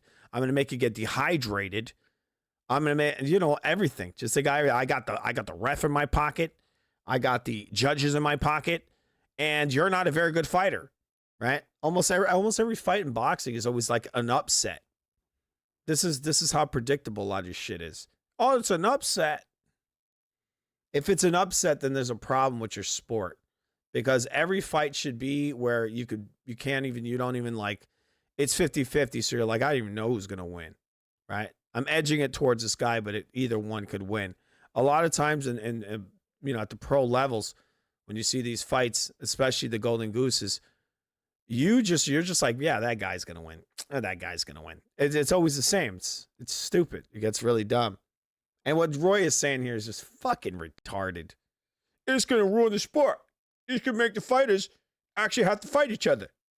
Whoever watched Boots Ennis is probably going to fight Ennis. Sorry, guys. I'm tired. It's late. Boots Ennis is probably going to fight Ortiz when Ortiz has lost multiple fights. Right? He's lost because Boots is just going to Eddie Hearn's just going to pair Boots up soft over and over again. This Xander fight is in their mind, it's a complete cherry pick. That's why he chose Xander. Right? The Boots is the big hard fight where he doesn't want to take, because obviously he's making less to fight Xander than I think he's for sure making less than he would have made versus Boots. But sorry, guys. Boots is making less versus Xander than he would make versus Ortiz. But he's taking the fight because he sees it as being easier, even though I think he might lose that fight. But he sees it as being easier, so he'll take a pay cut. But when it comes to Ortiz, Boots his promotion wants a lot of money because they see that as a risk. And this is one of the problems with the sport. Well, you can't take 30% bum. You've done nothing at 154. So why should they pay you 50-50? But Oscar should just do it. Look, if we want the fight done, the fans want it. Just give him this fucking money. If he wants 50-50, just do it. Nah, I can't do that. And that's why sport's a mess. It's dying. If it wasn't for Turkey and these guys, the sport would be dead already. It's going to ruin boxing totally. It's going to ruin boxing totally that they're going to make all the fights happen and the fights that the fans want. You guys, you sound like a pizza. Does it make you worry about monopolizing the sport 5-10 years down the road? It does in a sense, but you're going to monopolize the sport. They're not going to monopolize anything. What they're going to do is they're going to create the best product around, just like they did with the UFC. They can't monopolize it, but what they can do is snatch up all the talent. And they have every right to do that because it's the same shit these guys do. You think of Eddie Hearn and Matchroom and all those guys, You think if they had the money for it, the deep pockets, they wouldn't just snatch up all the big talent? Of course they would. They just don't have the money for it. That, or they just don't have the balls, right? And they always do the same thing. They get some guys and they pair them up soft. These guys have like a career that's like 99% tune-ups. It's trash. That's the sport for the most part. We watch card after card after card, and it's all tune-up. You know, they're not going to monopolize it in this country. There's the rest of the world out there. You still go work here. So they'll get a new way as well. They'll probably get those guys too. Yeah, I don't buy it. I hate it for the people in this country because they're going to be. Because look, they've done it in the UFC. They snatch up the talent globally. Brazilians, Japanese, Chinese. Who's the other one? I mean, they're all over the place, right? Americans. They just snatch up the talent globally. They've done it already with the UFC. They're gonna be basically slaves. They're gonna be own sheep. You don't get to decide what you're They're gonna basically be slaves, own sheep. Yeah, because in boxing that's not the case, right? Chino Maidana works his whole career, goes up there. You gotta wear these pillows, and you know you work real hard, but if you don't wear the pillows, then the fight's off. Do what you're told, slave. They're gonna be basically slaves. They're gonna be own sheep. You don't get to decide what you wear no more. You don't get to decide. Who They you always are. go to this stupid shit about it where you don't get to decide what you wear anymore. You can't wear a multicolored green, teal, and orange skirt. The sport is dead. No more. You have no identity. You understand me? You understand me? You just make sure. Dude's so fake. No more. Yo, look, Kovalev got hit in the cock, but I said it was a legal blow. I ain't fake. You have no identity. You understand me? You got no identity. You cannot even wear My Pet Monster shorts. You can't wear purple with polka dot green trunks. The sport is dead. You don't get to decide what you wear no more. You don't get to decide who you are no more. You have no identity. You don't get to decide what you wear anymore. You can't decide who you are anymore. It is so fake. Yeah, Conor Ben, yeah. He's crying all the way to the bank, Roy. You understand me? You understand me? You just make sure you're a sheep that does what your master says do. And that's wrong. You're a sheep, you does what your master tells you. You can't cherry pick your fights anymore. Wait, I got to zoom in for this one. Wait, where's my zoom? Oh, what the hell? 1 second, guys. 1 second. Oh, shit. Sorry. That was weird. It got really dark. I'm looking for my zoom over here. Okay. And do my impersonation of Roy. You can't cherry pick your fights anymore. The sport is destroyed. The top fighters will have to fight the top fighters. But they cannot wear green polka dot skirts anymore when they do it.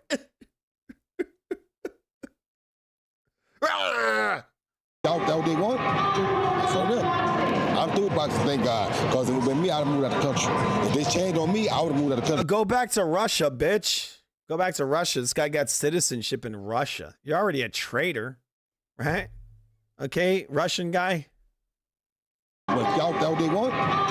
So them. I'm through boxing, thank God. Because if it would have been me, I would have moved out of the country. If they He changed said if it was me, I'd move out of the country. Really? So this guy has no loyalty to America. I would move out of the country. Go move. Who cares?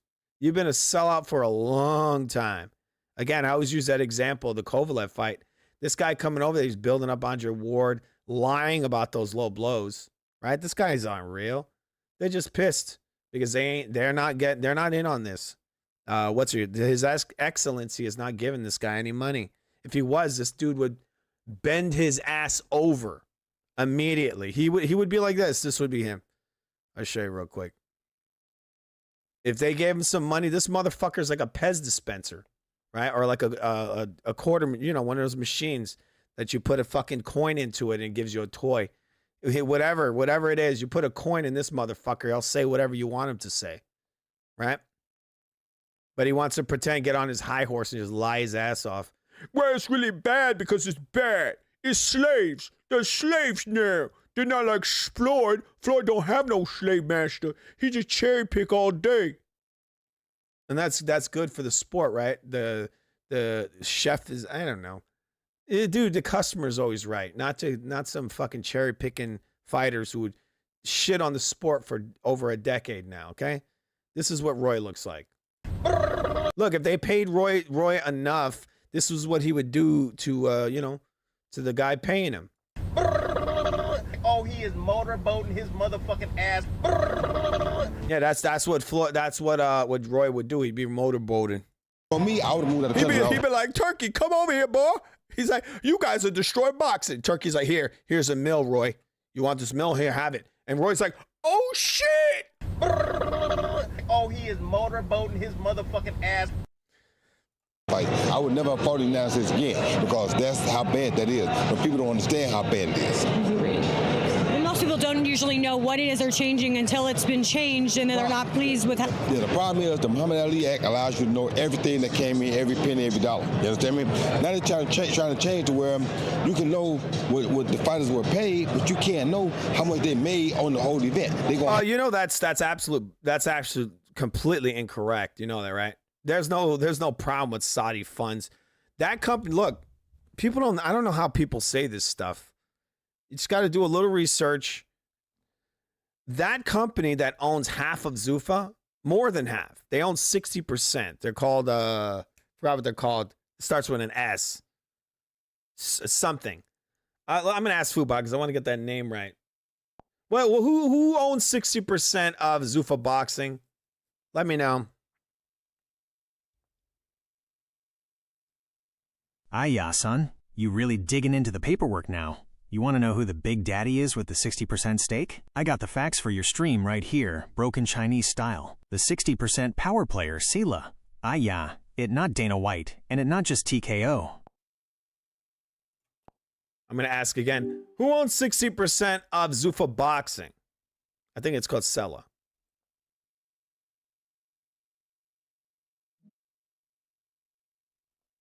Let me know.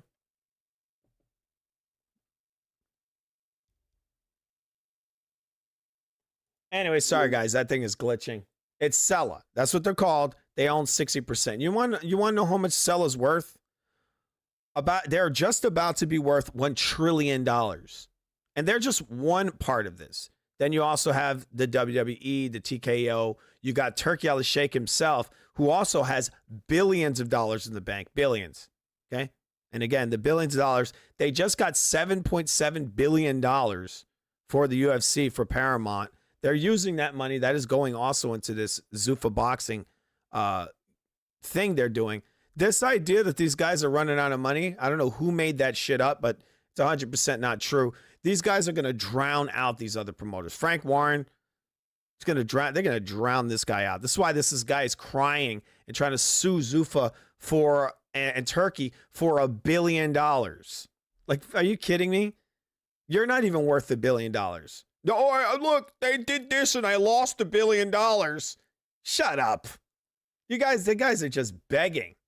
And the whole thing with that is that Frank Warren wanted some kind of control over Zuffa. And they didn't let him have any control. So he's like, I want $1 billion. Here, have this, Frank Warren. Okay? You and your Moses Itama is like the last thing this guy's got. Yeah, you got the Dubois just won. Good for him. But yeah, these guys are just scrounging for money. You don't understand that these guys, this Zuffa, just the seller alone could buy and sell all these promoters combined. So they are not running out of money. They have a lot more money to burn. They literally have, they can go and burn $100 billion. They could do that. They're not gonna because they're making money. They may not be breaking even, but they're making back some of this money. So if they spend $1 billion, they're still bringing in, hundreds of millions of dollars. And so it's not the biggest thing. This is what business is. You lose money to make money. This is the long game. This is a long game. They know this. They're not thinking, oh, we're out of here. But there's a lot of people spreading this online. Why would they do that? They just signed. They're talking about signing Shakur Stevenson and Haney. They just signed Conor Benn. Just a few days ago, they signed him. They got him a contract, right? A new contract. They're talking about Ryan Garcia being in there. They're talking about this Tyson Fury fight. This guy's been spending money, and they got so much money. And again, that's just that those guys that own 60% are worth $1 trillion. $1 trillion. And then you got Turkey, you got TKO, you got the WWF in there, who are also worth probably hundreds of millions of dollars. Right? How much is TKO worth?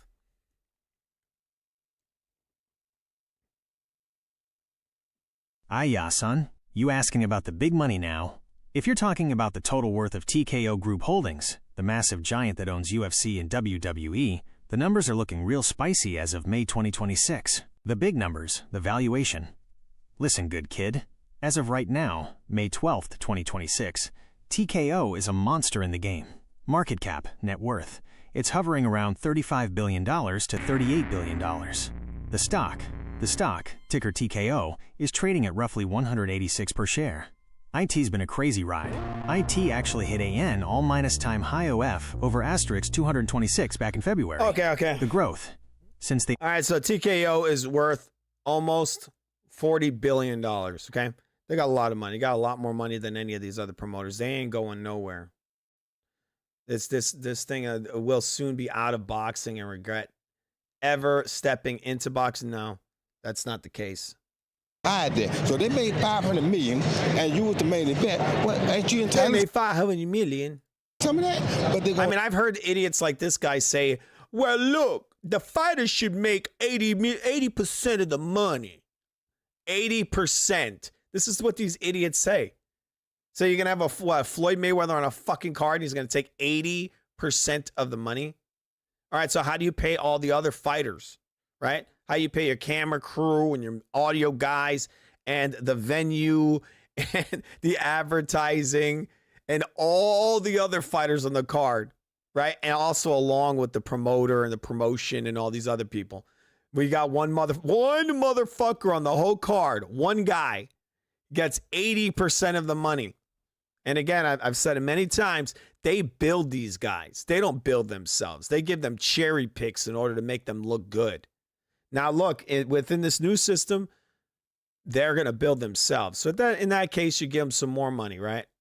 Maybe you give them some more. You definitely don't give them $100 million, $200 million, $400 million, because that's a real good way to go out of business. You got to keep in mind the UFC by itself has a budget, a yearly budget of, in order to run the machine. It's over, what is it? I think it's close to $1 billion every year that the UFC spends. It's over $600 million. That's what they spend for the operational costs. I don't know if this would be that different. Right now, they're doing their stuff at the Apex, but eventually they're going to be doing this out of these big venues. They're going to be doing a lot of advertising and so on. So I assume once they get this gigantic roster, their operation costs are going to be somewhere around the same as the UFC, if not possibly even more, because they're paying these guys more money than the UFC guys. So, to come in and just say that, well, we're going to have like one fighter on each card who's going to rake in 80% of the money. Like, that's just, again, that's the way to go out of business. Now, because they're going to change the reform, you can't see that no more. So you won't be able to see what they made on the whole event. I mean, these guys really don't know anything about what they're talking about. They just, I don't like it because they're not giving me money. No more. You're only going to be able to see what they paid. Look, they're not going to show you what you're worth anymore, even though the only reason you're worth something is because they built your ass like a movie. Not like an athlete where you build yourself, right? Again, going back to the example of baseball players, basketball players, football players, you make it into the major leagues and then you build yourself by your actions. They don't build your ass. You build yourself on that field.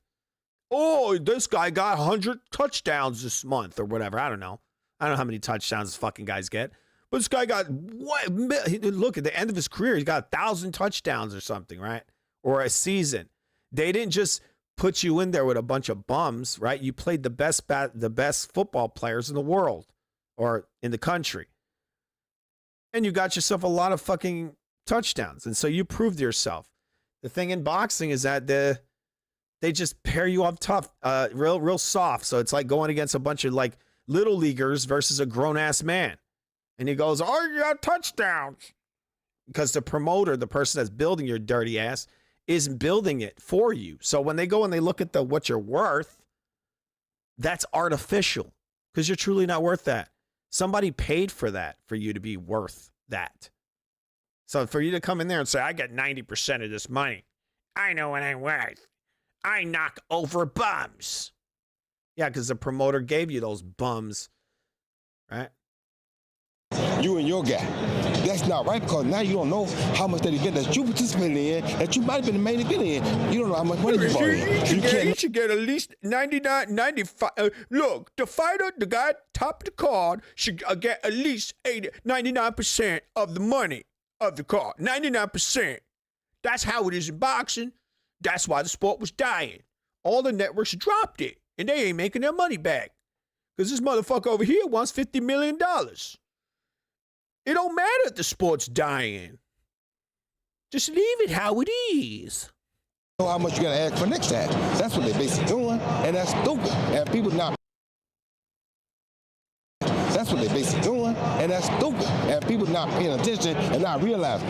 So sorry, I gotta hear it again. It's so dumb. You gotta ask for next time. That's what they're basically doing, and that's stupid. And people not paying attention and not realizing.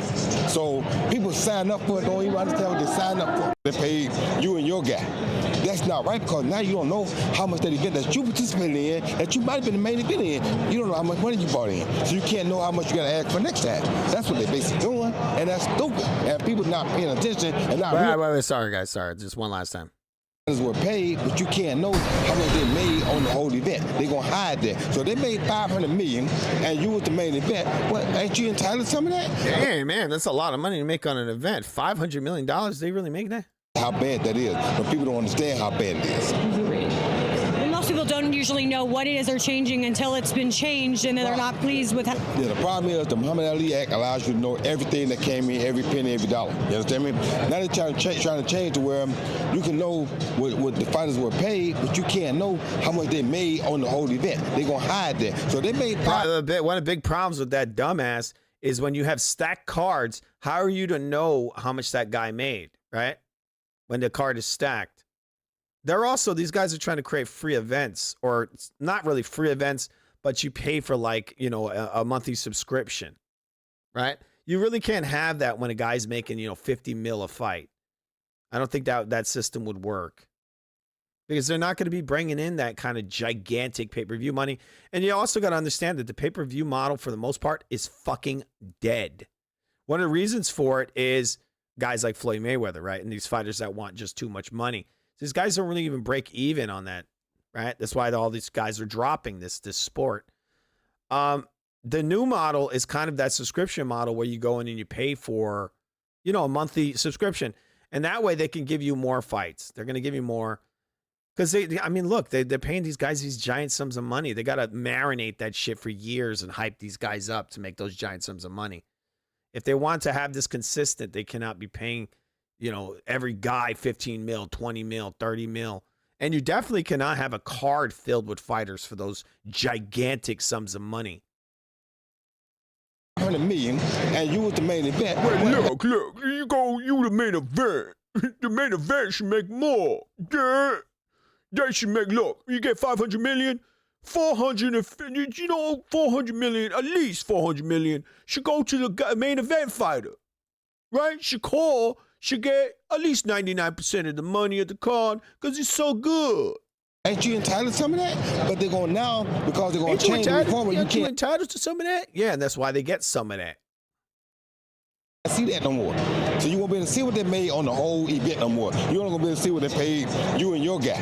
That's not right because now you don't know how much that event that you participated in. You know how much more these guys reinvest into the sport? How much money did Floyd Mayweather reinvest into boxing? As much as he took, how much did he reinvest? Right? I don't think he really invested much of anything. The guy, what he really invested in is little garbage fights. He had all these trash exhibitions, and he would pay for that.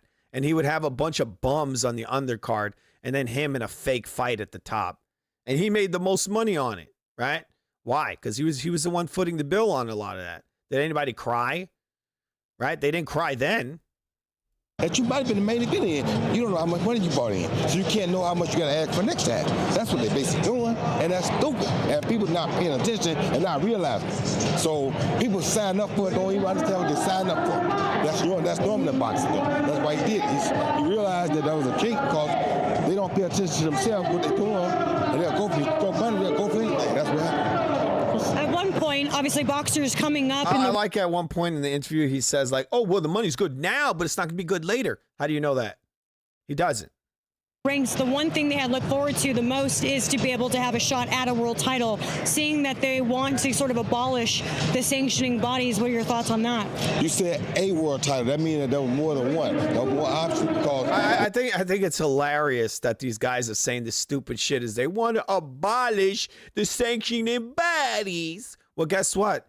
The sanctioning bodies can still operate. They just won't operate in Zuffa.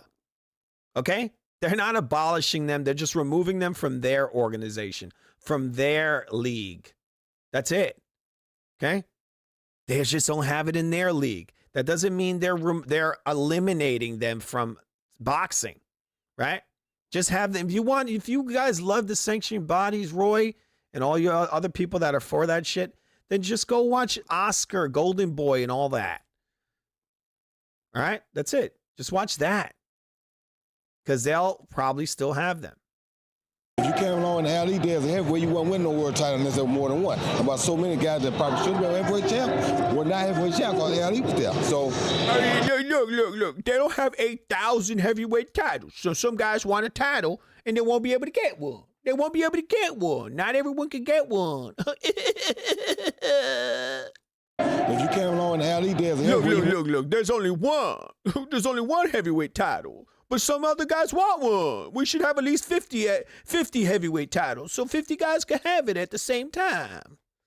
That doesn't delegitimize the belt. No, we have the WBA, WBC, WGRD, WCCC, WRBB. Like you have 8 trillion fucking trash fake titles, okay? Don't win no world title unless there was more than one. About so many guys that probably should have been heavyweight champ were not heavyweight champ because Ali was there. So, I mean, if they have one title, and then the worst part about it is now they got one title and they dictate who fights for that title. So if you piss them off, these guys they have one world title and they dictate who fights for it. Oh well, what do you call? I think it was a WBC where they threw Berlanga at Canelo. So what about all the other guys that were rated higher than him at 168? What happened to them, bro? Right? What happened to them? These sanctioning bodies are just manipulating the rankings. But is Roy going to talk about that? That these guys are manipulating the rankings? What kind of fucking right did Terrence Crawford have jumping all the way up to 168 and bypassing all those guys at 168? What did he do at 168 that he deserved that? Of course he didn't deserve it. But now we're not going to talk about that. Terrence Crawford is the best fighter of the era. He's the best fighter. Never get a title shot. So who chose that, Roy? Look, they're going to choose you. That's what he just said. He said, oh, they just choose the guy. It's what they pick. More than one. About so many guys that probably should have been heavyweight champ were not heavyweight champ because Ali was there. So, I mean, if they have one title, and then the worst part about it is now they got one title and they dictate who fights for that title. So if you piss them off. Oh, yeah, they got one title and they dictate who fights for that title. Yes, it's called a ranking system. And I bet you if it's like the UFC, it's going to work way better than it works in boxing. In boxing as it stands right now. It's going to work way better. Oh, you're never going to title shot. A lot of what the UFC works on when it comes to the weight classes is built on performances. It's built on level of competition you've beat. And it also revolves around fans, the demand for it, the demand. So if they come in and they say, we want to see this guy here who's just destroyed this really good fighter, we want to see him fight the champion, that fight happens almost immediately. So some of the best fighters in the world now. Boxing, that doesn't happen. If they stand up for themselves and want to be themselves, they're not going to get a shot because you pissed off the sheep owner. If you want to wear your multicolored skirt, you can't wear that over there. Stand up for yourself. But look. If you want to make a ton of money, but you can't wear your purple skirt, just go over there then, stupid. You understand me? So if you're one of the sheep and you piss off the owner, you ain't going to eat no more. Duh. Yeah, I think a lot of people, including myself, gets a little confused by all of the politics behind it because there are things we don't really know. It sometimes it looks good on paper, but you're... What you get confused about is they throw the money here that you can see and understand. They throw it in your face so that looks good, but you don't see what's going on over here. You understand? And that's what the problem is. Yeah, it's exactly what it is. Yeah. Well, we'll see what happens. Well, I mean, look, Ryan, look, they throw this over here. It looks real good. But then they got all this over here. Look, they got $300 million over there. They should give you $300 million for one fight because that's going to help the sport keep growing. You got the fighter, the top fighter, so you got to at least give him a couple $100 million. That way he keeps fighting. You imagine you worked at like Walmart and they gave you like $3 million for 1 year of work, right? 1 year. What do you think is going to happen? You might just retire right there on the spot. Either that or you might open some small businesses, possibly if you're intelligent, make some money on a small business. And then, but you would most likely quit your Walmart job unless they kept paying you $3 million. Let's just make up that they give you $3 million for 1 year. And then every other year it's going to be, $30,000. What are you going to do? You're just going to quit your job. And so a lot of times in boxing, this is what happens. The guys get one big sum of money. Sometimes they get an enormous sum of money, sort of like Chino Maidana. I heard he got pay-per-view points from Floyd. So they gave him to wear pillows. They paid him, I think it was like $2 million plus pay-per-view points. He probably made a pretty penny on that. And boop, he was done with boxing, just like that. See you later. And if you do that enough times to enough fighters, your sport will die. So these guys, this whole idea that they need to pay these guys $50 million, every guy gets $50 million, right? Or any fighter. Oh, he's on the main event of this card. Give him $50 million. It's really nice and cute, right? The idea of it. Yeah, just pay them these enormous fortunes. But how does that help the sport? Yeah, you pay them a really good wage because they are doing a dangerous sport, right? People want to see it. But to give them this idea that they need to take 90% of the income, again, I've said it a billion times. There's other fighters. These guys, the UFC pays almost over $500 million just to fund that production. Over $500 million. And from what I hear, they bring in somewhere around $1 billion, right? And you got to understand that a lot of that money gets reinvested into the sport again. So they don't understand that these fucking guys foot the bill and they're paying a lot of people. They think they're just, oh, look, the fight made $500 million, and so those guys pocketed all of it. It's not like boxing, where you're like watching their production. You're like, what the fuck is this? This is trash. Like they put nothing into advertising. They put money into almost nothing, and then the fights you see are like one okay fighter versus a nobody, and then the whole card's stacked with shit, with garbage fights. Garbage. You got some random guy, they look like they pulled him straight off the street. How much do you think they're paying that guy? Some jobber gets knocked out by some young guy who's getting paid probably almost nothing.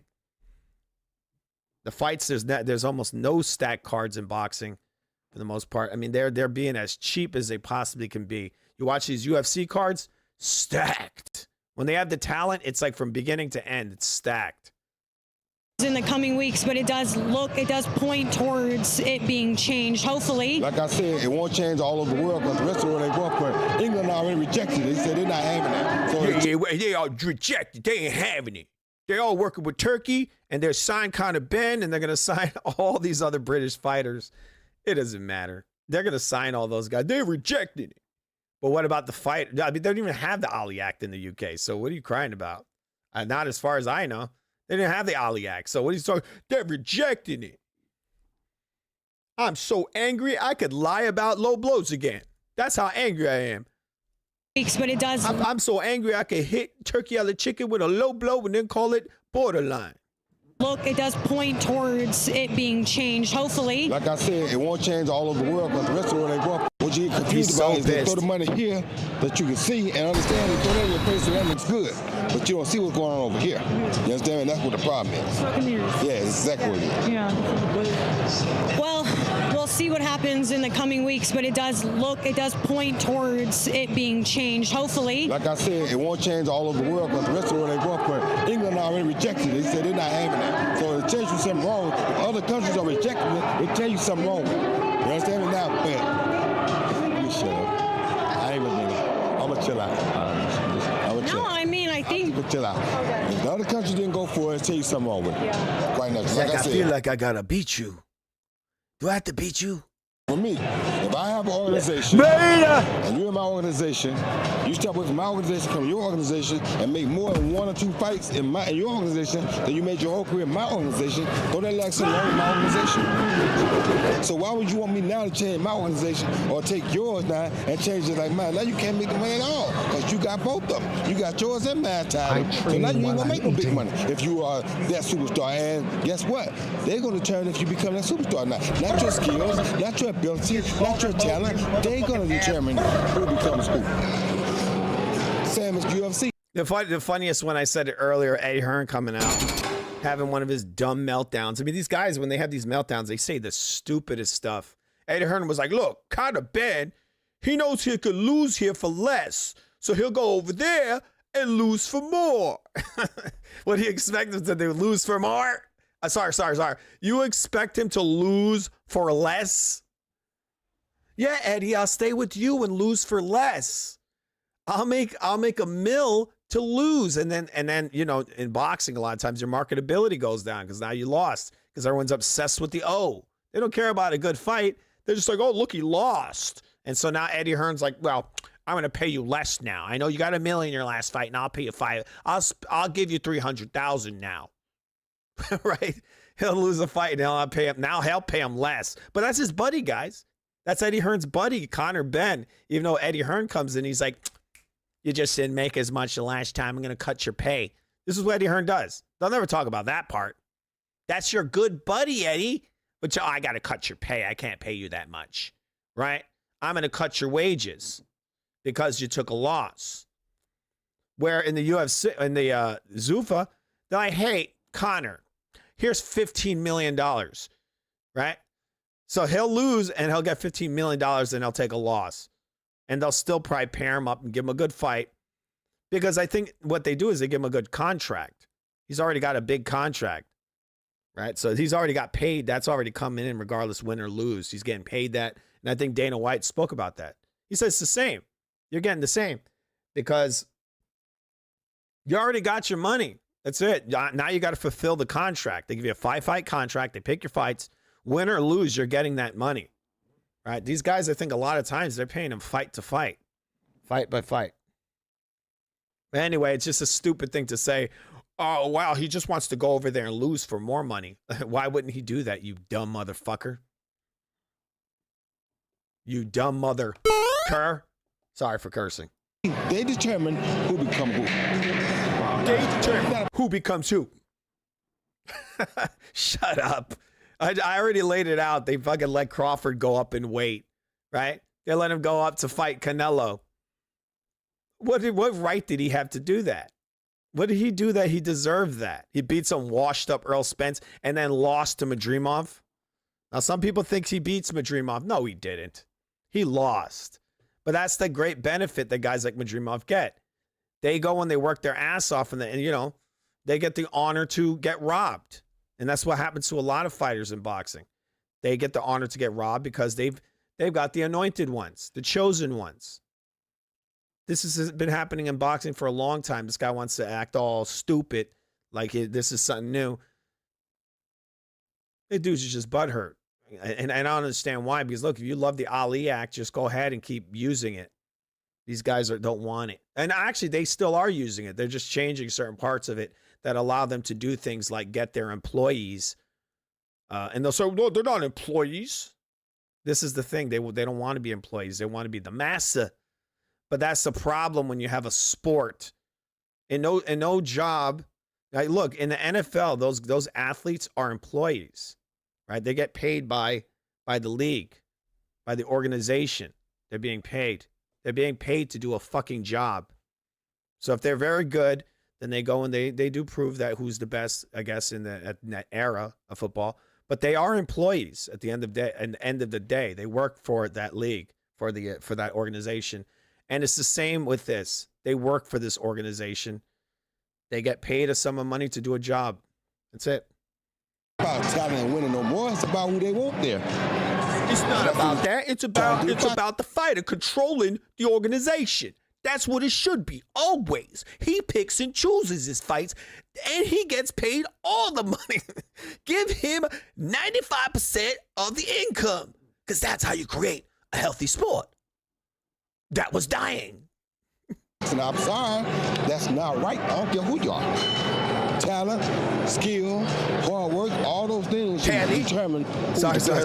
Talent, skill, getting built up by the organization, getting fucking cherry picks, hitting you with a twink, and running away and giving you hug, low blow. That's how you do it. And then you give that guy $30 million for hitting the low blows and landing twinks. Right, guys? Now that's how you create a healthy sport. So you should have an opportunity to get a shot at the best if you want the best. Not have to kiss their ass to get to the best, but they got total control of it. You got to kiss their ass or you can't fight. You got to move out of the country. That's right. That's what we want to see them. Actually, DAZN lost a lot of money. You know that? They lost a lot of money before even Zuffa even came in. They've already lost money, and they lost that on boxing. Not what these guys were doing. All the other guys. That's what my guess is. I don't know. I guess you want to troll. Rest in hell, Zuffa boxing advance. I mean, look, do I have to show it to you? How much is Sella worth? The guys that own 60% of UFC. Let me show you real quick. Yeah, son. You asking the billion-dollar question now. You got the name right. It's Sela. But you gotta understand the levels to this money. If you're on the mic, tell your chat this because it's wild. Sela doesn't just have money, they have the whole desert. Who is Sela? The 60% boss. Sela is not just a regular company, kid. The owner, Sela, is owned by the Public Investment Fund, PIF, of Saudi Arabia. The wealth, the PIF has over $940 billion in assets. That's almost $1 trillion, B. The power, Sela is the company they use for entertainment. They own the Riyadh season. They sponsor Newcastle United, and now they own... Okay, so I just said it. Okay, so just, there you go. Their worth right now, as of right now, $940 billion. And you're over here saying rest in hell, Zuffa boxing. I mean, that doesn't even make any sense. That's completely incorrect.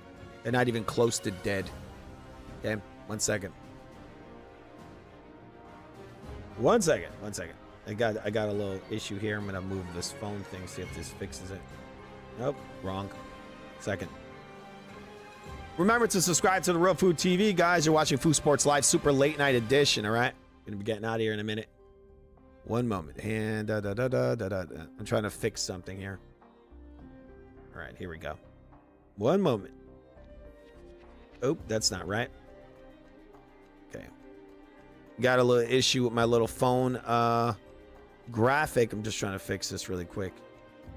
All right, I think this is it here. One moment, guys. Remember to subscribe. It's pretty damn amazing, if I may say so myself. 1 second. Be right back.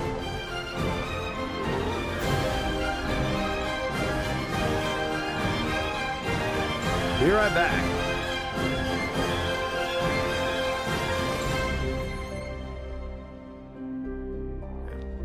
Guess got a little bit of a glitch over here. I'm not going to be able to fix that right now. All right. A moment. What the F is going on here? All right, that's some pretty dramatic music, huh? Pretty crazy. Crazy dramatic, yeah. All right. Okay, so we're going to just listen to the rest of this, and I'm going to get out of here.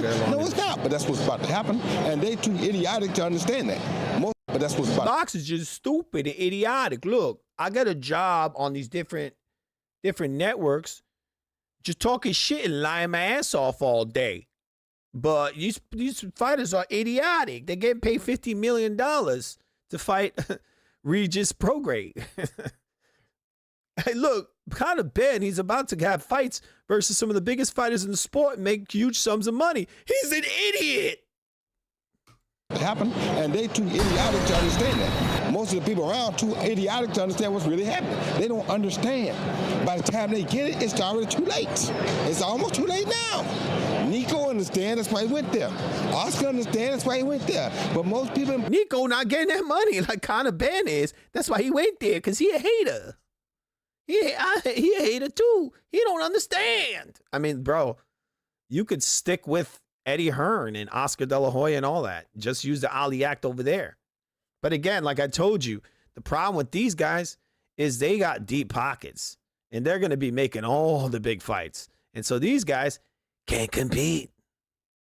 I still understand. They see a few money. Oh, that's great money. No, it's not. It's great money now. That's great money. No, it's not. Look. Yeah, it's good money. It's $15 million. But later it's going to be lower because I made that up in my head. Great money tomorrow? You're not going to be great money tomorrow. Look, Navarrete, $1 million. Justin Gaethje, $4 million. Right? Like I said, these UFC guys are making more money. Maybe they're not making Floyd Mayweather money, but most boxers don't make anywhere near Floyd Mayweather money. I think Victor Ortiz made something like $2 million when he fought Floyd to get sucker punched. And then the other guys that fought Floyd were making basically, most people would call it chump change. Not even $1 million to fight that guy. That guy supposedly was making he had like guarantees of like $30 million a fight. Like $30 million, right? And yet his opponents are making nothing. Right? Compared to him, they were making nothing. They weren't even making $1 million. And he would come over there and lie and say, oh, they hit the jackpot when you fight me. Yeah, they fight you and they got you running away like a bitch all day. You're getting bedoinked. You got the ref against you, everyone against you, and you're making nowhere near what the guy at the supposed top guy's making. Right? Oh, that's boxing. You get paid that big money. Yeah, you're not getting paid anywhere near to what the promotion was making. It's gonna be erased. There's gonna be no such thing as WBC, WBA, IBF. No more WBC. No. They're gonna be erased. Look. They don't pick the fights. They put Berlanga versus Canelo at 168 because Berlanga was the top guy at that time. And once again, Crawford, he was a top. And you know when Floyd fought Robert the Ghost Guerrero and Andre Berto and all these other cherry picks, that's your trash sanctioning bodies at work. WBC, WBA, IBF, and WBO champ no more. Terence Crawford was known for being the four-belt era champ more. I just love that he's like, dude's a hardcore racist. Out of all the guys to bring up, he brings up Terence Crawford. What about Manny Pacquiao? They'll say, wait, he undisputed. Terence Crawford undisputed. He beat washed up Earl Spence, yeah. And then he beat a washed up Canelo in a badoink contest. By that I mean little touch, badoink, and running away. Yeah. He deserved that opportunity over all the other guys. And we got to celebrate him because he's undisputed, because he done nothing at 168, but he's undisputed. Trash. Completely diligent. And then the fact that he retired immediately after and they didn't fucking sue his ass. He basically took their titles and wiped his ass with them. When you go and you do that, you delegitimize those titles. And so they go and they relinquish them. They spread them around and now other guys fight for these and they say, oh, well, you didn't beat the champion, right? So your titles have no fucking value. So who gives a shit? This is why I said Benavidez should take these little trinkets. Go fight Opetaia. Hopefully you beat him. Then you take those WBC, WBA, the WB Channel 11, whatever the fuck they call these titles, and throw them straight in the garbage because they're meaningless. These guys, they don't push these mandatories. They don't push the mandatories, and they allow these guys to bypass literally full divisions, and have cherry pick fights and just just fight an old guy.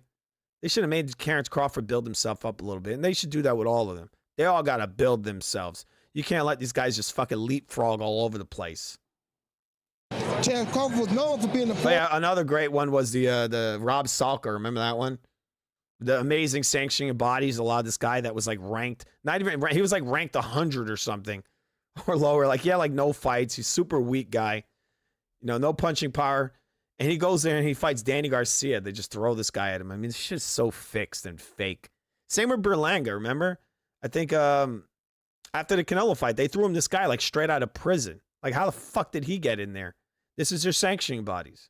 Four belt era champ more in 3 weeks division. Chance Crawford was known for being the four belt era champ more in 3 weeks. Crawford was known for being a cherry picking bitch who beat up a washed up Errol Spence and a washed up Porter and a washed up Canelo. Trash. That's gonna be gone now. No such chance to do that anymore. And that's what we no want. chance of leapfrogging and beating an old man. No. In boxing. So we're gonna kill the history to make it look like UFC. Man, make it out of there with that. Oh man, you're gonna kill the history to make it look like the UFC where the guys fight each other in their primes? Shit, that's gonna make boxing look like trash. You're gonna tell me that in the UFC, if it was Manny Pacquiao, you're gonna tell me if it was Manny Pacquiao and Floyd in their primes that they would have made them fight in their primes? That'd be bad for the sport. If that happened, right? That'd be real bad for the sport. Imagine that. Prime Manny versus Prime Floyd. That model don't work. We're better that they fight when they're in their 40s. Right? I'm correct. Sorry, guys. Anyway, it's extremely late. I want to thank you guys for coming in here. There's Roy Jones. He's going to save boxing, right? By keeping it exactly the same. Problem is, it was already dying. It was already dying. These guys are going to fix it. Dudes there might not be any fighters in the future that are making $300 million a fight.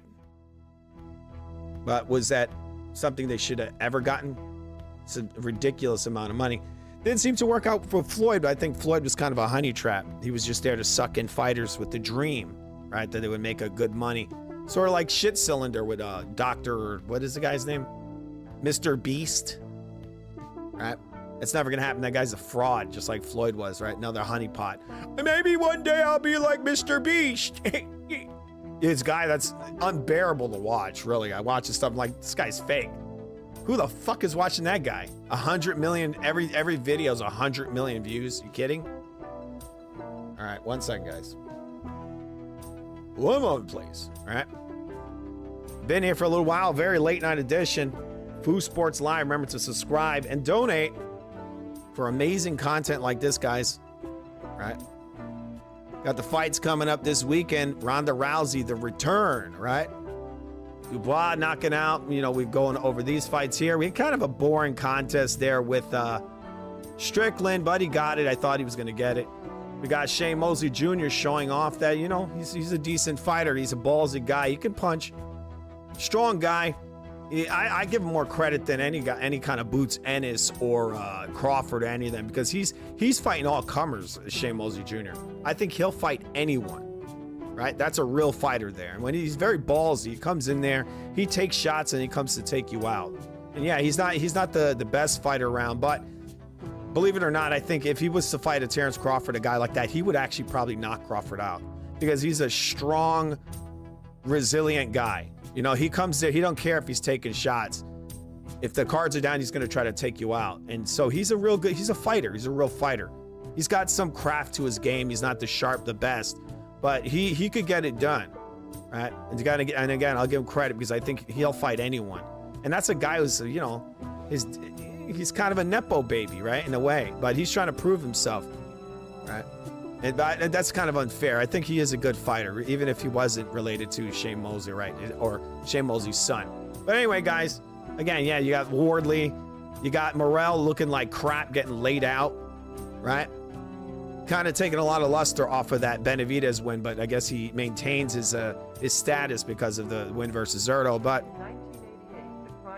they really can't take that one from him, right? No one's ever beat that guy like that. So we're gonna see how Benavidez progresses. We're gonna see how the Zuffa boxing progresses. I predict that the guy in the end, in the very near future, are gonna be the very, very top of boxing, right? They're gonna be paying the money. They're gonna be making all the big fights. And these guys are just going to keep on crying. And I bet you if they see this stuff really catches on, they're going to be following in Dana White's footsteps into Zuffa boxing. They'll talk all this shit right now, but then they're going to probably copy their model. right? The United States Police Force. Right. I already see it right now. I see all these leagues popping up. Anyway, guys, again, I want to thank you all for coming in here. I'm going to refresh this chat because sometimes this thing glitches and I cannot see the, can't see the chat. Right, it's very late, extremely late.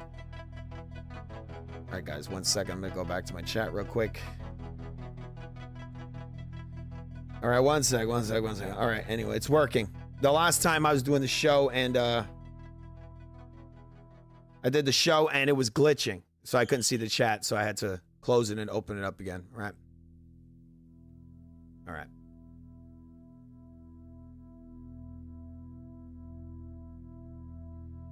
Well, I mean, you say that, but the thing is that the guy's trying to make the money, right? And Floyd Mayweather had told him that if you don't take these, then the fight's off. So he had a training camp, he has people to pay and so on. The problem with what happened there, the real problem is that Maidana didn't know his rights, I think. This contract was already signed. This is what this I don't know who the hell was with Maidana. Maybe they intimidated him or something. But this is called a breach of contract. If like Maidana's legal team, they could have sued the hell out of this guy, right? They would have got their mill and plus more. All the people behind them could have sued him. He could have said, look, this guy did this, he did that. He promised this, he tried to make me do that. There's all kinds of corruption there that they even allowed that guy to change that. Because he came in there and they sign off on all this stuff, right? So I'm gonna wear these gloves, it's gonna be at this weight, we're gonna fight at this, blah, blah, blah. And they're gonna go through all the steps. This guy comes in, boom, the day right before and starts lying about, oh, look, the gloves. There's actually people right now that actually believe this guy tampered with those gloves. That is a lawsuit in itself, right? That is a enormous lawsuit. Yeah, it's one thing to breach of contract, right? You could sue him for that. But when he starts coming in and straight up saying that you tampered with gloves, that's a huge lawsuit because that could be tied to your marketability throughout your entire career. And that could tarnish you to the end of boxing history. That can tarnish your reputation, right? And a lot of times your reputation is tied to your bottom line. It could be tied to the amount of money you bring in. And so for him to come in there and like imply that he's tampering with gloves is pretty insane. And to this day, I still see people say that this guy tampered with those gloves. They don't understand that this guy literally, they pulled these fucking gloves out of a brand new plastic packaging. And I remember they had a table covered in brand new gloves. This guy goes, there's no padding in those gloves. Like, he's lying his ass off. He knows what those gloves are. At that point, he was in boxing for over 20 years. You think he doesn't know what those gloves are? Of course he does. He just doesn't want him to wear them. He wants him to wear some specially made padded pillow gloves so that he's less likely to get hurt. Like, look, if Maidana was able to wear his real gloves, he would have laid Floyd out in that second fight. He lined his ass up and he hit him full force straight into his face. Right? I was like, because he does that dumbass pull counter. He's like, right? He goes, he did that. And Maidana's like, boom, right to his face. That guy, I mean, look, Maidana wasn't even like super high level. Maidana was what? B level, B minus fighter with a decent punch. Is a tough guy. And he goes in there, he's beating the crap out of this guy like he's nobody. It's just crazy. They try to claim this over and over again. I got to hear this shit almost every day. I go on any boxing forum. Floyd. It's like, shut up. The guy's getting beat up by some low-level guys. Anyway, guys. So you see it there. Dubois, people.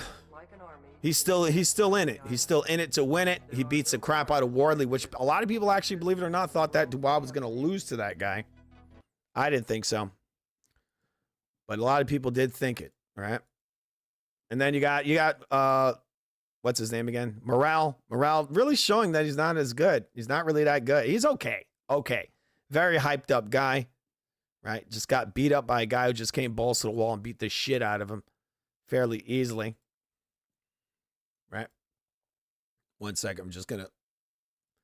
We're going to close it out in a big way, guys. All right? But are you entertained? Are you? Once again, fights coming up this Saturday, guys. There's salad, We got some. It seems like we got some good things on the horizon in boxing. I think we really do. All right. All right. Thanks a lot, guys, for coming in here tonight. We had Quags. All right. We got. Oh my God. We're really. That's your name, dude. I'll just call you Canelos. Right. We got Canelos in here. Quags. Jay Will came in here. Bulbous. You came in. I haven't seen Bulbous in a little while, I think. All right. A lot of common sense, a lot, guys. But Morb came in here.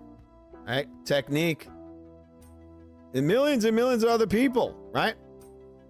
Got Frankie in here. Another man. So many more. Breezin. We got Recognized the Matrix came in here. And millions of other people. I want to thank you all for coming in here, guys. Remember to hit the like button and subscribe. It's a pretty amazing channel. All right. If I may say so myself. And donate to our Venmo. It's kind of important. It is. It's not that hard. You just sign up. You use a QR code. See the QR code over there? You just scan it with your phone and you donate whatever you like. Whatever. All right? All right, guys. Have a good night. See you later.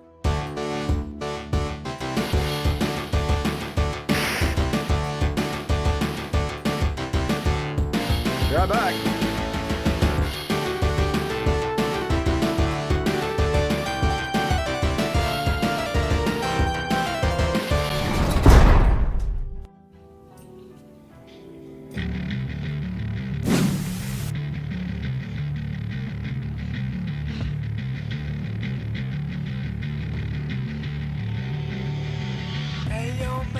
Something for you. Change your mind, gonna make you take it. Your mistake is something you own. I'm the one who's gonna take it. Hey, old man, got something for you. Hey, old man, got a real good tip. Something's wrong and you don't know it.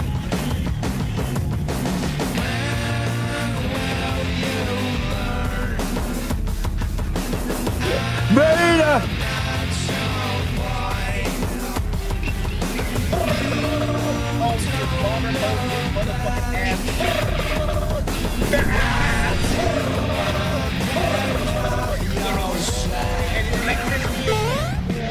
And when he was like, he was sitting there, what he was doing, he was charging up. He was trying, I said, oh, I'm just waiting on his ass. Oh, he is motorboating his motherfucking ass.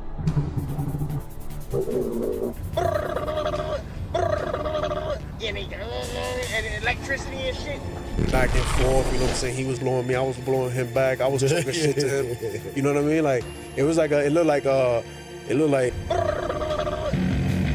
That's just fine, just leave it like that. Illegal act. While I break my back. Stay alive with your life support. You know me, I'll pick up that. I got something for you. Hey, old man, got a real good tip. Something's wrong and I guess you pulled it. That's all I could now I own it.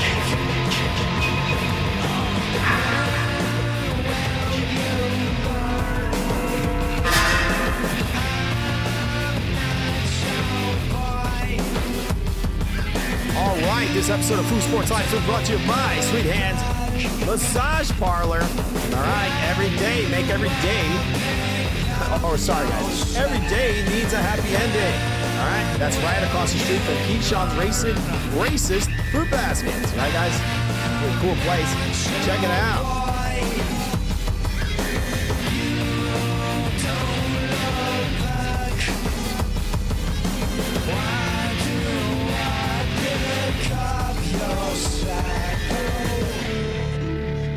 I just need one of these pills. You mean you really are taking drugs? This is the bounce back.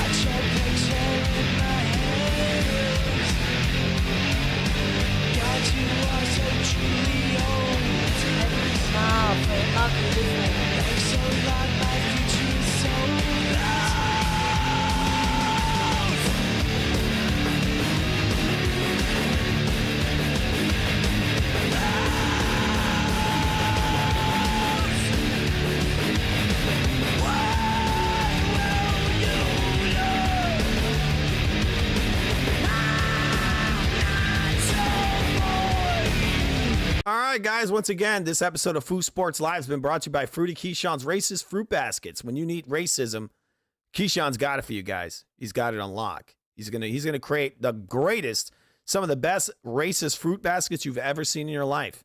And the guy's got herpes. Just saying. Look at his lip. It looks like he's got a little herpes there. It seems like. Food Sports Live is filmed in front of a live studio audience. And yes, people, you are that studio audience. Thank you for joining us. Man, you fight with nobody.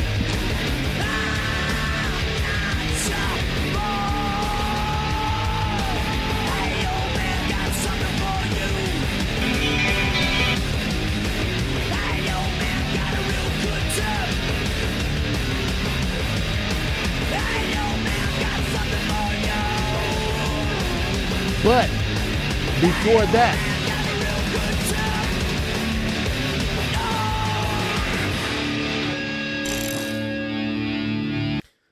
All right, guys. Once again, have yourselves a good night.